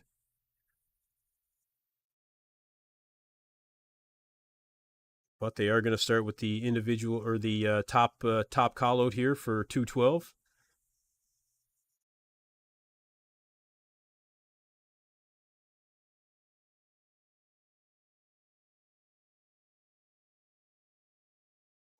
So here's a Giuseppe Zagarella, and they're just doing the first call out. Let me guys know what you think about the showing here from Giuseppe Zagarella. Just I feel like he was fuller through the arms in New York.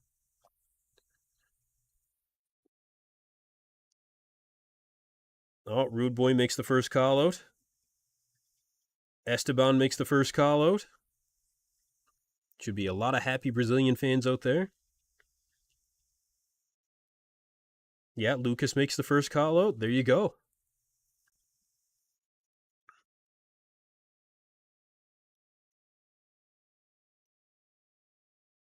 right, first call-out coming up.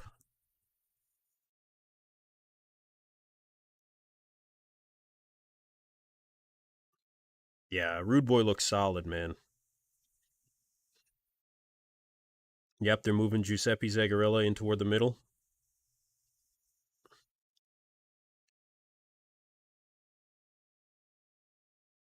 Oh, they just moved Rude Boy off to the side from Giuseppe Zagarella, and they're moving Esteban into the center, and Lucas is being moved to the outside. All right, here we go. Front double.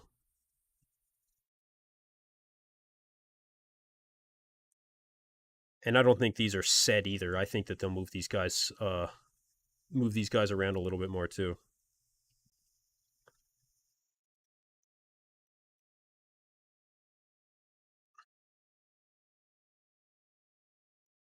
Let's see. This is a pretty competitive 212 lineup.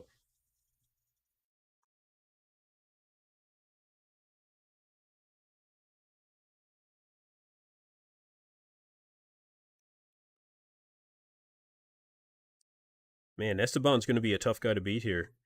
Rude Boy is really good from the back. Really, really good detail in the back, actually. Really good. A lot of thickness in the back.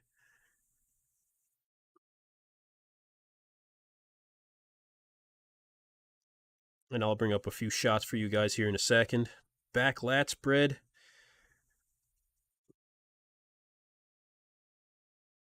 I don't know. Giuseppe Zagarella's really getting pushed here. Rude Boy's really fired up. He is fired up. Oh, yeah. Really good side tricep from Rude Boy, actually. Actually, I would give him the side tricep. I'd probably give Esteban the side tricep after that, and then Zagarella.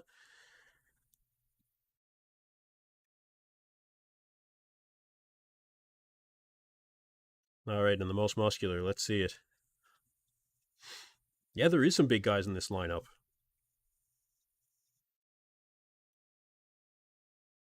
There you go. All right, they're going to move some guys around here.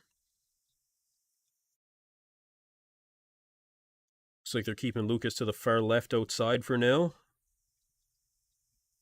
All right, so they're still keeping. They move Marco Sarcone closer to the middle. Excuse me. Judges are trying to move guys around a little bit.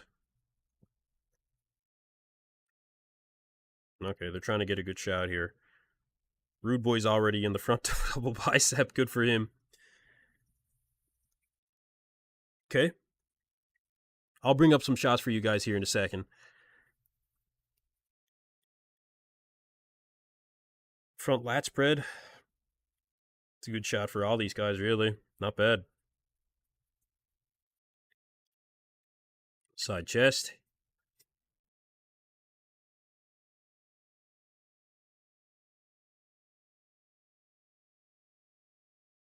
Good shot. Yeah.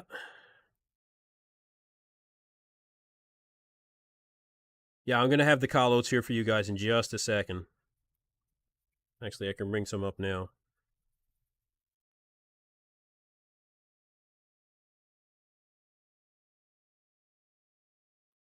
All right. Coming up.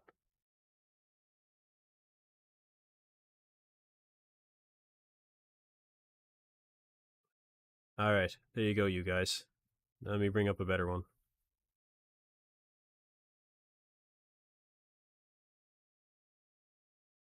All right. So,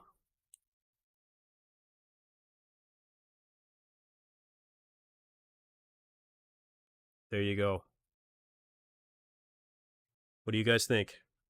They did spread people out some more since they did this too.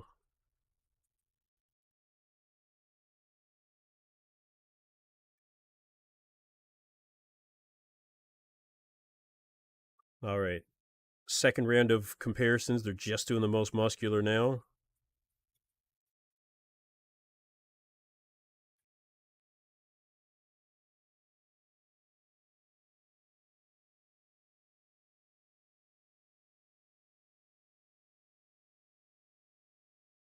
All right, they're putting everyone back in line.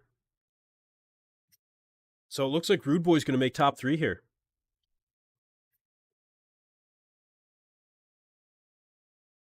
Yeah, it looks like Rude Boy's going to take top 3.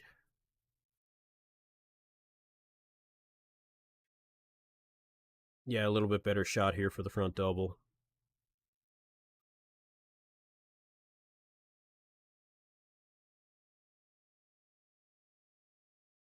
What do you guys think? Zagarella's looking really good. Giuseppe Zagarella looks good. Esteban looks really good. Rude Boy is solid. He's just stacked, man. He's stacked with muscle. I think he looks really good.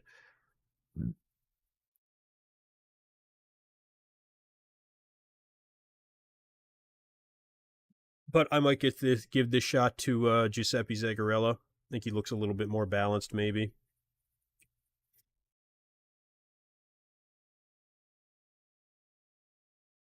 Where's Hassan? Hassan is in the open. We didn't get there yet.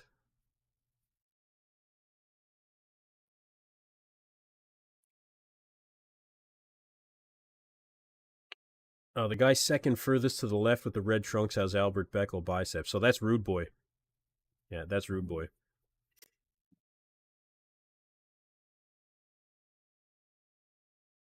Black Patron. I have no idea what the names are for these guys, but the guy in dark blue trunks wins the front double. Yeah, that's Giuseppe Zagarella. He's right in the middle there. Yeah, yeah. I would probably give that one to him. Let's keep going.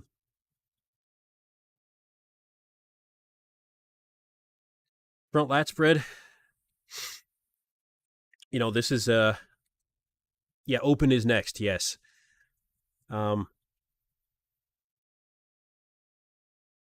I would probably give the front lat spread to probably Esteban. I think he's got a lot of width, a lot of quad sweep here. He's pretty wide across the clavicles. Chest looks good. But Giuseppe Zagarella, I think that there's probably more detail in his physique than what we can really see here. So that does make it a little bit difficult.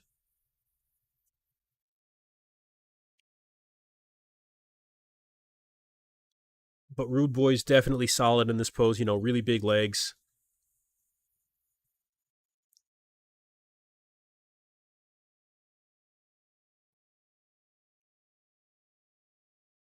Bring up another shot. Side chest. Guys can see here, this is a good one for Giuseppe Zagarella. He looks really, really big in the legs.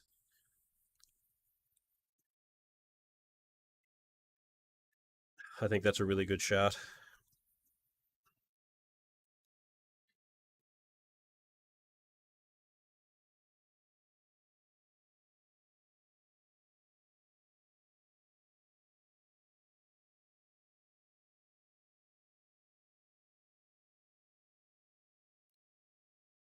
You guys let me know what you think. I just got to take care of something right quick. 2 seconds. I'll be right back.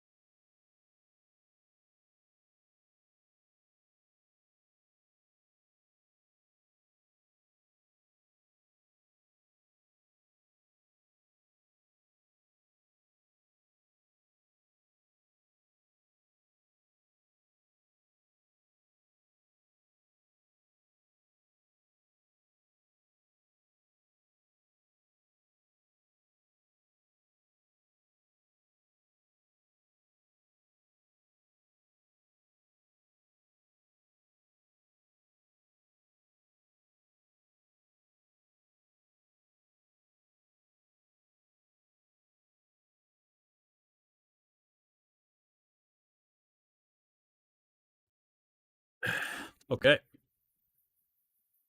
So I got a few more shots I can bring up here.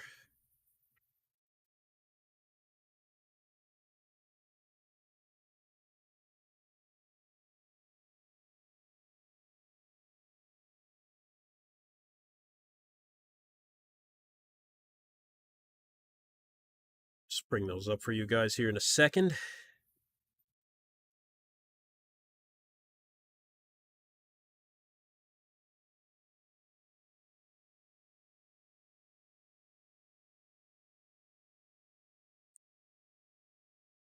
Let me just find what I'm looking for, and we'll bring them up.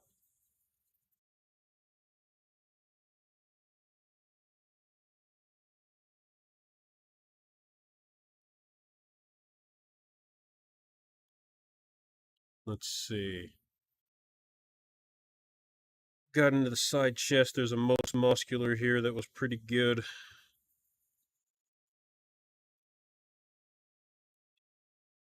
Back double, back lat spread.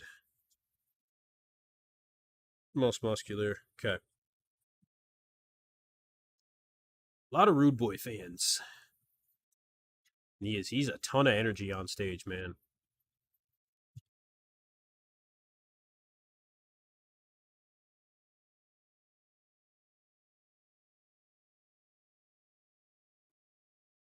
Yeah. Um,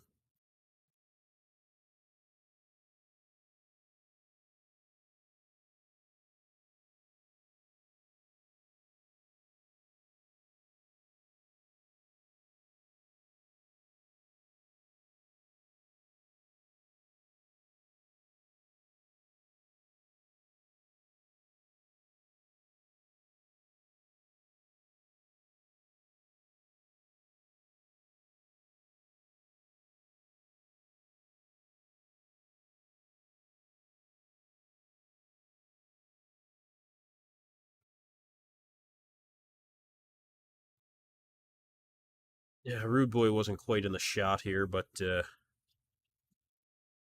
me see what else I can bring up. There's a good most muscular here.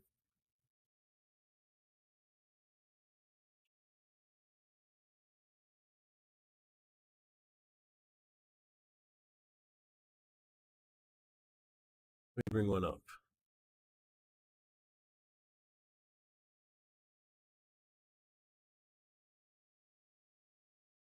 Actually, they should be doing the top comparisons here momentarily.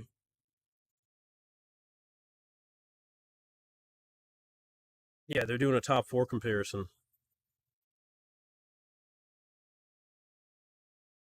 I think this is top 4. Should be, yeah. Rude Boy, Giuseppe Zagarella, and Esteban. Yeah. Okay. Let me bring up some of that here in a second.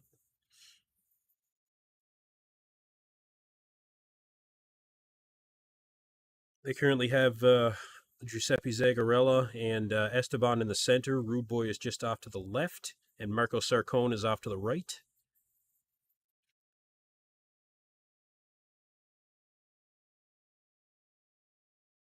Abs and thigh.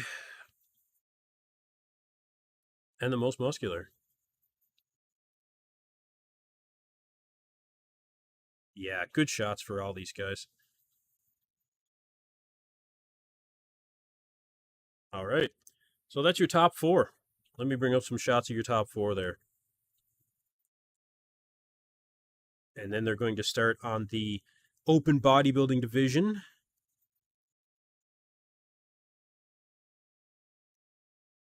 First, they'll have the Masters, and then they'll have the Open.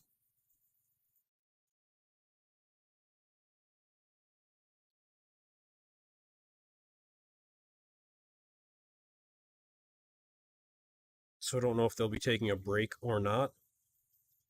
No, they just went right into it. Well, that's good. They know how far behind they are in this show. Okay. Let's bring up some of the top 4.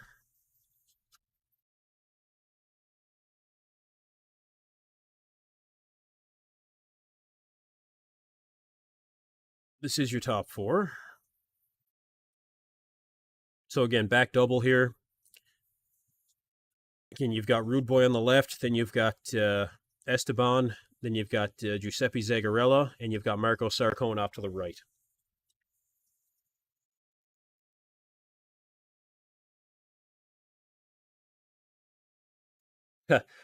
for the men's masters division, they have two competitors, and one of them is Brent Swanson.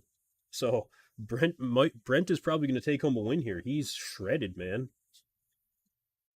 But hey, you can only compete against the guys that show up with you, right? So now we're in the men's bodybuilding. Very good.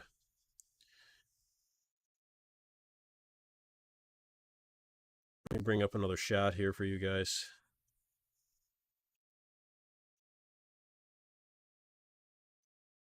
No, that's the wrong one.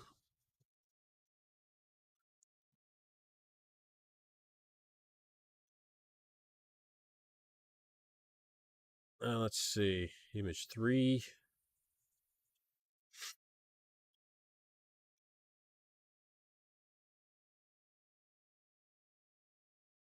Side tricep.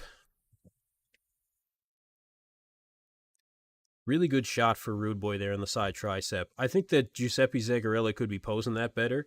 Now, Marco Sarcone is doing a front tricep, and Tyler Mannion has spoken about that many, many times. It is not a front tricep, it is a side tricep.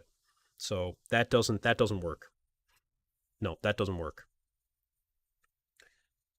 I would probably give the side tricep, honestly, to Rude Boy. He looks really good. Now Esteban does look good as well, but I just don't think that he's hitting it. He's not opened up nearly as much as Rude Boy is in this one. I really like Rude Boy in that shot.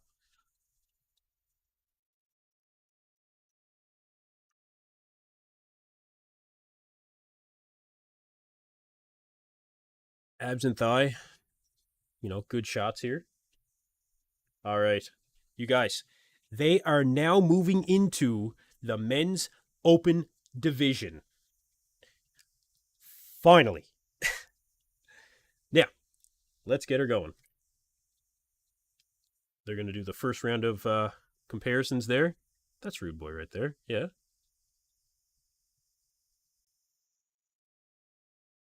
I'm not showing Rude Boy? I thought that was Rude Boy. No, that'll tell you how much I know about 212. That's Hussein. Oh, I see. Okay. My mistake, you guys. That's Hussein. Okay, my mistake. Sorry about that, you guys.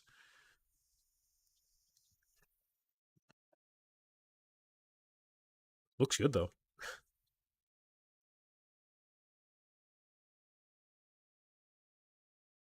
Yeah, Nick, I've been here for 4.5 hours, man.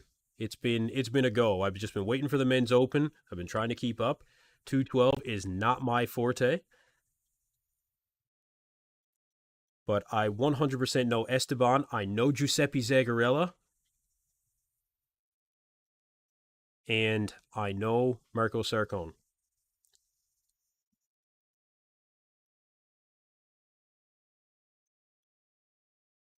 But we are moving into the men's open here now. Like I said, I haven't even fucking eaten anything since I started this thing at 12, so I'm behind.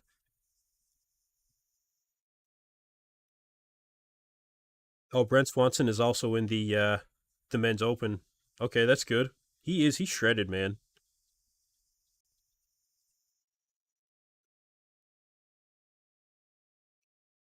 So, first round, you've got Brent Swanson. I see Tim Budesheim. Prince Bobang is out there.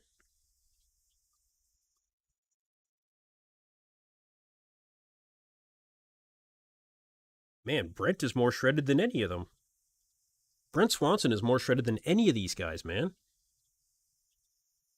Thank you everybody for being here for the stream. Addy, appreciate the coverage, bro. I appreciate you, man. I do. I appreciate everybody being here.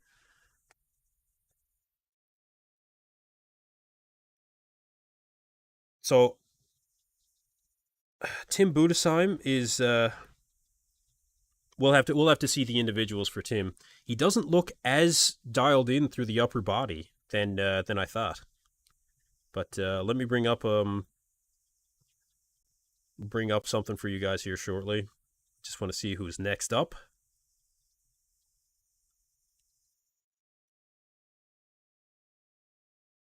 Okay, John Jewett on stage.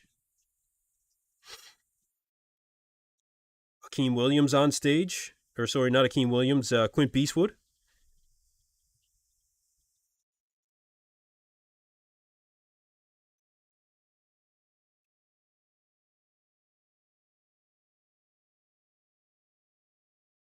It's hard to say. This one's hard to say. Yeah, we made it to the open is right. We made it to the open.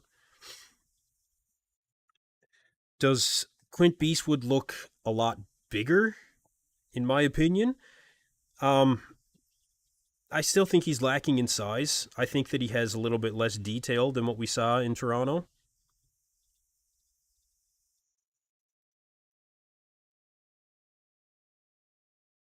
John Jewett looks pretty sharp.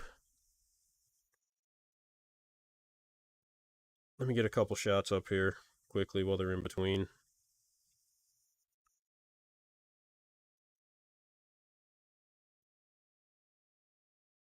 Okay, final group coming out. So you're going to have Jangmin Lee.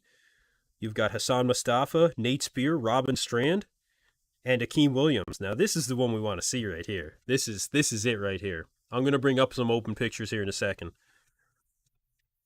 Yeah, this is what we want to see.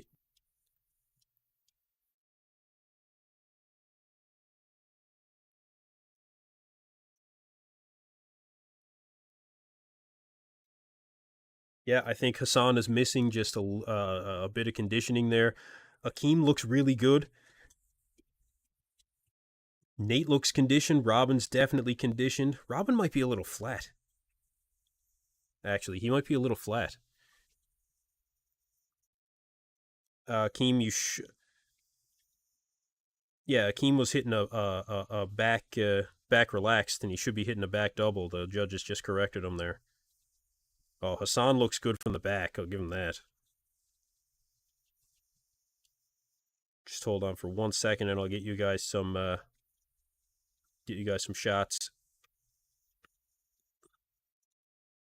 We are into the men's open division right now. All right, let's bring him out. That's what we want to see here.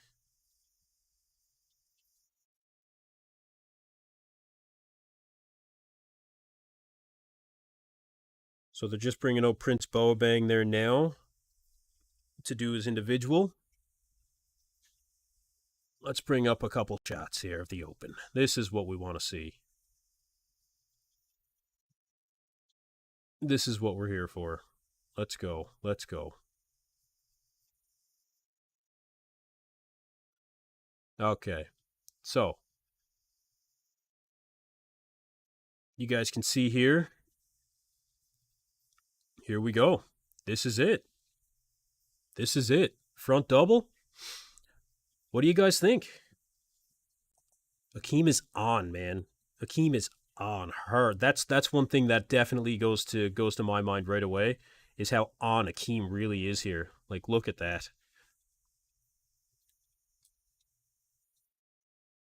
Really good, man. Like I said, Robin might be a little bit flat. I think I was expecting him to be a little bit bigger than this.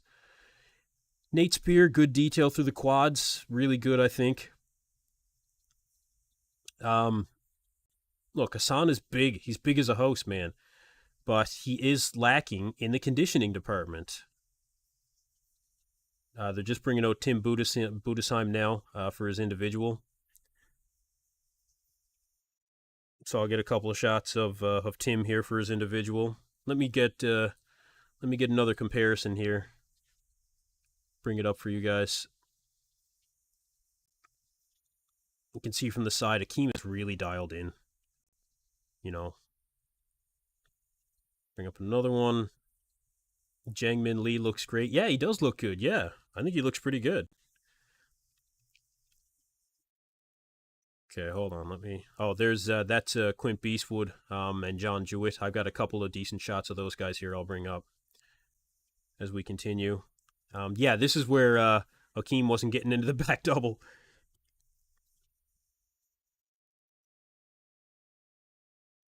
Yeah, Tim looks good. I think Tim looks better in his individual than he did. Yeah, he's not in the shot there. Hassan looks too smooth monsoon. Yeah, he does. Yeah. The side is one thing. I want to show that back double. So I'm kind of rushing through these. But yeah, here we go. There you go.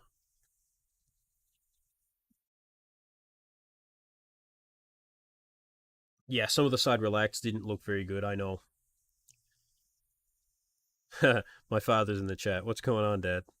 They all have dive instructor calves. Yeah, yeah, you know you had them. That's how I get them. Red Loop says Hassan too smooth monsoon. Yeah, he is. He's too smooth. He is, man. From the back, he's a lot better though. You know, we can give him that. The red trunks is Jang Min Lee, and he's a guy that I had. He's a guy that I had, doing really well in New York. Tony O'Burton in the chat, ladies and gentlemen. You're a 2024 California Pro winner. Third place in the New York Pro, 2023 New York Pro champion. Top 8 at the 2023 Olympia. Welcome, Tonio. Says here, Akim understood the assignment. Yes, he certainly did. Blue Trunks is Nate Spear. That's nasty Nate Spear.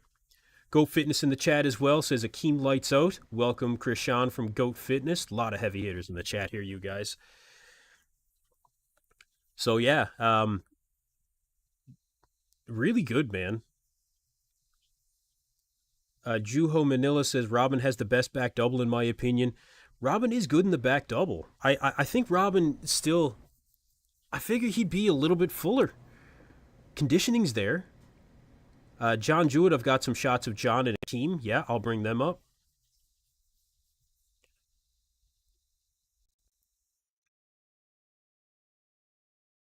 That's from the back. Let's see from the front if I can get something there first. Back shots are great, but yeah, so there you go. Hakeem Williams in the center. You got John Jewett off to the far right.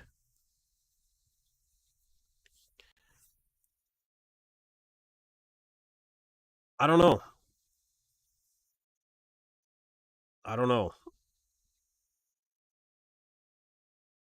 Yeah, a lot of people impressed with Robin's conditioning, and I knew he was going to have good conditioning, man.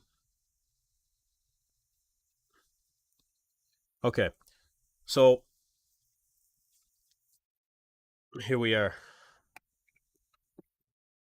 Crohn's Lifter. See the community you've built here, Kenton. Everyone wants to be here. Love this chat. Yeah, listen, I love all you guys being here, man. I really do. I really do. Thank you very much, you guys, for being here. Ruben improves. What's my opinion on even bodybuilding? I think that he puts up very consistent content. I think that he is very honest in his opinion, and I think that he's a very straight shooter that way, and I think that that's good. He does not pull any punches when it comes to his opinion, and he doesn't mind covering, some of the tougher concepts out there. So I like his content. I'd rather if he was a little bit more involved with our online community, but that's his prerogative, I guess. Quint Beastwood currently on stage. So it's hard to tell if this is a better version of Akim Williams, of Quint Beastwood. I don't know if this is substantially better. Is it good enough to win the show? No. No, I would say no. Is he better than New York? It's different show, different lighting. I'd say he has less back detail. Is he fuller? Yeah. Yeah, he's definitely fuller.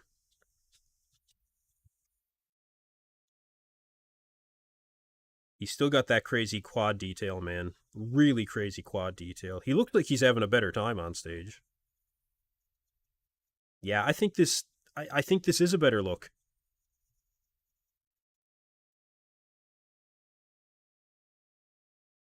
Yeah, I think this is a better look. Let me bring up a couple of individual shots of Akeem here.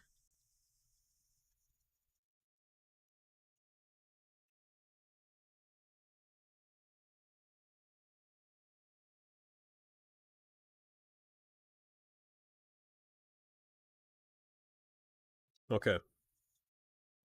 Wonder how much he weighs compared to New York. He was 10 pounds up at 5 days out. I can tell him that. I can tell you that for sure.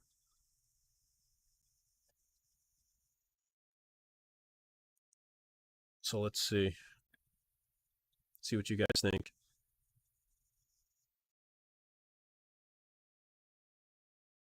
No, the first call out didn't happen yet. No, no, they're just doing individuals now.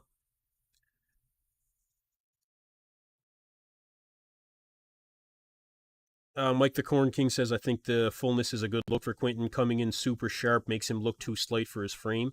Yeah. Hey, Cool Car Envy, welcome back. Welcome back.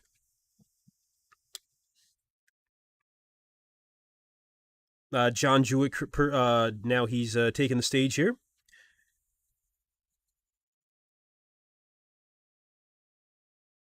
Conditioned as hell, as we were expecting. I think even is a little too negative. How do you feel about Fazzy? How does he put out so much content? Fazzy is a machine. I agree about even bodybuilding as well. I do. Fazzy's a machine, is all I can say, man. I know he doesn't do anything else. Like, nothing else. He's a dentist. I think he does dentistry on weekends. But, yeah. ZZZ says John looks 1 week out. Yeah, I was expecting John to be a little bit better here. I won't lie. You know, I was expecting him to be a little bit better.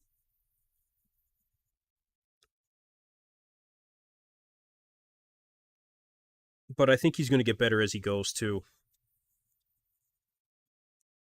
S. McGee says Quinton definitely looks fuller, but he still needs more size. Yeah, he does. Like I said, fullness was not going to fix what he needed to fix, in that amount of time.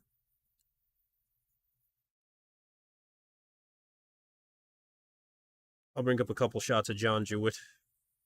Jangmin Lee taking the stage, though. I think he's looking very impressive. He's a good bodybuilder. Black Patron says Quint looks good. Lighting is terrible as usual. It's no New York Pro lighting. It's no Detroit, that's for sure. Cool Car Envy, thank you for doing the live stream. Thank you for being here, as always. Appreciate you. Yeah, I'm a big Fazzy Fitness fan, for sure. It's hard not to be. Let me get a couple of shots of John up here so you guys can see what I'm seeing.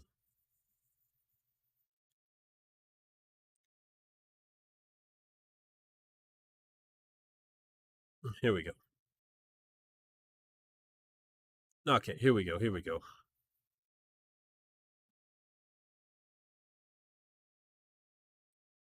That's Quint Beastwood.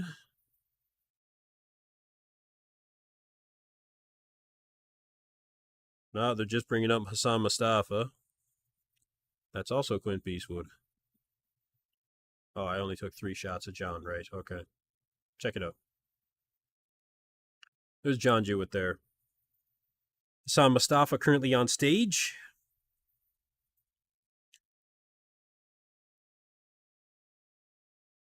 And it seems that conditioning is still a factor for Hassan.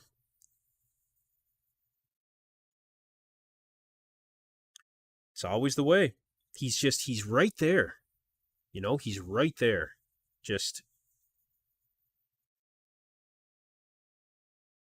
there's no definition in the hamstrings or glutes.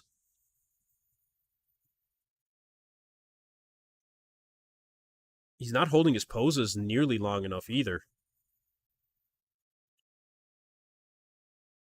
He's holding some of them long enough, but that's a good shot for him.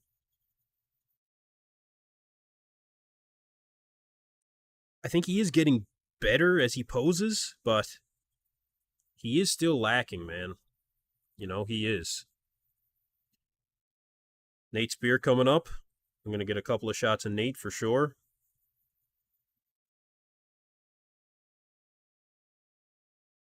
I'll bring up a shot of Hassan here.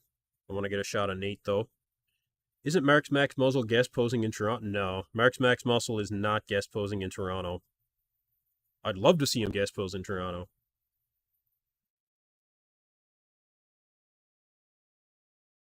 Dave Monford, remove that content. I'm not gonna say it then.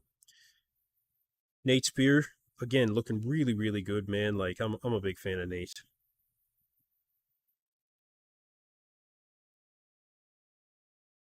Ah, what did I do?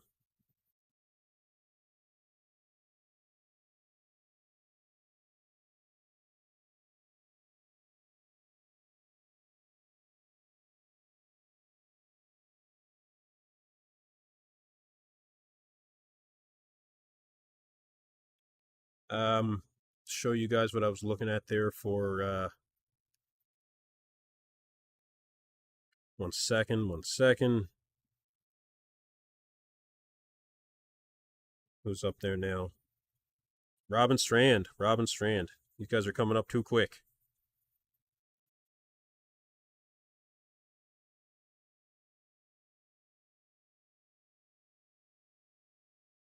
Oh no. Come on. Load. Okay, there's Robin there. Here we go. Here we go.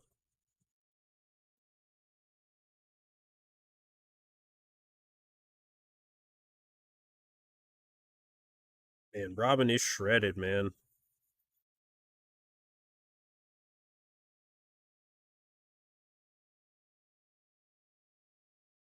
Oh yeah. These guys are coming up quick. Just let me get a couple more shots and I'll start bringing some up for you guys. Robin is not being out-muscled by any stretch. Not by any stretch.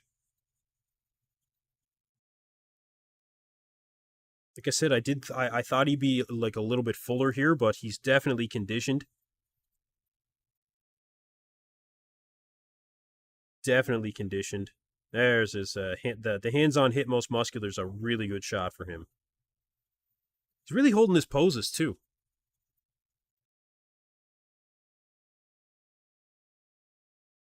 Okay, Akim Williams coming up.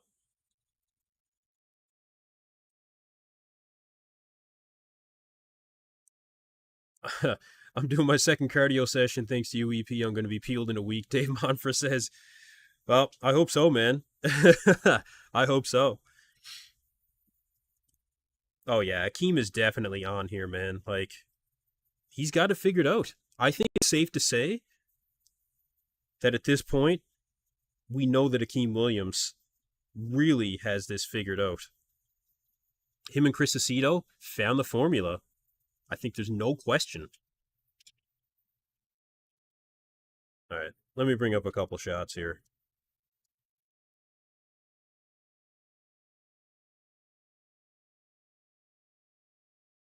Let's see. Bring up a shot of Akeem. I got a shot of Robin. Got Hassan Mustafa here, so let's show you guys a couple. They're going to do the individuals here, but I want to show you guys quickly just what I'm seeing.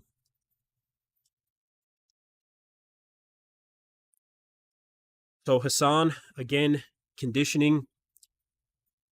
Conditioning is the thing.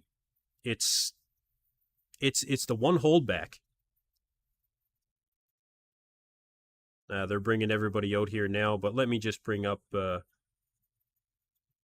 couple other shots. Yeah, send me them on Instagram, Dave. You know, Robin looks really good here, man. You know, we're just about to get into that first call out, you guys. Just about to get in that first call out.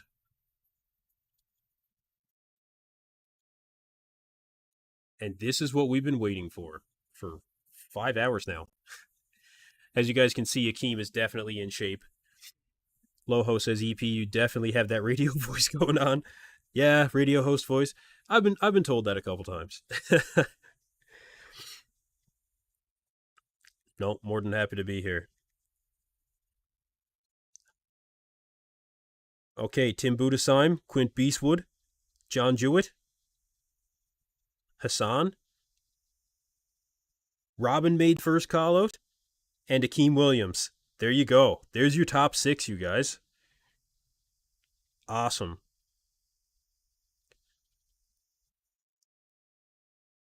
All right. Let's see it. Let's see it. All right, they're just getting everybody sorted out here now. They're going to. Wow, they're moving Robin closer to the center and Hassan to the outside. Akim is being put to the middle right next to Quint Beastwood, and Tim Budesheim is being moved to the far left. Tony O'Burton says, I see Robin top 3. Yeah, man. Yeah. All right, so let's see it.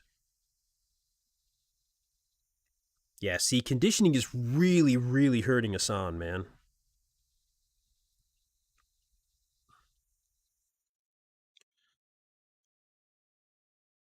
This is not Hassan's best showing. And until he figures out that conditioning, I think he's going to be continuously penalized. From the back, like I said, he's good, man, except for the lower body. He's definitely not dialed in the lower body. Tonio called it. Yeah, well, look, listen, you're the Olympian here, bro. You're the pro. I want you to call it.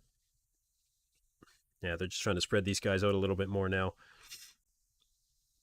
Guys, make sure you follow Tonio on Instagram and his new YouTube channel, by the way. Tonio Burton, brand new YouTube channel. Go subscribe.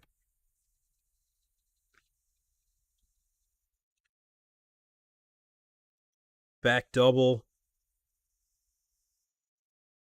Man, I'd actually give Robin the back double over all these guys. AJ Sims in the chat. AJ Sims. Dude, you had this guy dialed it. Now, AJ Sims was the coach of Hassan Mustafa in 2022, and it was his best look to date, hands down. Everybody agrees. There's no question when it comes to that. AJ, if you can get a hold of this guy and dial him in, he needs you, man. He needs you. Oh, by the way, congratulations on the win with Robert Timms there. I saw that win, and he looked fantastic. Guess flew under the radar for that one.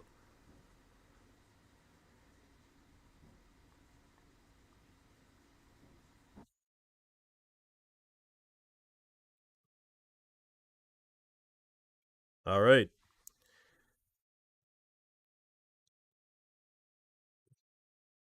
Okay, so there's the first round of initial comparisons, and now they are switching. Let's see. Okay, they moved Tim and Hassan. They're still on the outside, but they just switched sides there. Then you've from left to right, you've got Hassan. Then you've got Quint Beastwood. You've got Akim Williams staying in the center. They placed John Jewett in the direct center. And then you've got Robin maintaining his position, and then Tim Budesheim. And I will bring that up here momentarily for you guys. Front lat spread. It's a good shot for Tim. It's a good shot for Akeem, too. Robin is shredded, man.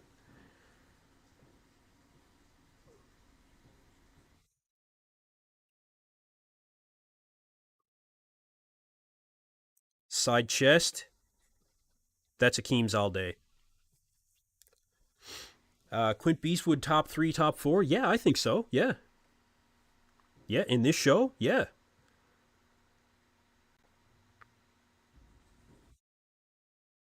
These guys got to spread out. The judges are going to make them spread out again. Yeah.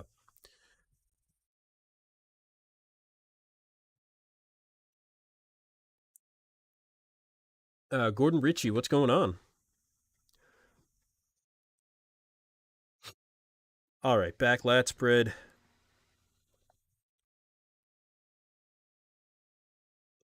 Man, Robin's really good in the back lat spread, too.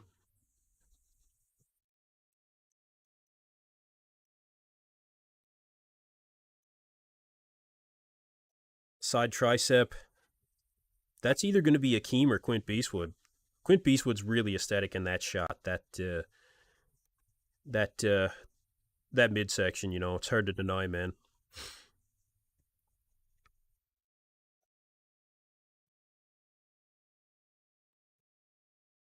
All right, most muscular.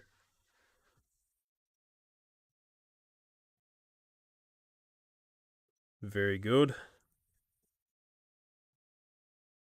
And that's your first call out.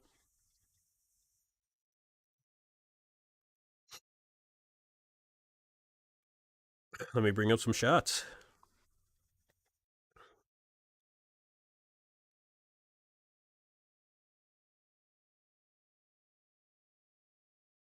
I'll do these in order. Okay.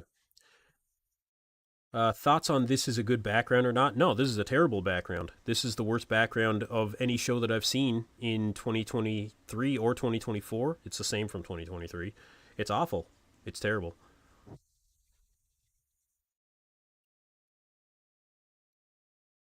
Okay, here we go. Here we go, guys. Top six right here, right now. Top six. Top six. Here we go.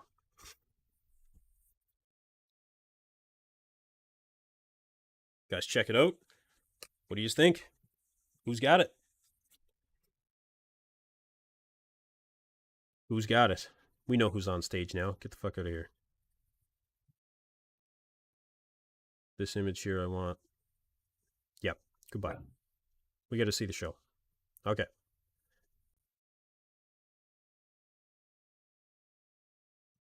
There, now we're talking. Okay.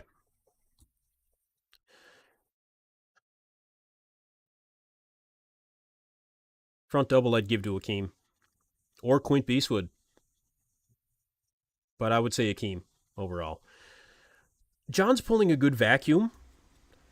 And the arms are big. The quads are pretty decent, but yeah, I don't know. I don't know. There's something definitely missing from John Jewett here. Let's bring up the next shot.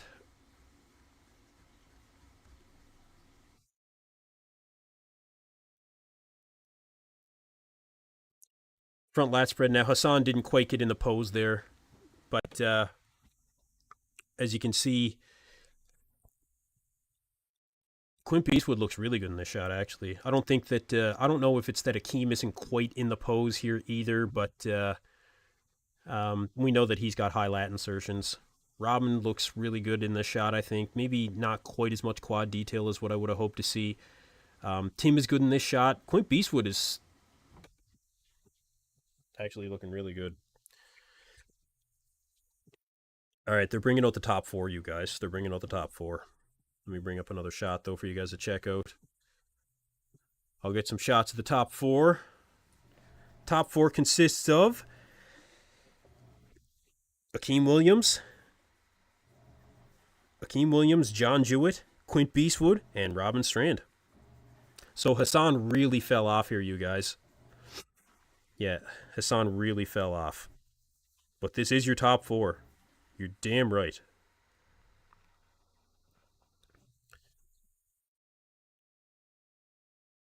I'm going to have to check the predictions. I think Mark's Max Muscle strikes again, man.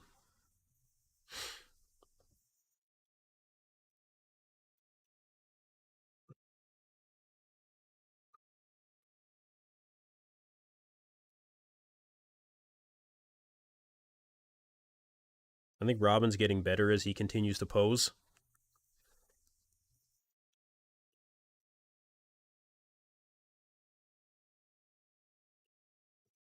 Back double, I'd give to Robin. Honestly, I would give Robin the back double.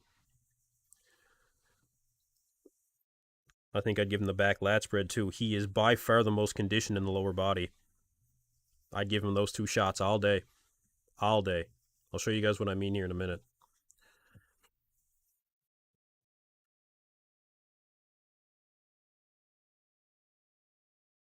Side tricep is a Quint Beastwood shot, but he's got to be careful. He's taken that front tricep shot that Tyler Mannion warned people about. What's up, C. James Fit? What's going on, brother? Yeah, Robin is peeled, man. I knew he was going to be conditioned as hell. But even this is impressing me. He is getting better as he poses, too. Very good. Here, let's bring out the top four. We know that Hassan is out of the top four. And in fact, Hassan might be out of the top 7. They've got Brent Swanson. I don't know. I can't tell from that. I'm not going to comment yet, but let me bring up this top 4. Thanks. C. James Fitz says thanks for doing this again. Hey, thanks for being here, man. Let me bring up some of the top 4.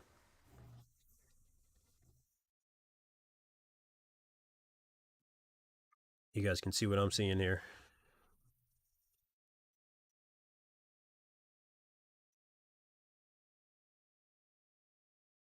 Just uploading now. I'll upload it. 1, 2, 3, 4, 5, 6, 7, 8. Here we go. Top 4. Front double.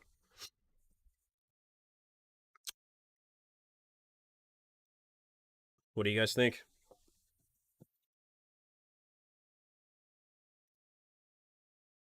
Not I think this is a fantastic top 4. Front double. You got to give the front double to Akim. I think. I think Hakeem deserves the front double here. And there is the prejudging completed.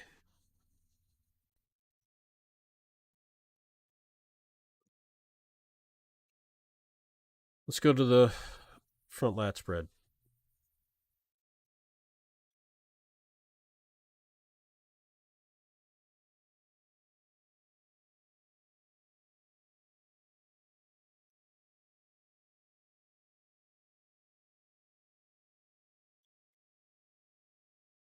They're going to start finals in about 30 minutes, you guys. They're going to start finals in 30 minutes. Let's keep going here with the front lat spread. Front lat spread. I really like Quint Beastwood in this shot. I'd probably give it to Quint Beastwood. You know, Akim's higher lat insertions are really affecting him here. John Jewett, just there's something off about him. There's just something off. I don't know exactly what it is, but something is definitely off. I think Robin's front lat is good too. His midsection lets him down a little bit, but yeah, let's keep going here. Side chest. Side chest goes to Akim Williams, in my opinion. Leo Aris, welcome back. Quentin looking a lot better than expected. Akim looks dope in the front double here, but his abs look washed out. He looks peeled, though. Maybe it's posing. Could be. Yeah, it could be. But Quentin definitely does look better here. I think the fullness that he brought suits him better. Um, the side chest for John Jewett looks a lot better. Um, Robin looks good in the side chest too. You know, he's got a really good chest. He's really ripped through the chest. Good shoulders. You know, pretty good arms to match. Dave Monfort says, just for the record, since you started the show, I trained chest and did 120 minutes of cardio. Yeah, man, I sat here on my ass. um, but you know, that's how shows go sometimes. I'm happy to bring you guys the coverage. I'm glad you guys are here with me. Back double, man, I'd give it to Robin. I think Robin has the best back double. He's definitely the most peeled. He has really good balance from upper body to lower body. Back double, I think goes to Robin. What do you guys think? Let me know what you guys think.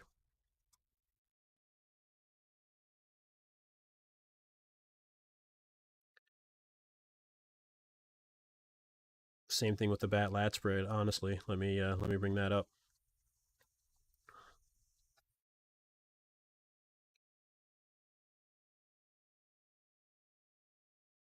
Back lat spread.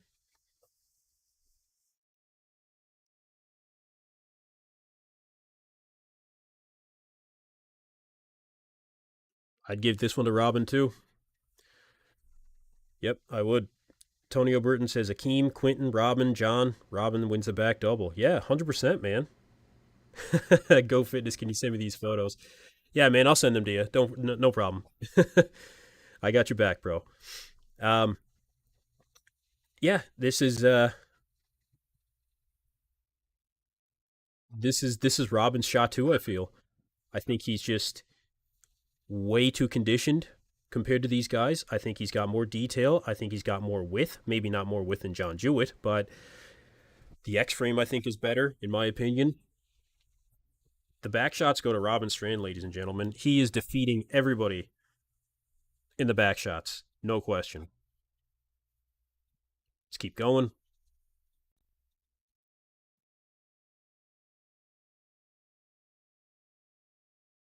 Side tricep.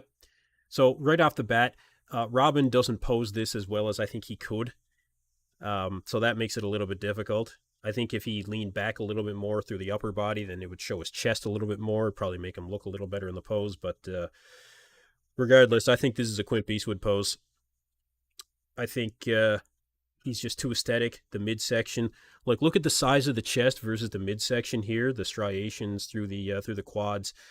Although Akeem has a better side leg and a bigger arm, I think that I think that Quint Beastwood is really taking it here. No, I think he's really taking it. I would give it to him based on aesthetics. You guys let me know what you think about that.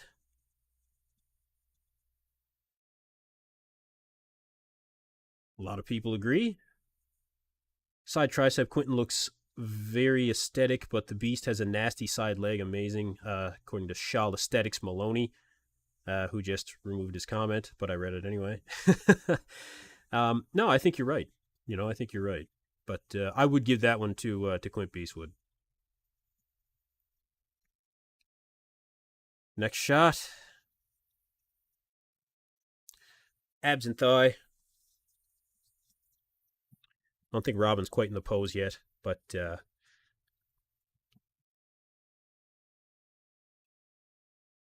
abs and thigh goes to Quint Beastwood, in my opinion. I think he takes it. I think he's just too aesthetic, and he's got too much quad detail. So this is a very good example of the fact that size is not everything in bodybuilding. All the time necessarily. Although you do have to have it, he has enough size here, and his aesthetics really offset what he may lack in size for the abs and thigh. I would give Quint Beast with the abs and thigh.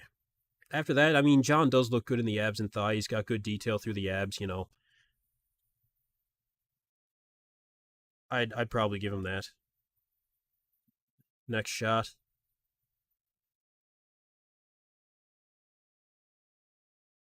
Most muscular. Rashawn, I'll send you these shots. Give me a second. Most muscular, honestly,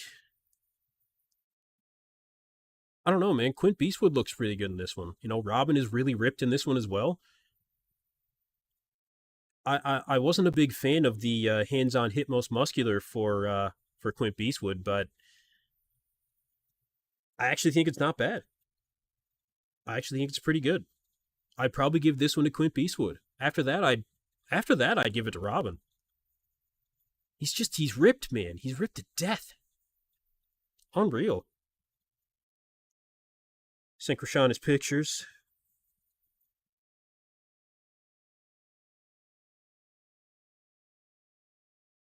Probably just the top four that you wanted, bro. There you go. You got him. Man, I don't know. When you add up all the poses, this might be a tough one to call. This might be a tough one to call.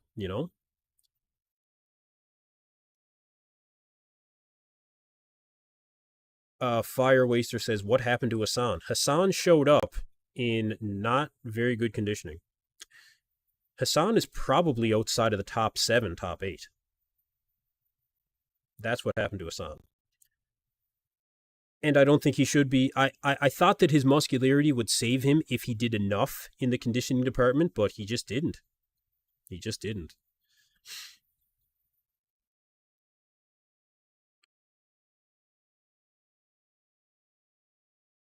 Eliza Fitness says Quint might win here. If he tightens up for the finals, he might pull off an upset. Maybe. Emma Manuel, if you are honest, it's not tough to call. Well, then who would you have winning if that's the case? Akim? Because I don't think Akim wins either of the back shots. I think I would give him the front double. I would give him, yeah, and what I meant was, between these two guys, I think it's, a little bit tough to call. Like I said, front double goes to Akim. Front lat spread, I'd give to Quint Beastwood. So that's 1 for 1. Both the back shots go to Robin, as far as I'm concerned. Side chest, I think, goes to Akim. So that's 2 for Akim, 1 for Quint Beastwood. Both the back shots go to Robin. So that's 2 shots for Robin, 2 for Akim, and 1 for Quint Beastwood. The side tricep, I would give to Hakeem Williams, so that's 2, 2, and 2. Abs and thigh, I'd give to Quint Beastwood, so that's actually 3, 2 to 2. And then most muscular, well,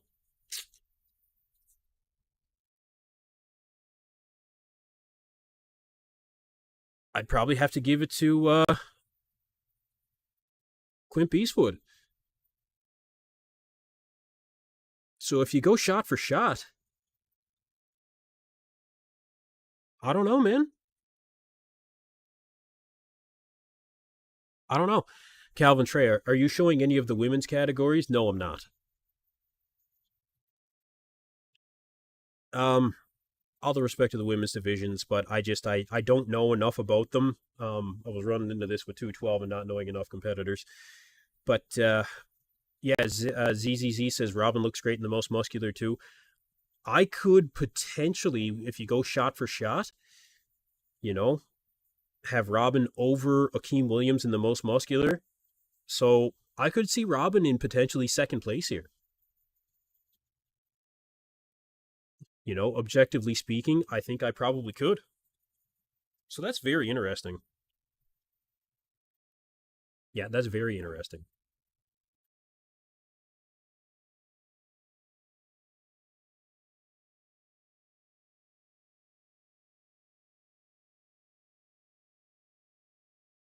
We did have a super chat here from Ark. Thank you very much for the donation. Quinton in first, side try, abs and thigh, front lat, and 2 back poses decisively over Hakeem.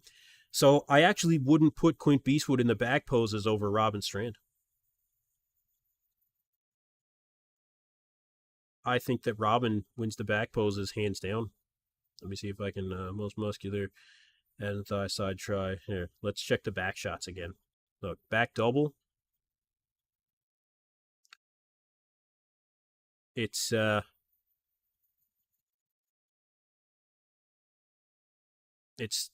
not to give that one to Robin. Robin is ripped to death compared to these guys, man. He is shredded. Yeah, he's shredded, man. I'd have to give it to Robin. You guys let me know what you think. C Sam's 12, the judges have a difficult job for this one. Yeah, it's no walk in the park. No. But I do think that Robin does win the back double.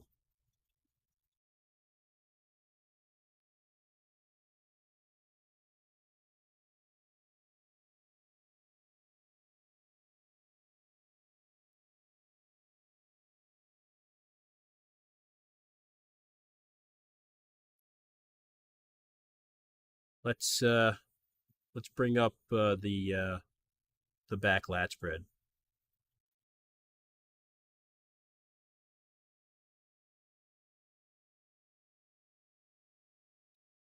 Back lat spread.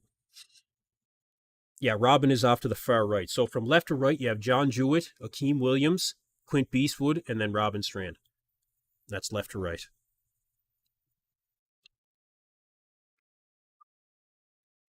I really think that Robin takes these two shots. I think that he has way too much conditioning compared to these guys. Upper body, lower body. Just John Jewett actually missed the mark here. Something happened to John Jewett where he is not as conditioned as what he should have been. Robin Strand is the most conditioned guy in this show. In the open. You know, Robin takes it. I'd have Robin in second place if you add up all the shots as a potential. It's going to be very tight between him and Akim, I'll tell you that. Very tight. So, any other shot that you guys want to see?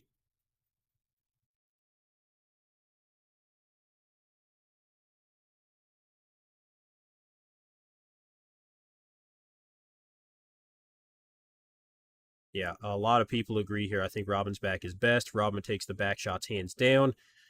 Robin's condition is absolutely crazy. You gotta give it to him. Jesper Jute, how was Tim?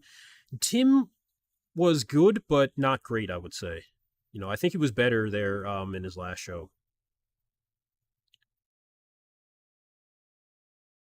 Gordon Ritchie, thanks for doing this for all of us, man. Hey, thanks for showing up, man. I appreciate you being here.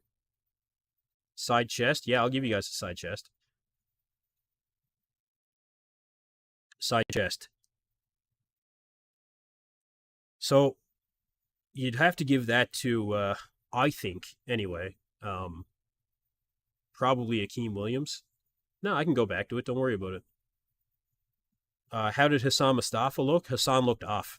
Hassan might be 7th or 8th in this show. Maybe. Ark says it's between Quinton and Akeem. Why are you comparing Robin? Well, look, you have to take all of the shots individually for who's actually winning here. Okay, let's go. Robin will be 4th, battling Akeem. Oh, not battling Akeem. Let's start again. Let's go shot for shot. Okay, we'll do all the 8. We'll do all the 8 poses here. Okay, front double. Front double. I would go with Akeem. So give the first shot to Akeem. Okay.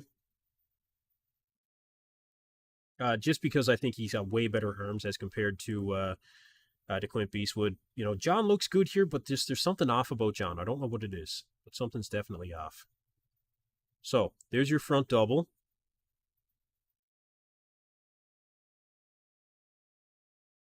Front lat spread. Now I would give that to Quint Beastwood. I think Quint Beastwood takes the front lat spread. So that would be 1 for Akeem and 1 for Quint Beastwood.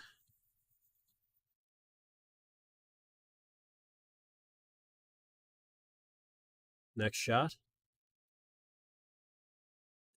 Yeah, you do have to place them in each pose. You're right about that. You are right about that. But I really don't have John doing very much in any of these poses, honestly.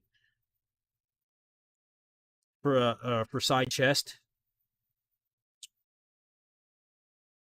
Akeem looks really good. You got to give it to Akeem, I think.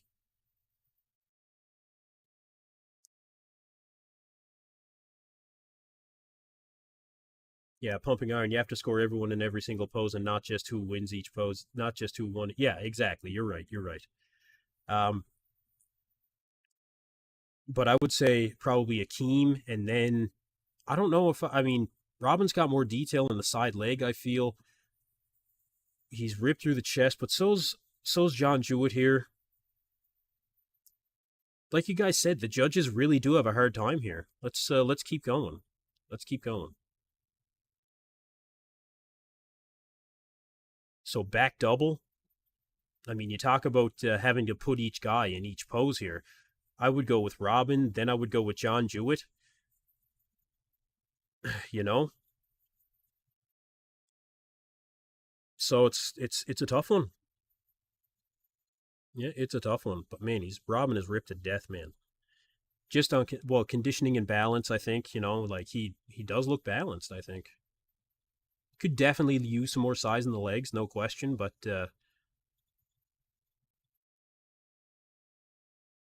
yeah, I'd have to give that one to Robin. Let's see, 1, 2, 3, 4. Go to the back lat spread here. Back lat spread. Those are good shots for Robin. It's a good shot for John Jewett here. Um, Quint Beastwood is not bad in this back lat spread, though. I don't think he's too bad. GJ Danger from the back, Quinton or Akeem. Um,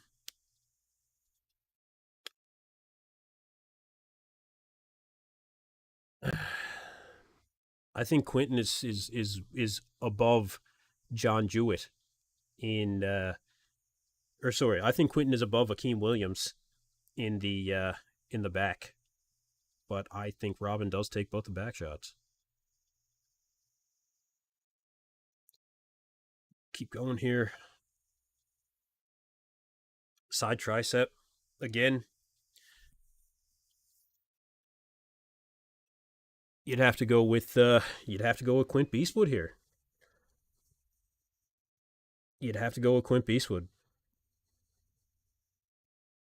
The one is there maybe something going on with John's tan? Maybe, yeah, that could be part of it. I'm not sure.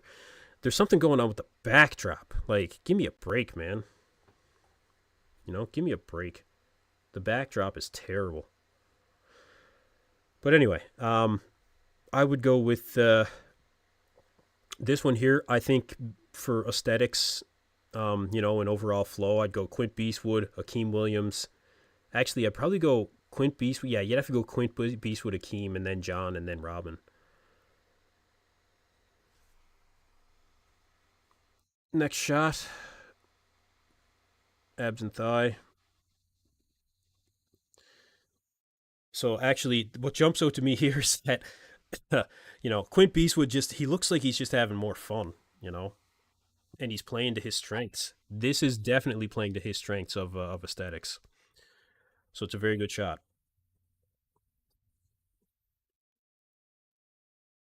I'd give this one to Quint Beastwood. Then I would probably go with John Jewett.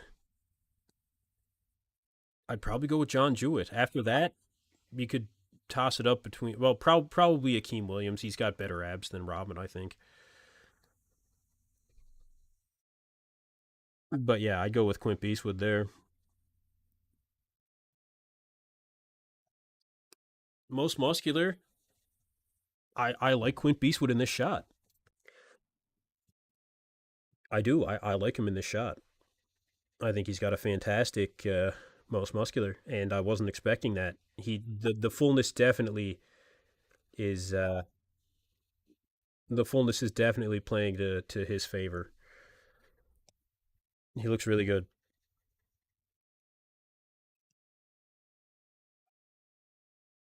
Yeah, he does. He looks really good. So, what do you guys think? Final thoughts. Final thoughts. I got to get some food.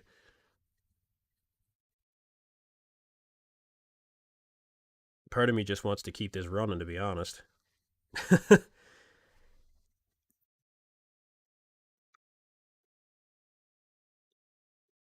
Could keep it running and come back for the finals. I don't know. What do you guys think?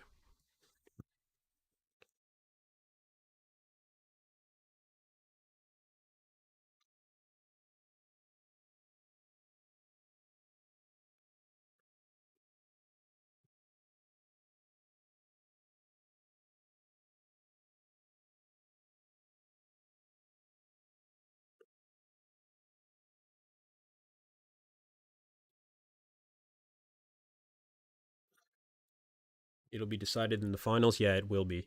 It'll be decided in the finals.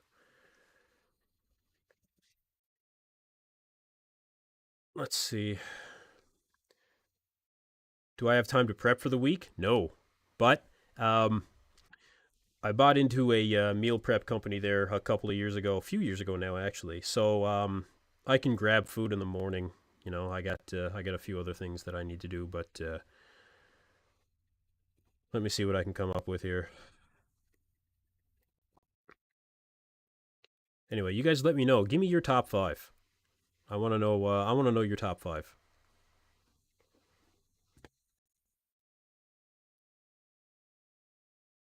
Well, top four really. We can talk about top four.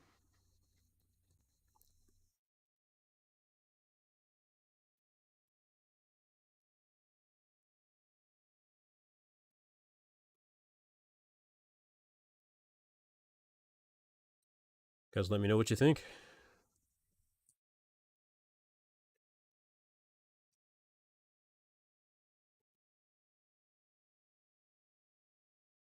This is just prejudging, correct? Finals are still to come this evening. Yes, yes, they are.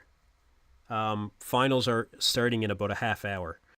So, given that it's getting pretty close here, I might just keep this running and go grab a bite and then come back. I mean, maybe I should. Yeah, maybe I should. Let me see if I could actually just change something here quickly.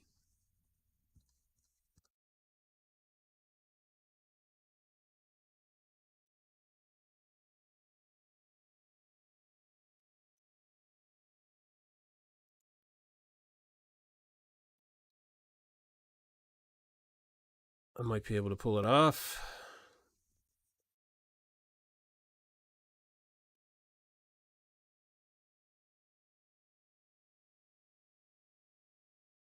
Let's see. Let me catch up with you guys in the comments here in a second. Let me know if you guys want me to stay on.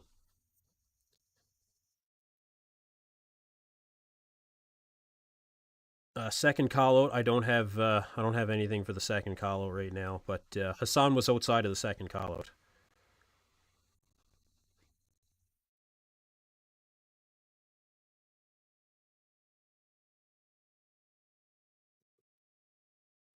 Can I show Prince Bobang? I think I have a couple shots of Prince. Give me a minute.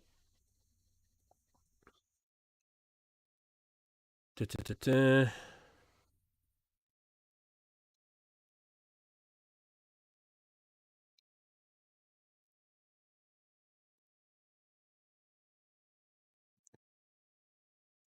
I'll see what else I can come up with here.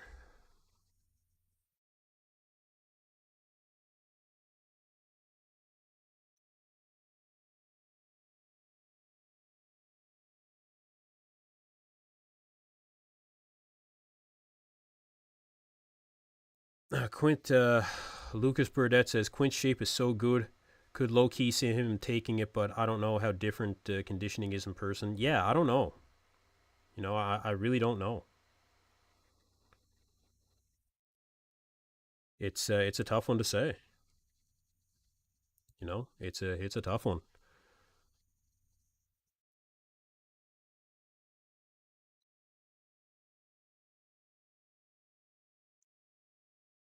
Let's see.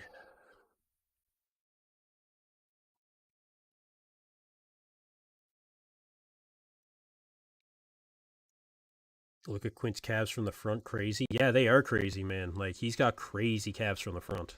That's for sure.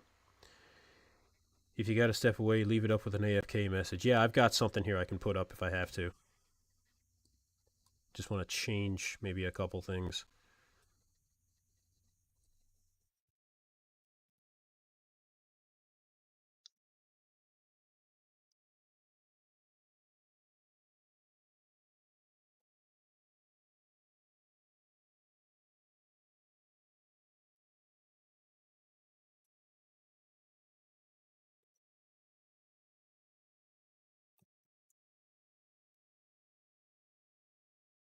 Let's see.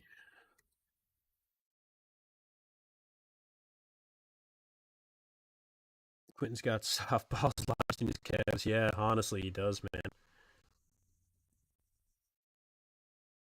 Yeah, he really does. Let's see.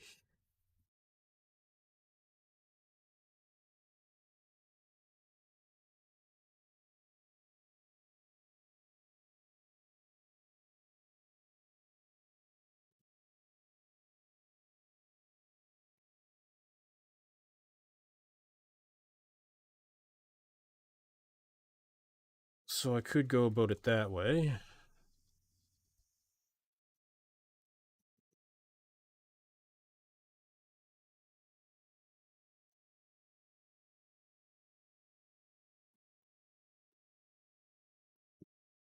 All right, you guys, listen, I'm going to step away for a bit here, and I think I'll come back for the men's open finals. Yeah, I think I'll come back for the men's open finals. I'll go get some food, and yeah, I'll be back. Thank you guys for sticking around, and we'll be back for the finals.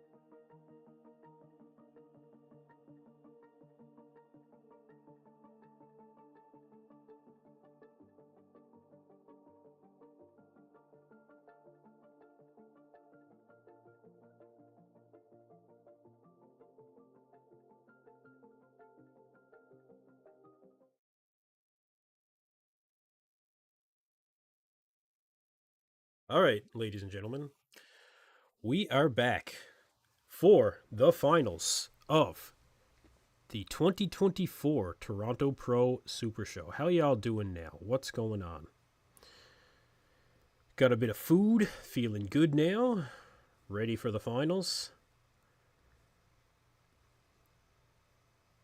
Should not be long, and they're just doing the they are just doing the the final confirmation for men's physique right now, and it is the open men's physique, I guess you would call it. So we're well underway with that. Let me just get my screen situated for you guys again.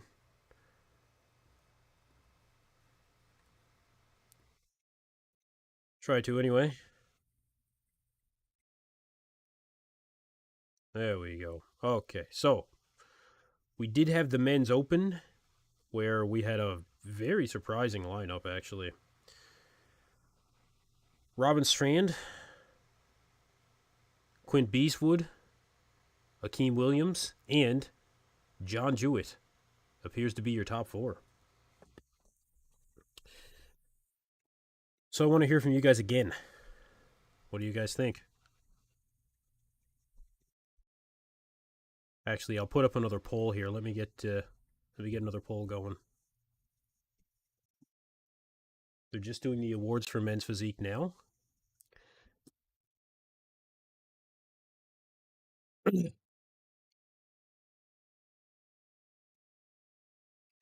Let's get a poll going here.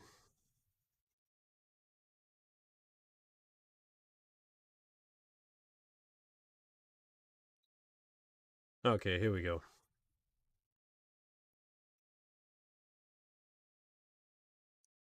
Let's start a poll.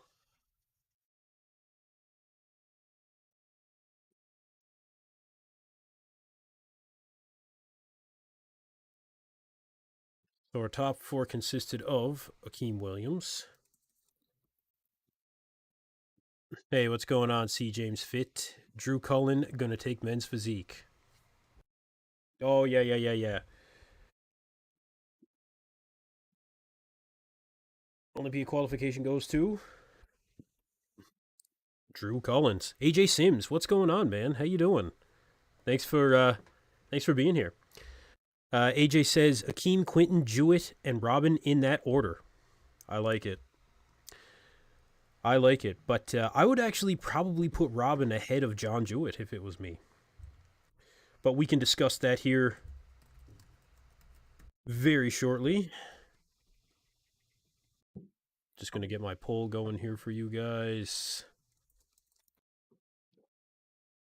Let me guys know what you guys really thought about Quint Beastwood, especially going into this, because a lot of people were not expecting him to do, as well as what we saw in New York.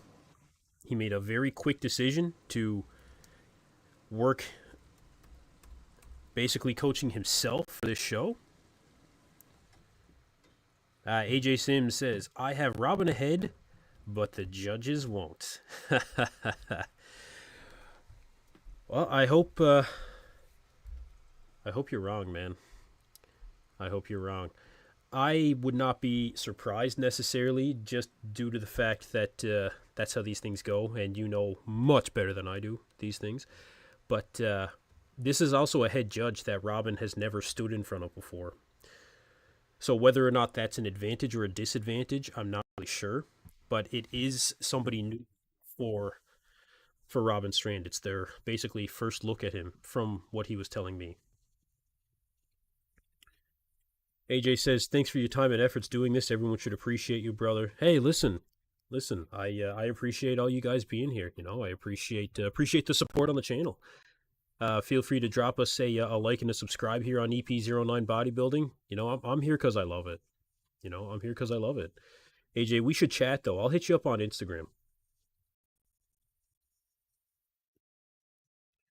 But we will be coming to the men's open here very soon.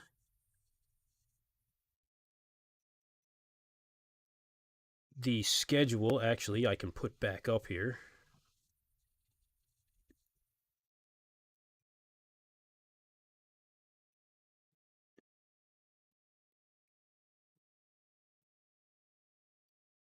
Let's see if I can bring that back up on stage now. The image in particular, that was from pre-judging, so we'll bring up the finals.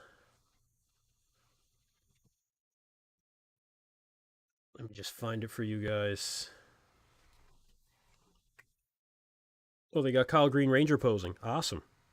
That's wicked.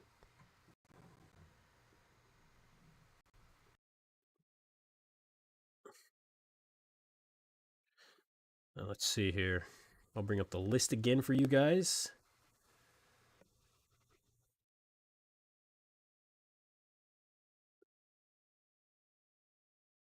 Should be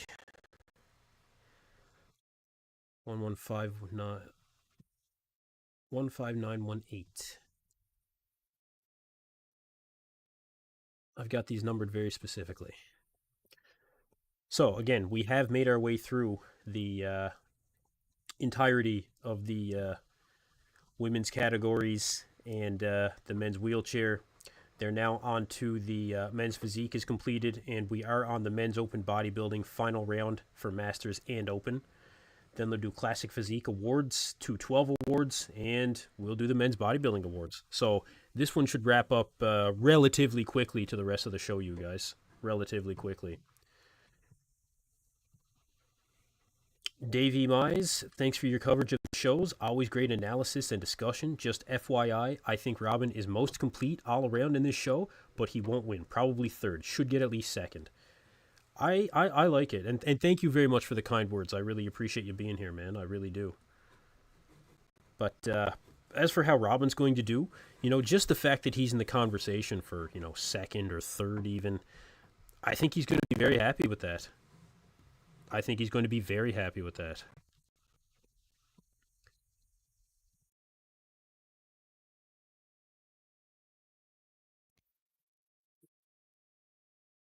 No, I do think he's going to be very happy with this. Says, what a joke. Tim has the best package again. Can't watch that BS anymore.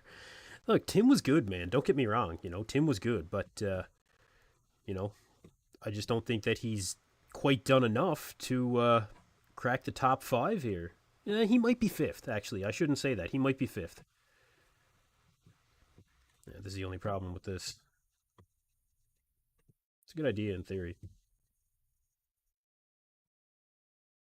Yeah, that's your top four there.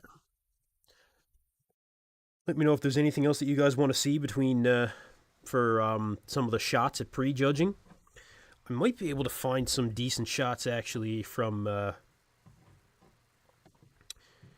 are some higher quality images. But we are going to be coming up on. Now let's see. We might be able to find some higher quality images, but we are going to be moving right into the men's open here. So I think I can just start grabbing shots of that here shortly.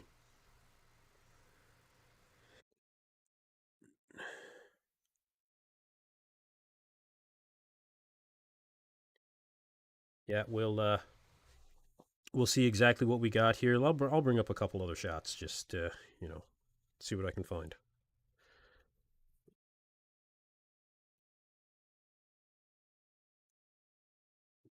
Yeah, Nate Spear had some really good shots. Let me see. I'd like to find some of Robin actually.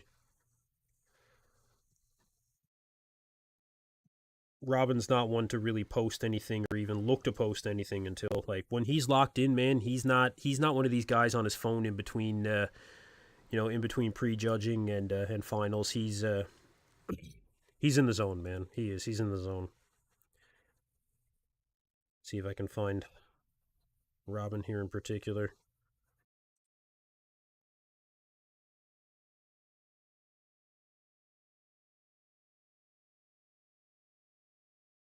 There is some video of the top four.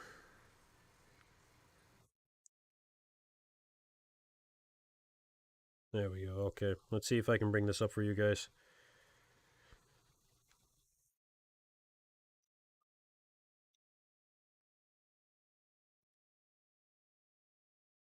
So let's just see. C. James Fitz says Akeem, Quinton, John, and Robin. All right, very good, very good. I do think that Akeem is going to be given the nod here. Even though Quint Beastwood might deserve it. Does that make sense to you guys, based on what I'm seeing here? Let me know. Let me know. But again, I'll pull up a video here of the prejudging, courtesy of Bodybuilders Without Borders.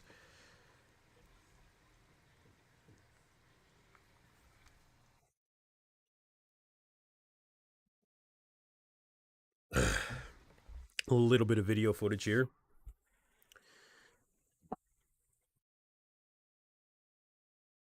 Just need to get this situated and we can take a look at it. So they are doing a wheelchair bodybuilding presentation right now, and then we should be looking at the men's open shortly after that.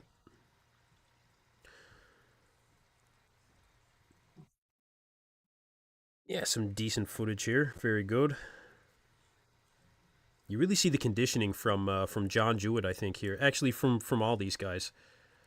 Again, the live stream doesn't necessarily do these guys a lot of justice, unfortunately. But we can discern what we can. This video footage might be a little bit better. So, just give me a second here. I'll get this uploaded.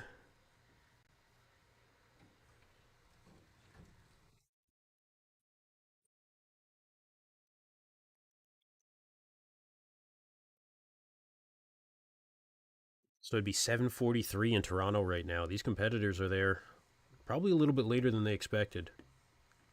Probably a lot later than they expected. Okay, so prejudging.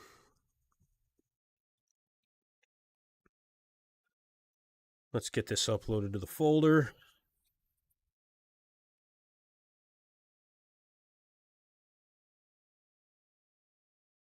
Toronto Pro prejudging upload.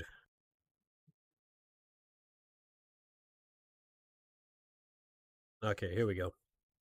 Granddaddy the Mall, John looks better than Quinton.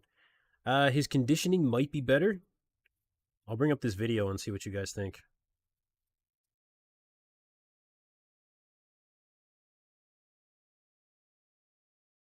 Okay, screen recording. Prejudging.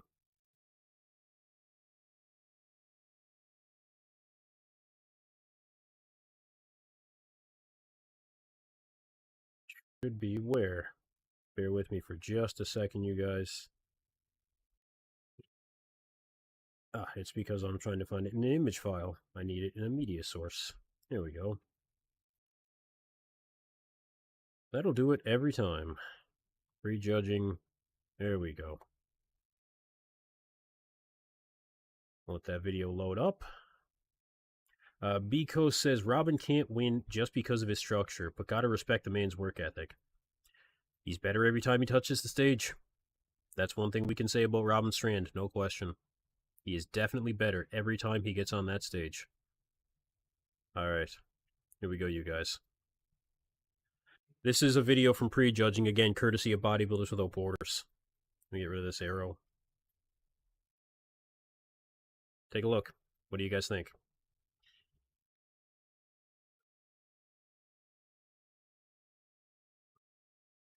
Does this show the conditioning a little bit better?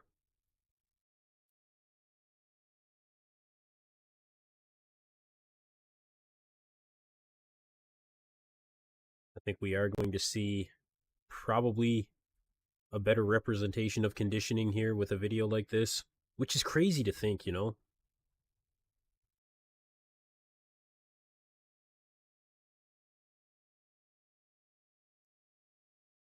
Just got a message from Mark's Max Muscle. He says, looks like Robin's getting third.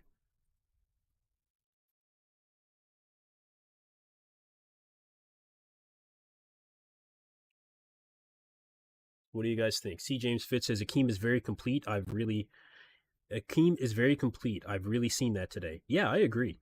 Yeah, I do. I agree. Davey Mai says, Hassan should have waited for Van Pro and just kept pushing instead of jumping in this show. Well, Dorian Hamilton did tell Hassan that he should wait until Vancouver. And apparently Hassan just didn't want to listen to that, which I actually do like, to be completely honest with you, because there's been a lot of conversation around coaches basically choosing the shows for the athletes and the athletes not doing what they want to do. So if Hassan really wanted to do this and he said, look, I can do this, I think I can really do that, it didn't pan out for him this time. But I do like how there wasn't necessarily, you know, a coach telling him what to do. You guys know what I mean, I think. Shout out to Mark's Max Muscle, of course. He's probably destroying me in the comparisons. I'm going to ask him, actually.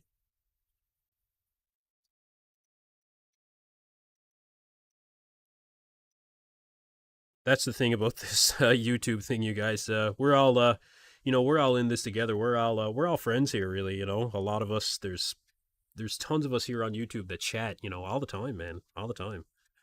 Love having each other on each other's channels. You know, it's great, honestly.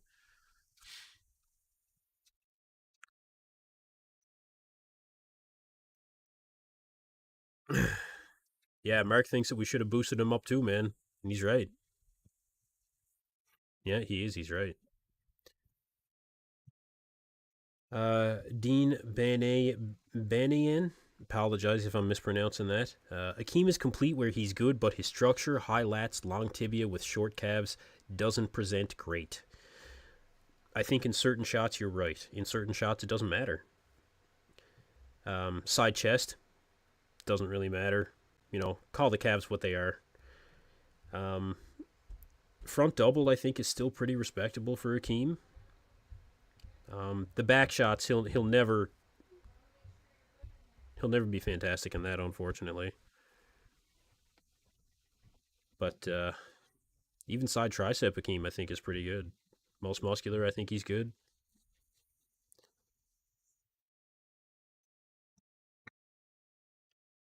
No, comparisons, predictions, I meant.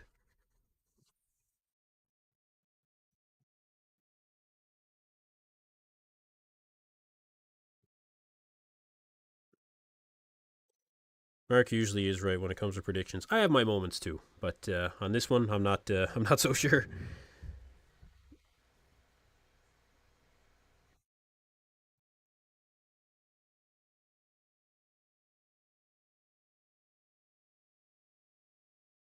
Okay, so confirmation round coming up.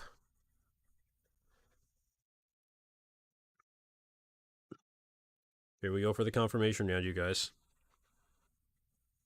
So let's see what we got. Let's see what we got. They're bringing everybody back out now, and we'll see. Let's see what we got. C. James Fit asks, anyone thinks Samson and Quinton have similar characteristics? I'd have to see them standing next to each other. I think that Samson's just got too much size to really make that comparison. See, the tables have turned if you look at the new poll. Quint Beastwood now in second place for who's winning the Toronto Pro.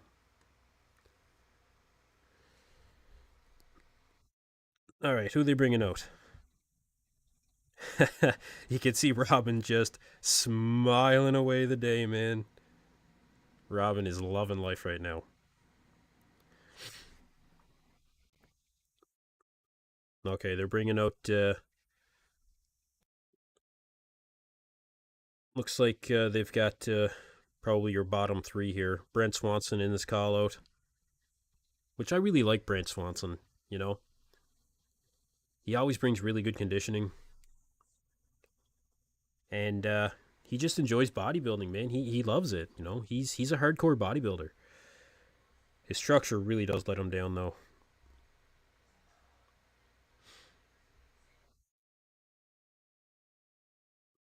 Vertin underscore says, I heard Quinton went back and got help from Dorian for this prep. Yeah, he did. He did. And he should have. He absolutely should have. I would not want to see him try and do it himself. I think that that would have just been. It would have had bad news written all over it, honestly.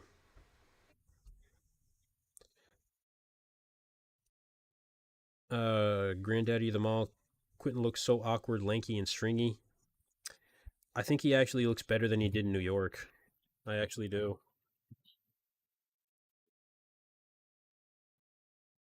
What's up, Mom?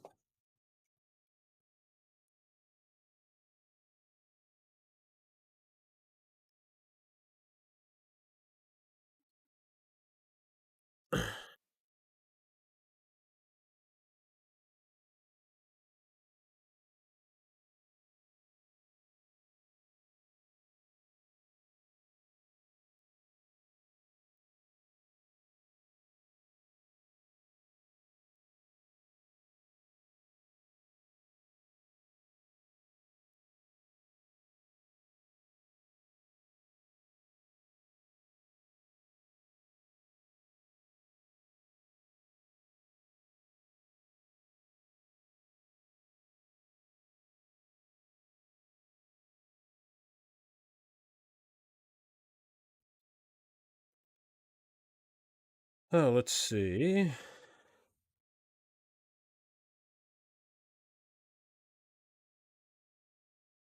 Still haven't seen Hassan out here yet.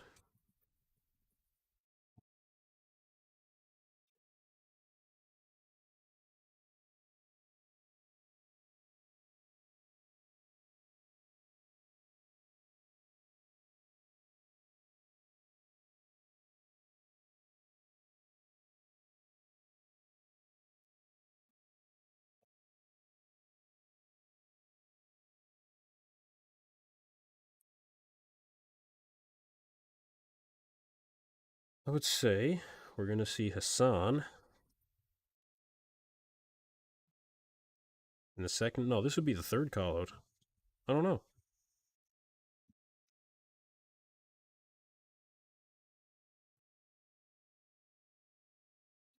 Not really sure.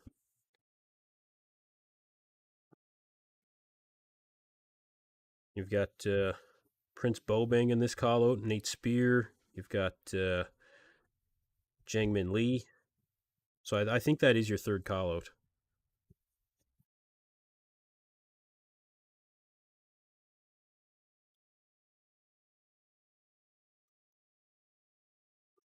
Okay, so this is the top call out, but they're bringing out the top 6. So from left to right, Quint Beastwood, Tim Budesheim, John Jewett, Hassan Mustafa, who does not look happy, Robin Strand, and Akim Williams. Okay, they're moving Hassan to the outside, and they're moving Quint Beastwood to the center next to John Jewett. They're switching Tim with Akim Williams, so that'll be Hassan on the outside and Tim Budesheim on the outside. And okay, that's what I thought. So from left to right, it looks like it's going to be Hassan, John Jewett. Then you've got Akim and Quint Beastwood in the center. Right next to Quint Beastwood is Robin Strand. And then you've got Tim Budesheim.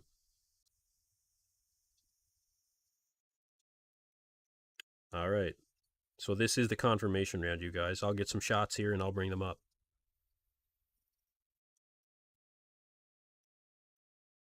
I'd say John Jewett looks a little sharper. Hassan Mustafa's really having trouble. Looks like posing that front lat spread. He didn't get in the pose at all. It's very strange.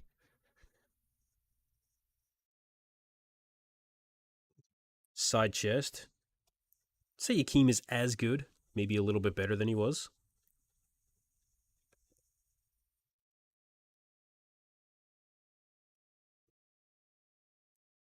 That back double, nah, John Jewett does look better. Robin looks as good, I would say, at least.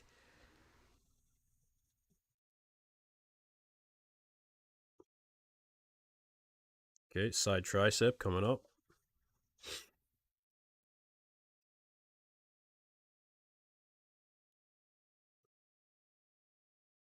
That side tricep is a shot for it's a shot for Quint Beastwood all day, man. He's so aesthetic in that shot. You got to give it to him. You really do.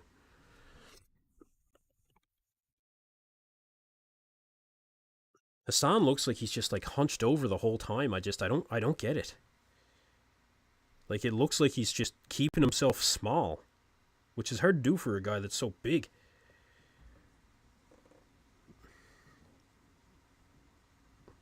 That's it. They're going for the pose down. They're going for the pose down. All right, I'll record the pose down.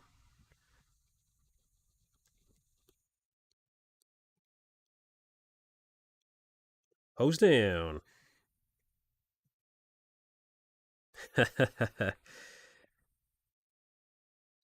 So there you go. They just had one round for confirmation. That's it.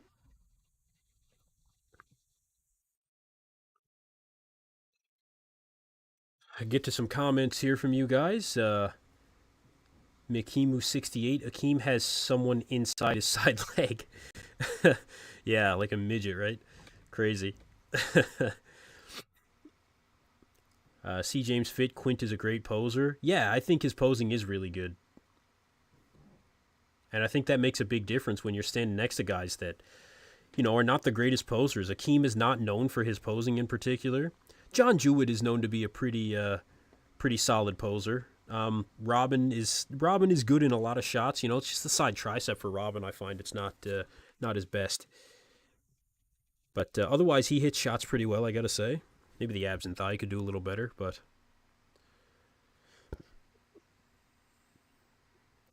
Alright, let me get some shots up here. Get my finals folder.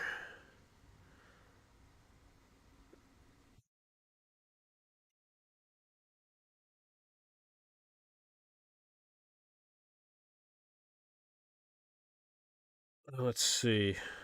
That's all the shots from finals right there. Okay, let's bring them up.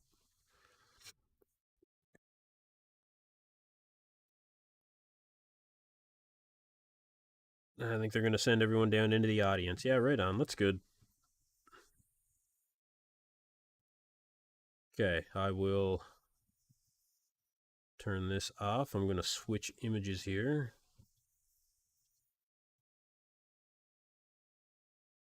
Toronto Pro Finals. There we go.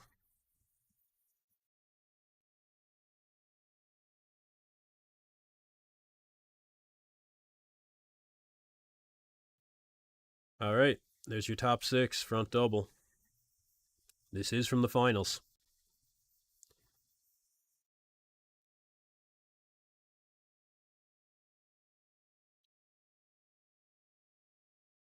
Like I said, you guys, it's a better showing for Hassan, but it's definitely not enough to take home the win here. AJ, if you're still in the chat, I think you gotta get a hold of this guy again, man. Like, you were the one that brought him in 2022. You know, he's never hit it like that since. All right, guys, that is the confirmation round for the men's open. So I'll bring up another couple shots here. We're now moving into the Classic Physique Awards for Masters and for Open. And then we'll have 212, and then we'll have the awards for the men's open. I don't know if they have a confirmation round here or not, actually. I think they do. Well, let me bring up another shot here. For the front double, like I said, I think John Jewett is a little bit better here. I think John is a little bit better. I don't want to crop out Tim. But, yeah. Yeah, it looks like they're doing a confirmation for the Masters in Classic. But yeah, front double.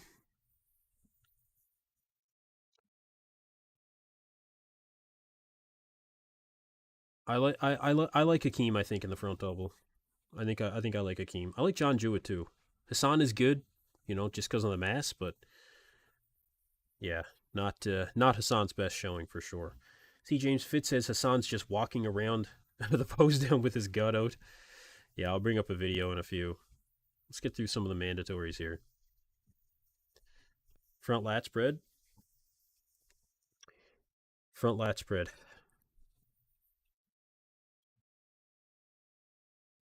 I still think it's a Quint Beastwood, so I think Quint Beastwood takes it.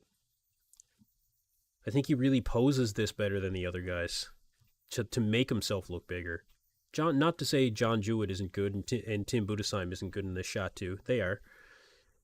But Hassan is, like I said, like this is not Hassan waiting to get into the pose. This is him in the pose. Like he's not flexing his chest, you know, at all. It's very strange. Very strange. That one I can't explain at all. Let's move on to the next pose.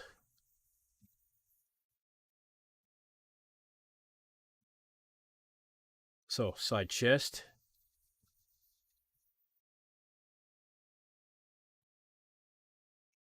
Side chest is a good shot for Hakeem. It's a good shot for John Jewett.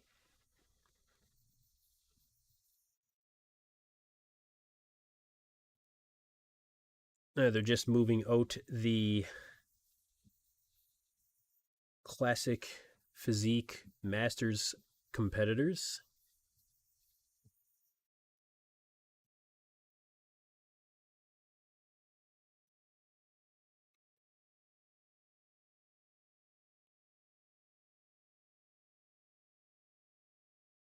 And it looks like they're going to do the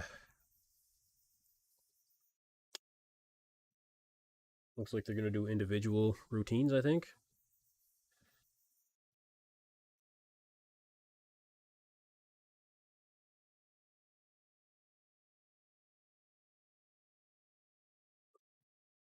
They're definitely having a little bit of a miscommunication here from the judging table to the announcer.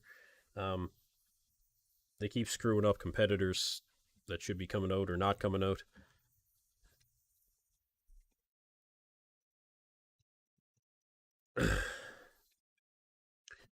But yeah, for the side chest, I would give that to Akim. That would be a shot for Akim in my opinion.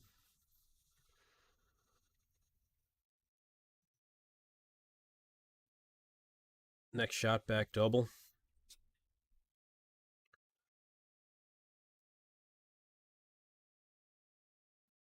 It's a good shot for Tim Budesheim. This is a good shot for Hassan Mustafa as well. I don't want to say it's not a good shot for him because it is. Quint Beastwood, not his best. Robin is probably the best in this shot. I think I would have to give it to Robin. He really is. And like I said, Tim Budesheim is really good. Not as dialed in the lower body, but Quint Beastwood actually looks better in the lower body than he did in prejudging.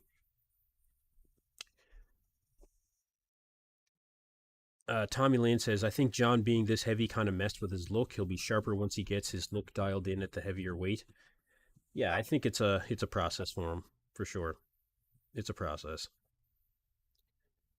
And it's taking time, but I think he'll continue to progress, yeah.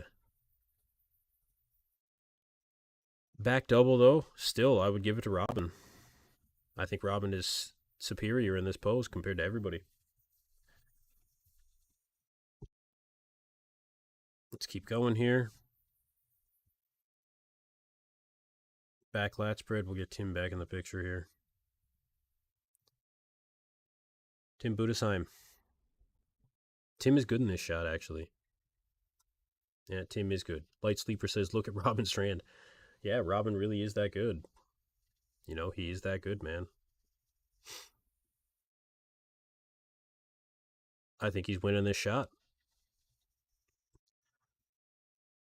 Although Tim is very wide in the back, I just think that he lacks the lower body, really, when it comes to size, especially, to really balance out his physique. Akim Williams just has really high lat insertions, so it is what it is for him. Darren B says, Q looks pretty soft. I think they just want to motivate him with a second place. I'd have John winning this most complete. Arguably the most shredded outsized, but not getting blown out. Some people do think that he does kind of have a blown out midsection right now.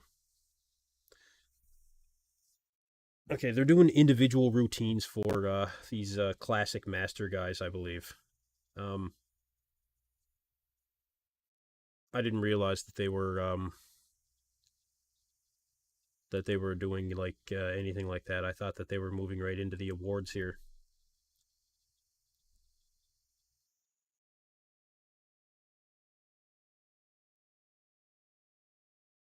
Men's bodybuilding 212 awards, masters and open after that, and then the men's bodybuilding awards. So let's take a look at another shot. Back lat spread, I'd give it to Robin Strand.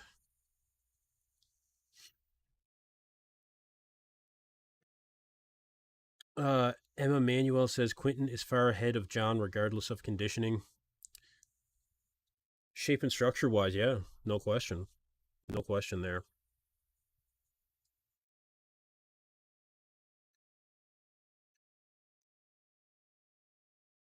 Side tricep.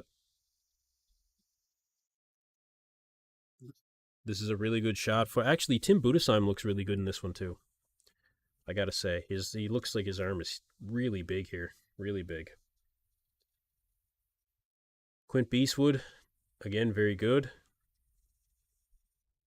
Akim Williams looks better here. Akim really needs to pull in his midsection though, But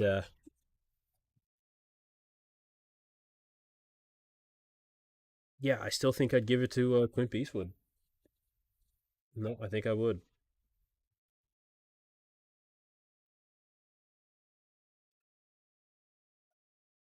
So still here we wait for the men's open.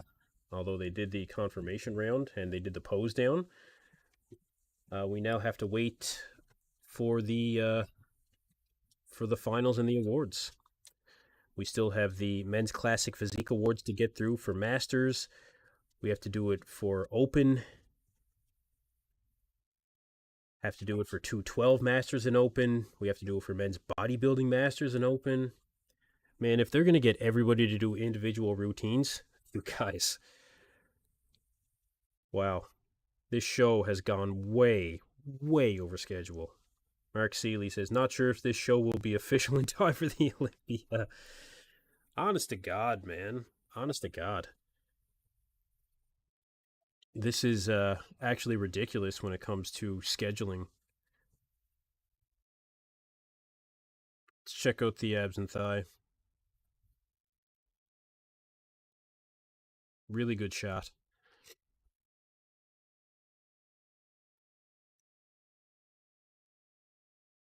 Really good shot for Quint Beastwood. Hassan just, like I said, looks small. His midsection does not look good. I don't know how a guy like that can be, look so small, but this is where we're at. Barry Ward says, when the competitors smile as they pose, it exudes confidence. The smile helps make the pose. Yeah, it definitely does. I kind of like when maybe have that mean face on too. I don't mind that, but yeah, you're right. You're right.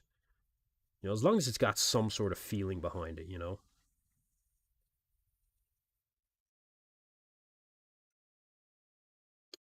Uh, Ask Hassani says Quint is outposing Akeem, displaying more width upstairs. Yeah, I think so. Yeah, I think you're right. Ask Hassani, I've had Quint winning by a hair. Um, maybe. Yeah, maybe, honestly. Now, in this shot, I'd give it to Quint Beastwood. Let's go for the most muscular. So, most muscular?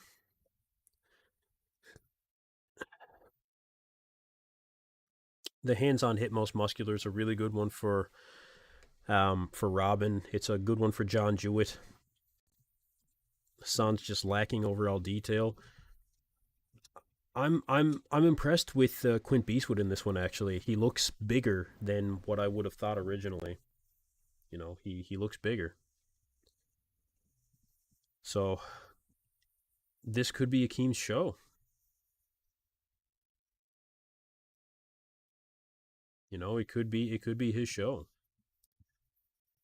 I think they're just doing the last competitor now for the men's open, or sorry, the men's masters division. Not 100% sure about that, but I believe that's the case. And from there, well, we'll see.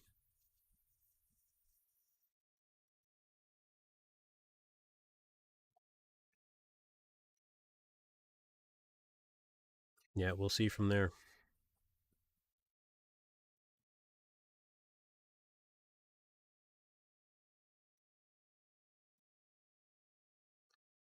But you guys let me know. Mark Seeley says, I took a nap for real and can't believe it isn't official. I think I'll join Planet Fitness and see if I can crack the top 10. Yep, honest to God. This show is just getting ridiculous. I really want to see just.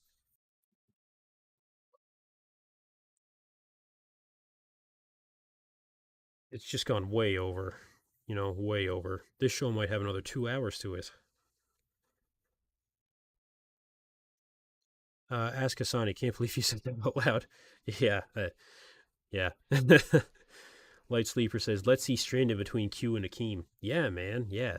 I would have liked to see that. I would have enjoyed that comparison. So they're just giving out the awards now for the Classic Masters Open, or sorry, Classic Masters Division, and Open will be next.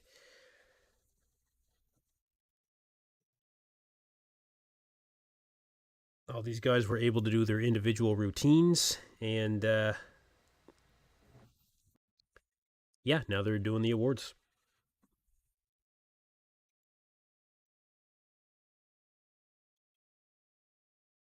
Davey Mize asks, if Quinton doesn't win, do you think he will keep competing or shut it down and try to improve? It's a good question. I think he'll shut it down and he'll try to improve. I think he's going to make enough of a statement here in Toronto that he is still definitely Olympia, Mr. Olympia quality, Mr. Olympia potential. I think he needed to prove it to himself to do this show, and I think he's done that based on what we're seeing here. But does he still need to improve? Yes. Can he stand next to any of the top 5 at the Olympia from last year? Derek, I would say no. Hottie, I would say no, definitely not. Samson, I would say no. No, I don't think so. Nope, I don't think so. Top 8, sure. Tonio Burton, yeah. I think he can stand next to Tonio. I don't think that he beats Tonio yet. And I think Tonio is going to massively improve between now and the Olympia. But, Crizzo, no, I don't think he beats Crizzo, not by a long shot. So he's got a long way to go. Okay, they're just moving into the open division for classic physique. Looks like they brought out the third call out.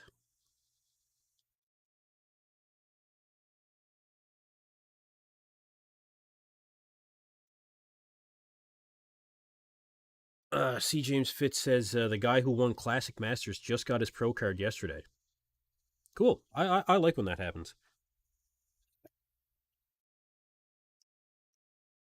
The red loop says Toronto Pro with a clown emoji equals worst backdrop, worst organization, and worst prices. It is getting to be a bit much for those of us here on the East Coast.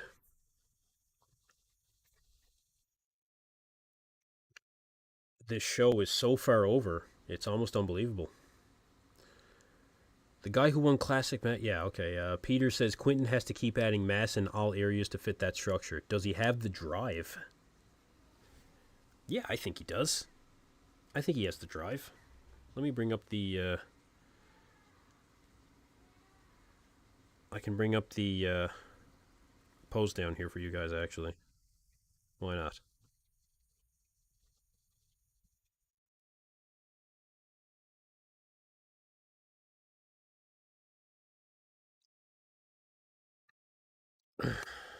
Let's see here.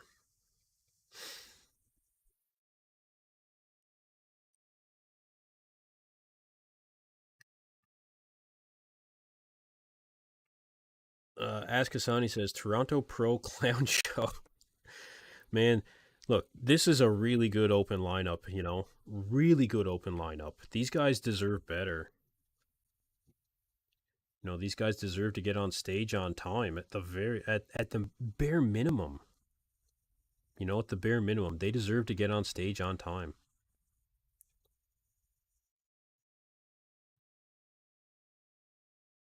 Oh no, I've got a finals video for you guys.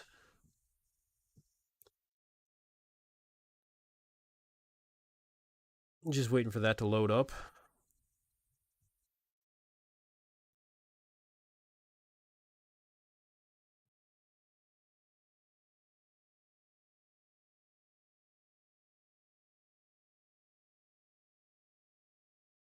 Black Patron says, I noticed the camera is up so high it makes all the competitors look small.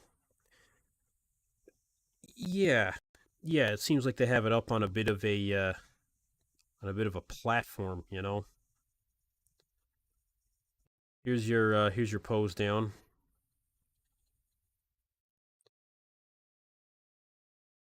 Not to exclude anybody here.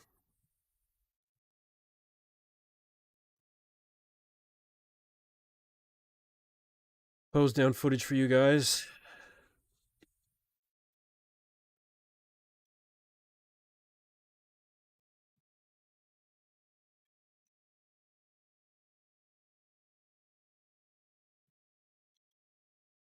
Yeah, it's like we're looking down on them. Yeah, it is. It is.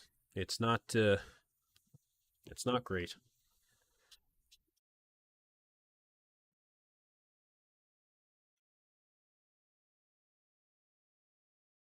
Looks like they're just doing the top 6 for the men's classic physique as of right now.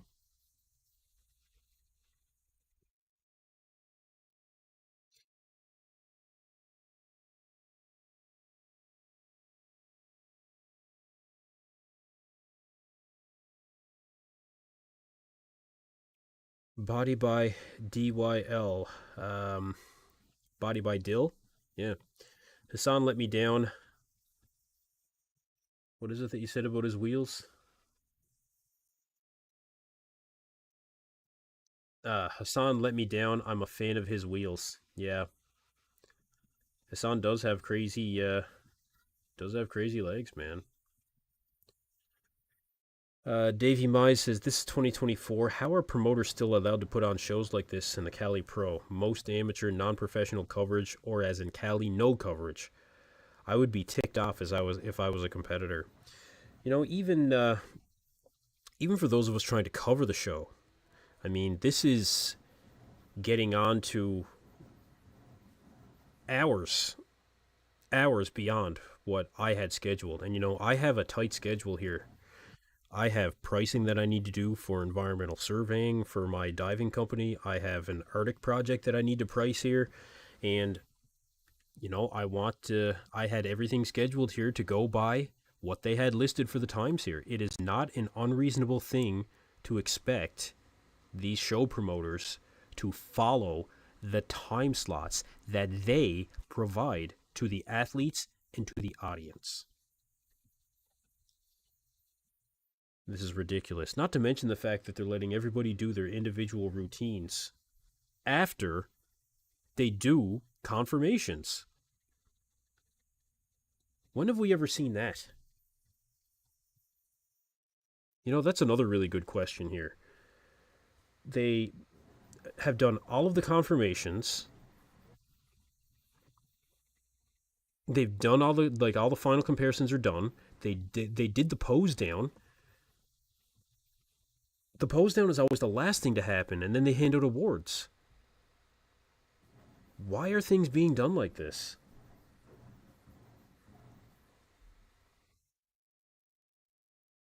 You guys, I don't understand the way that this show is run at all. Project Bodybuilding in the chat. Well, the last of the YouTubers to show up, Dylan, thank you very much. I can see that you have a kind comment for me. Kenson, pay your 45 and stop complaining, or I'm telling the IFBB. Well, if you're going to tell the IFBB that I'm complaining, at least tell them what I'm complaining about. And let's see if we can affect some change, shall we? Shout out to Project Bodybuilding, you guys. Dylan over there, the host, great guy. Been on his channel. Really enjoy his content. Black Patron says it's a mess. Hard to even care about the result at this point. It's becoming very difficult to really cover this one. And that's really unfortunate because, man, I'm a big fan of all these guys. I'm a big fan. But I mean, you guys, this is becoming, I mean, we are at least an hour until we get to the men's open. They're still going to let those guys do other individual routines. Like, man, I can't do this. I have a company to run. These guys have gone so far over on their time for this show. Finals was supposed to start at 3 p.m. They were over by several hours. It's just too much. This really speaks to the shows and the way that they're being run these days. This is not how it should be done.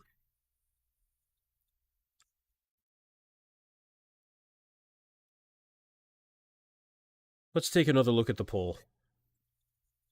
Yes, so I'll look at the poll first. 150 votes on the new poll, who's winning the 2024 Toronto Pro.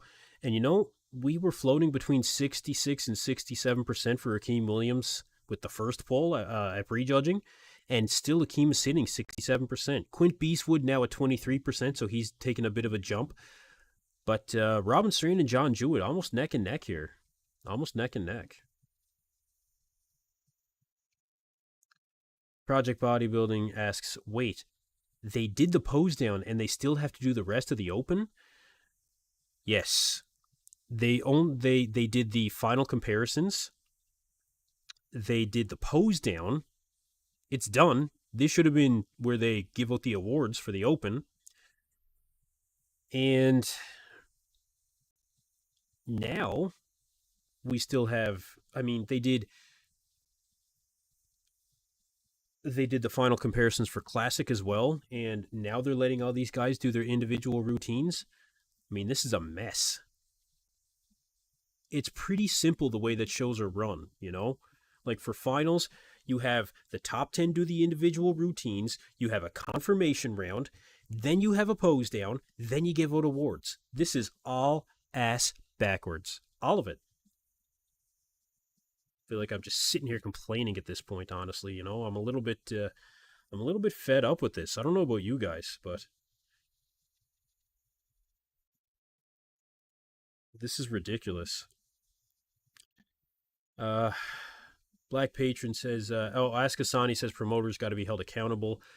Yeah, this is Ron Hash's show. And he used the same backdrop from last year. You know, same one. Black Patron says, I feel like the IFBB needs to put out a template or something for show promoters, a how to run a show guide. Well, I think something needs to be done for sure, yeah. Davey Mize says, Detroit Pro set the blueprint for how our modern bodybuilding show can be put on to make everyone involved happy and come away with a good experience. I think that's really saying something. And I think you're right. Yep, I think you're right. Peter says, using up all their venue rental time. Well, you know what? Use up half and then get half your money back, man. I don't know. Have a proper contract in place. You're supposed to have contingencies. Black Patron says, responding to Davey Mize, from what I heard, that show wasn't very good for the people that attended the show. The lighting was good, but that's about it. The athletes said that they did enjoy their experience. Project Bodybuilding says, how TF is the Stream 45 US, and all they could put in the background is a shitty orange curtain. At least if it's an LED screen, even though they're worse, it warrants charging more for admission in the stream. Yeah, this is literally camouflage, you know. It's camouflage brown for these guys. They blend into the background. It's ridiculous. Red Trek says Akim needs to fix his posture problems. Looks so small next to Quinton's big skeleton. Akim is not going to fix his posture, I don't think. He's been through, you know, a lot of accidents, or not a lot of accidents, but a lot of injuries through accidents. Davey Mize says, looks like they got that backdrop done up at Kinko's last night. The worst of it is, this backdrop's probably a year old, man.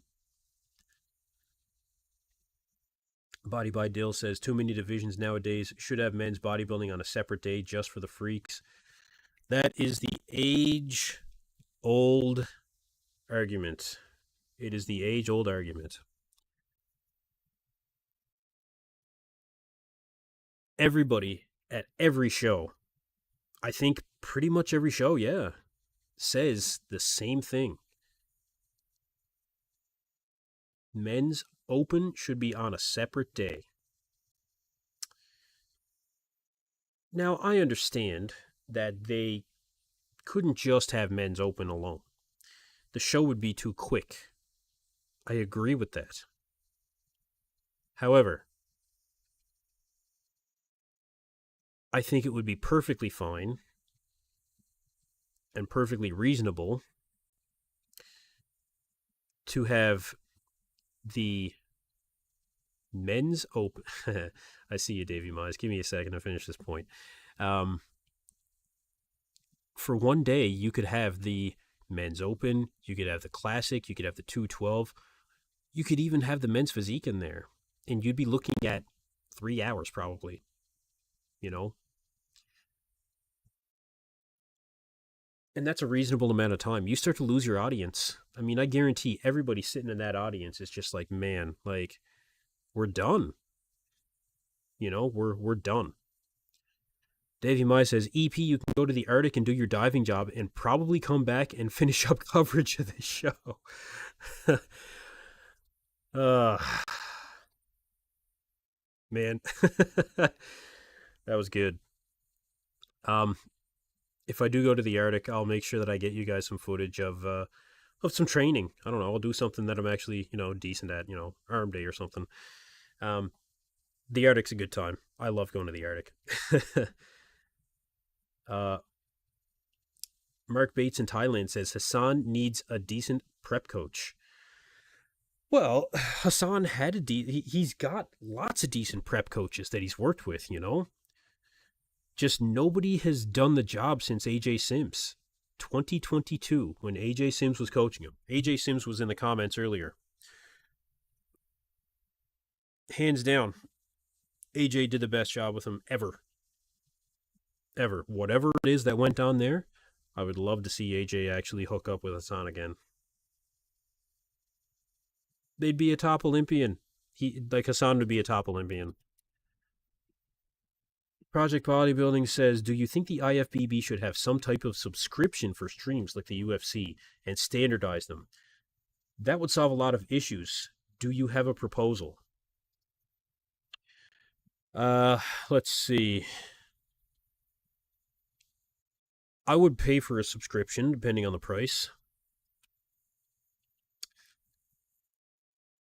Subscription for streams and standardize them. Do you mean standardizing as in timelines? Or do you mean in quality? What standard do you mean, Dylan? I guess I could answer for both. In terms of timelines, I would be in favor of that. It shouldn't be that difficult. I mean, if I really sat down, with a pen and paper on what amount of time each division took, because there are standards out there now. There are standards out there now for the amount of time that you have for your individual routine. What is it? 90 seconds, I think, is total in open bodybuilding. So 90 seconds times, 10 competitors, do the math. There's an amount of time that it's going to take.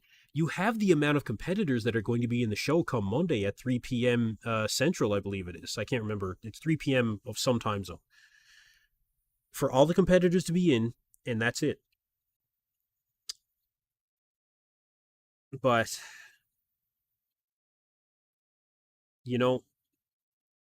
they don't seem to have any kind of foresight that way. I could easily time a show and be on time.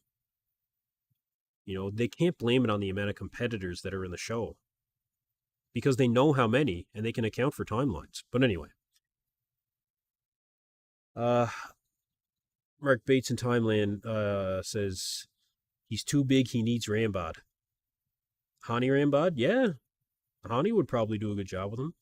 Davey Mize, what place is Nasty Nate's spear looking like? He has a great story. I think 8th, roughly, if I'm not mistaken.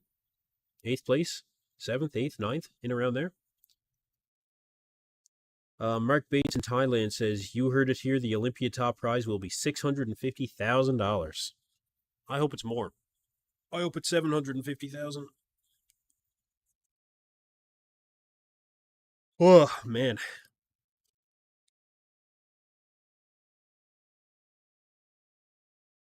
Toronto Pro's fucking with my routine right now. Mark Seeley's back from Planet Fitness. Oh, man, that's funny.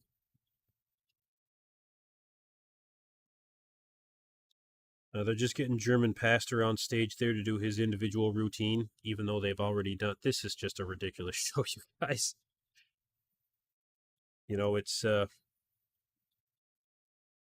It's hard to really keep that flow.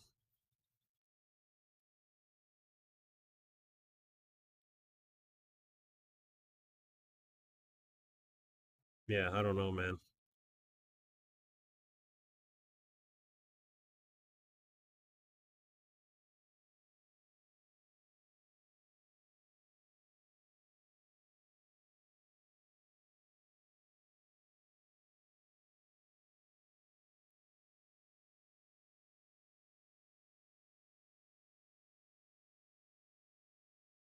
Okay.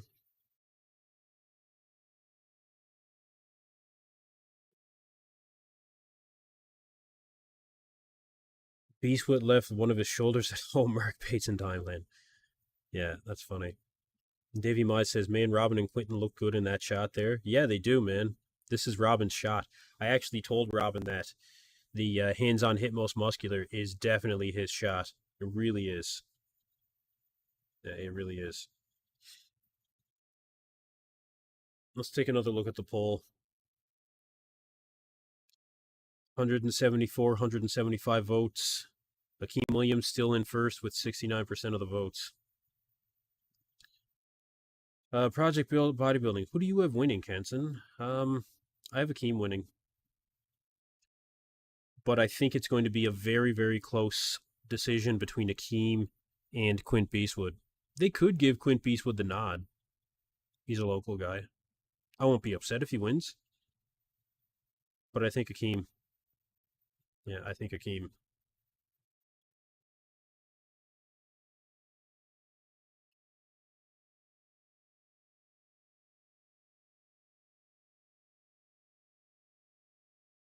Yeah, that's who I've got right now.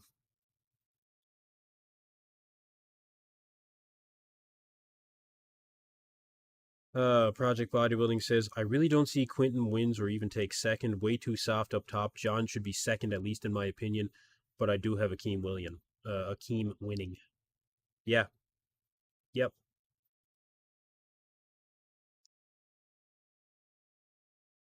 Uh, I can agree with that. I think that he is going to take second, though. Just for shots like the abs and thigh, the side tricep, even the most muscular here, he looks really good. Mark Bates in Thailand says Beastwood's not ready for the O yet. No, not yet. Not yet. Abram Morton, do we know how soon awards are going to start for the Open? No. Based on my guesstimate,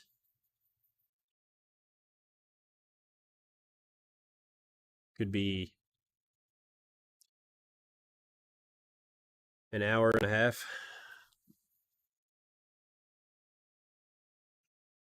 Honestly, it could be that far. You guys, I don't think I can keep doing this. I've got a schedule to keep here, man.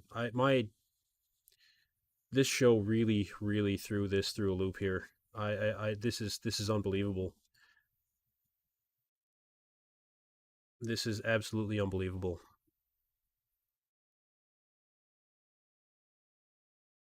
Abram Morton says they're really writing John off. Yeah, yeah. John is just there is something missing from John. I will say that. I'm not sure what it is.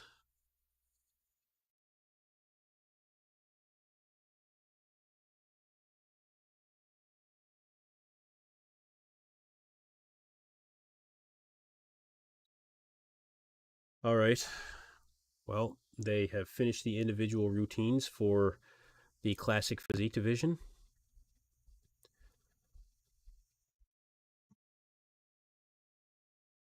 and they're giving out the awards now.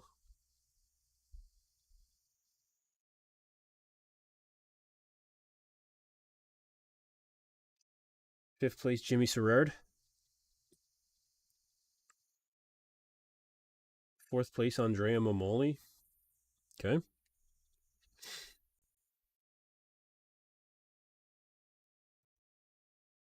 Third place, German Pastor. Huh, that's surprising. Appreciate you, Black Patron. Appreciate you, Dave Monfra. Thank you very much, you guys. I appreciate you guys. I wanna try and stick it out. Yeah, the show will go until 12 a.m. Yeah, and just who has time for that, man?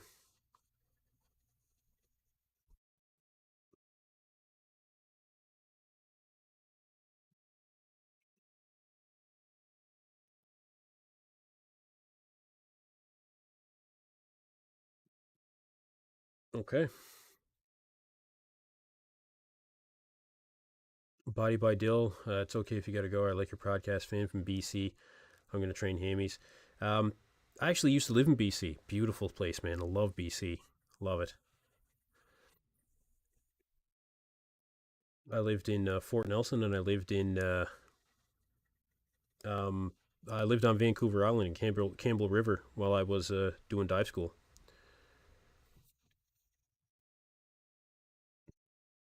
Yeah, Black Patron. I don't know what time zone you're in, but man, like, come on, Body by Dill. It's okay if you got to go. Like, yeah, yeah, appreciate it, man.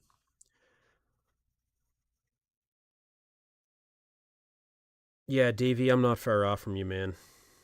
I'm not far off at all. Thanks for stopping in, man. I really appreciate you being here.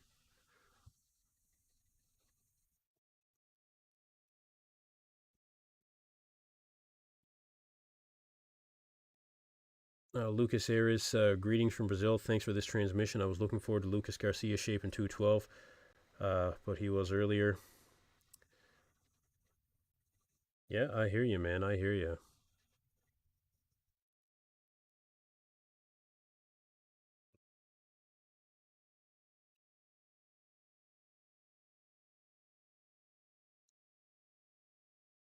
So they're bringing in the Masters now for the 212, you guys.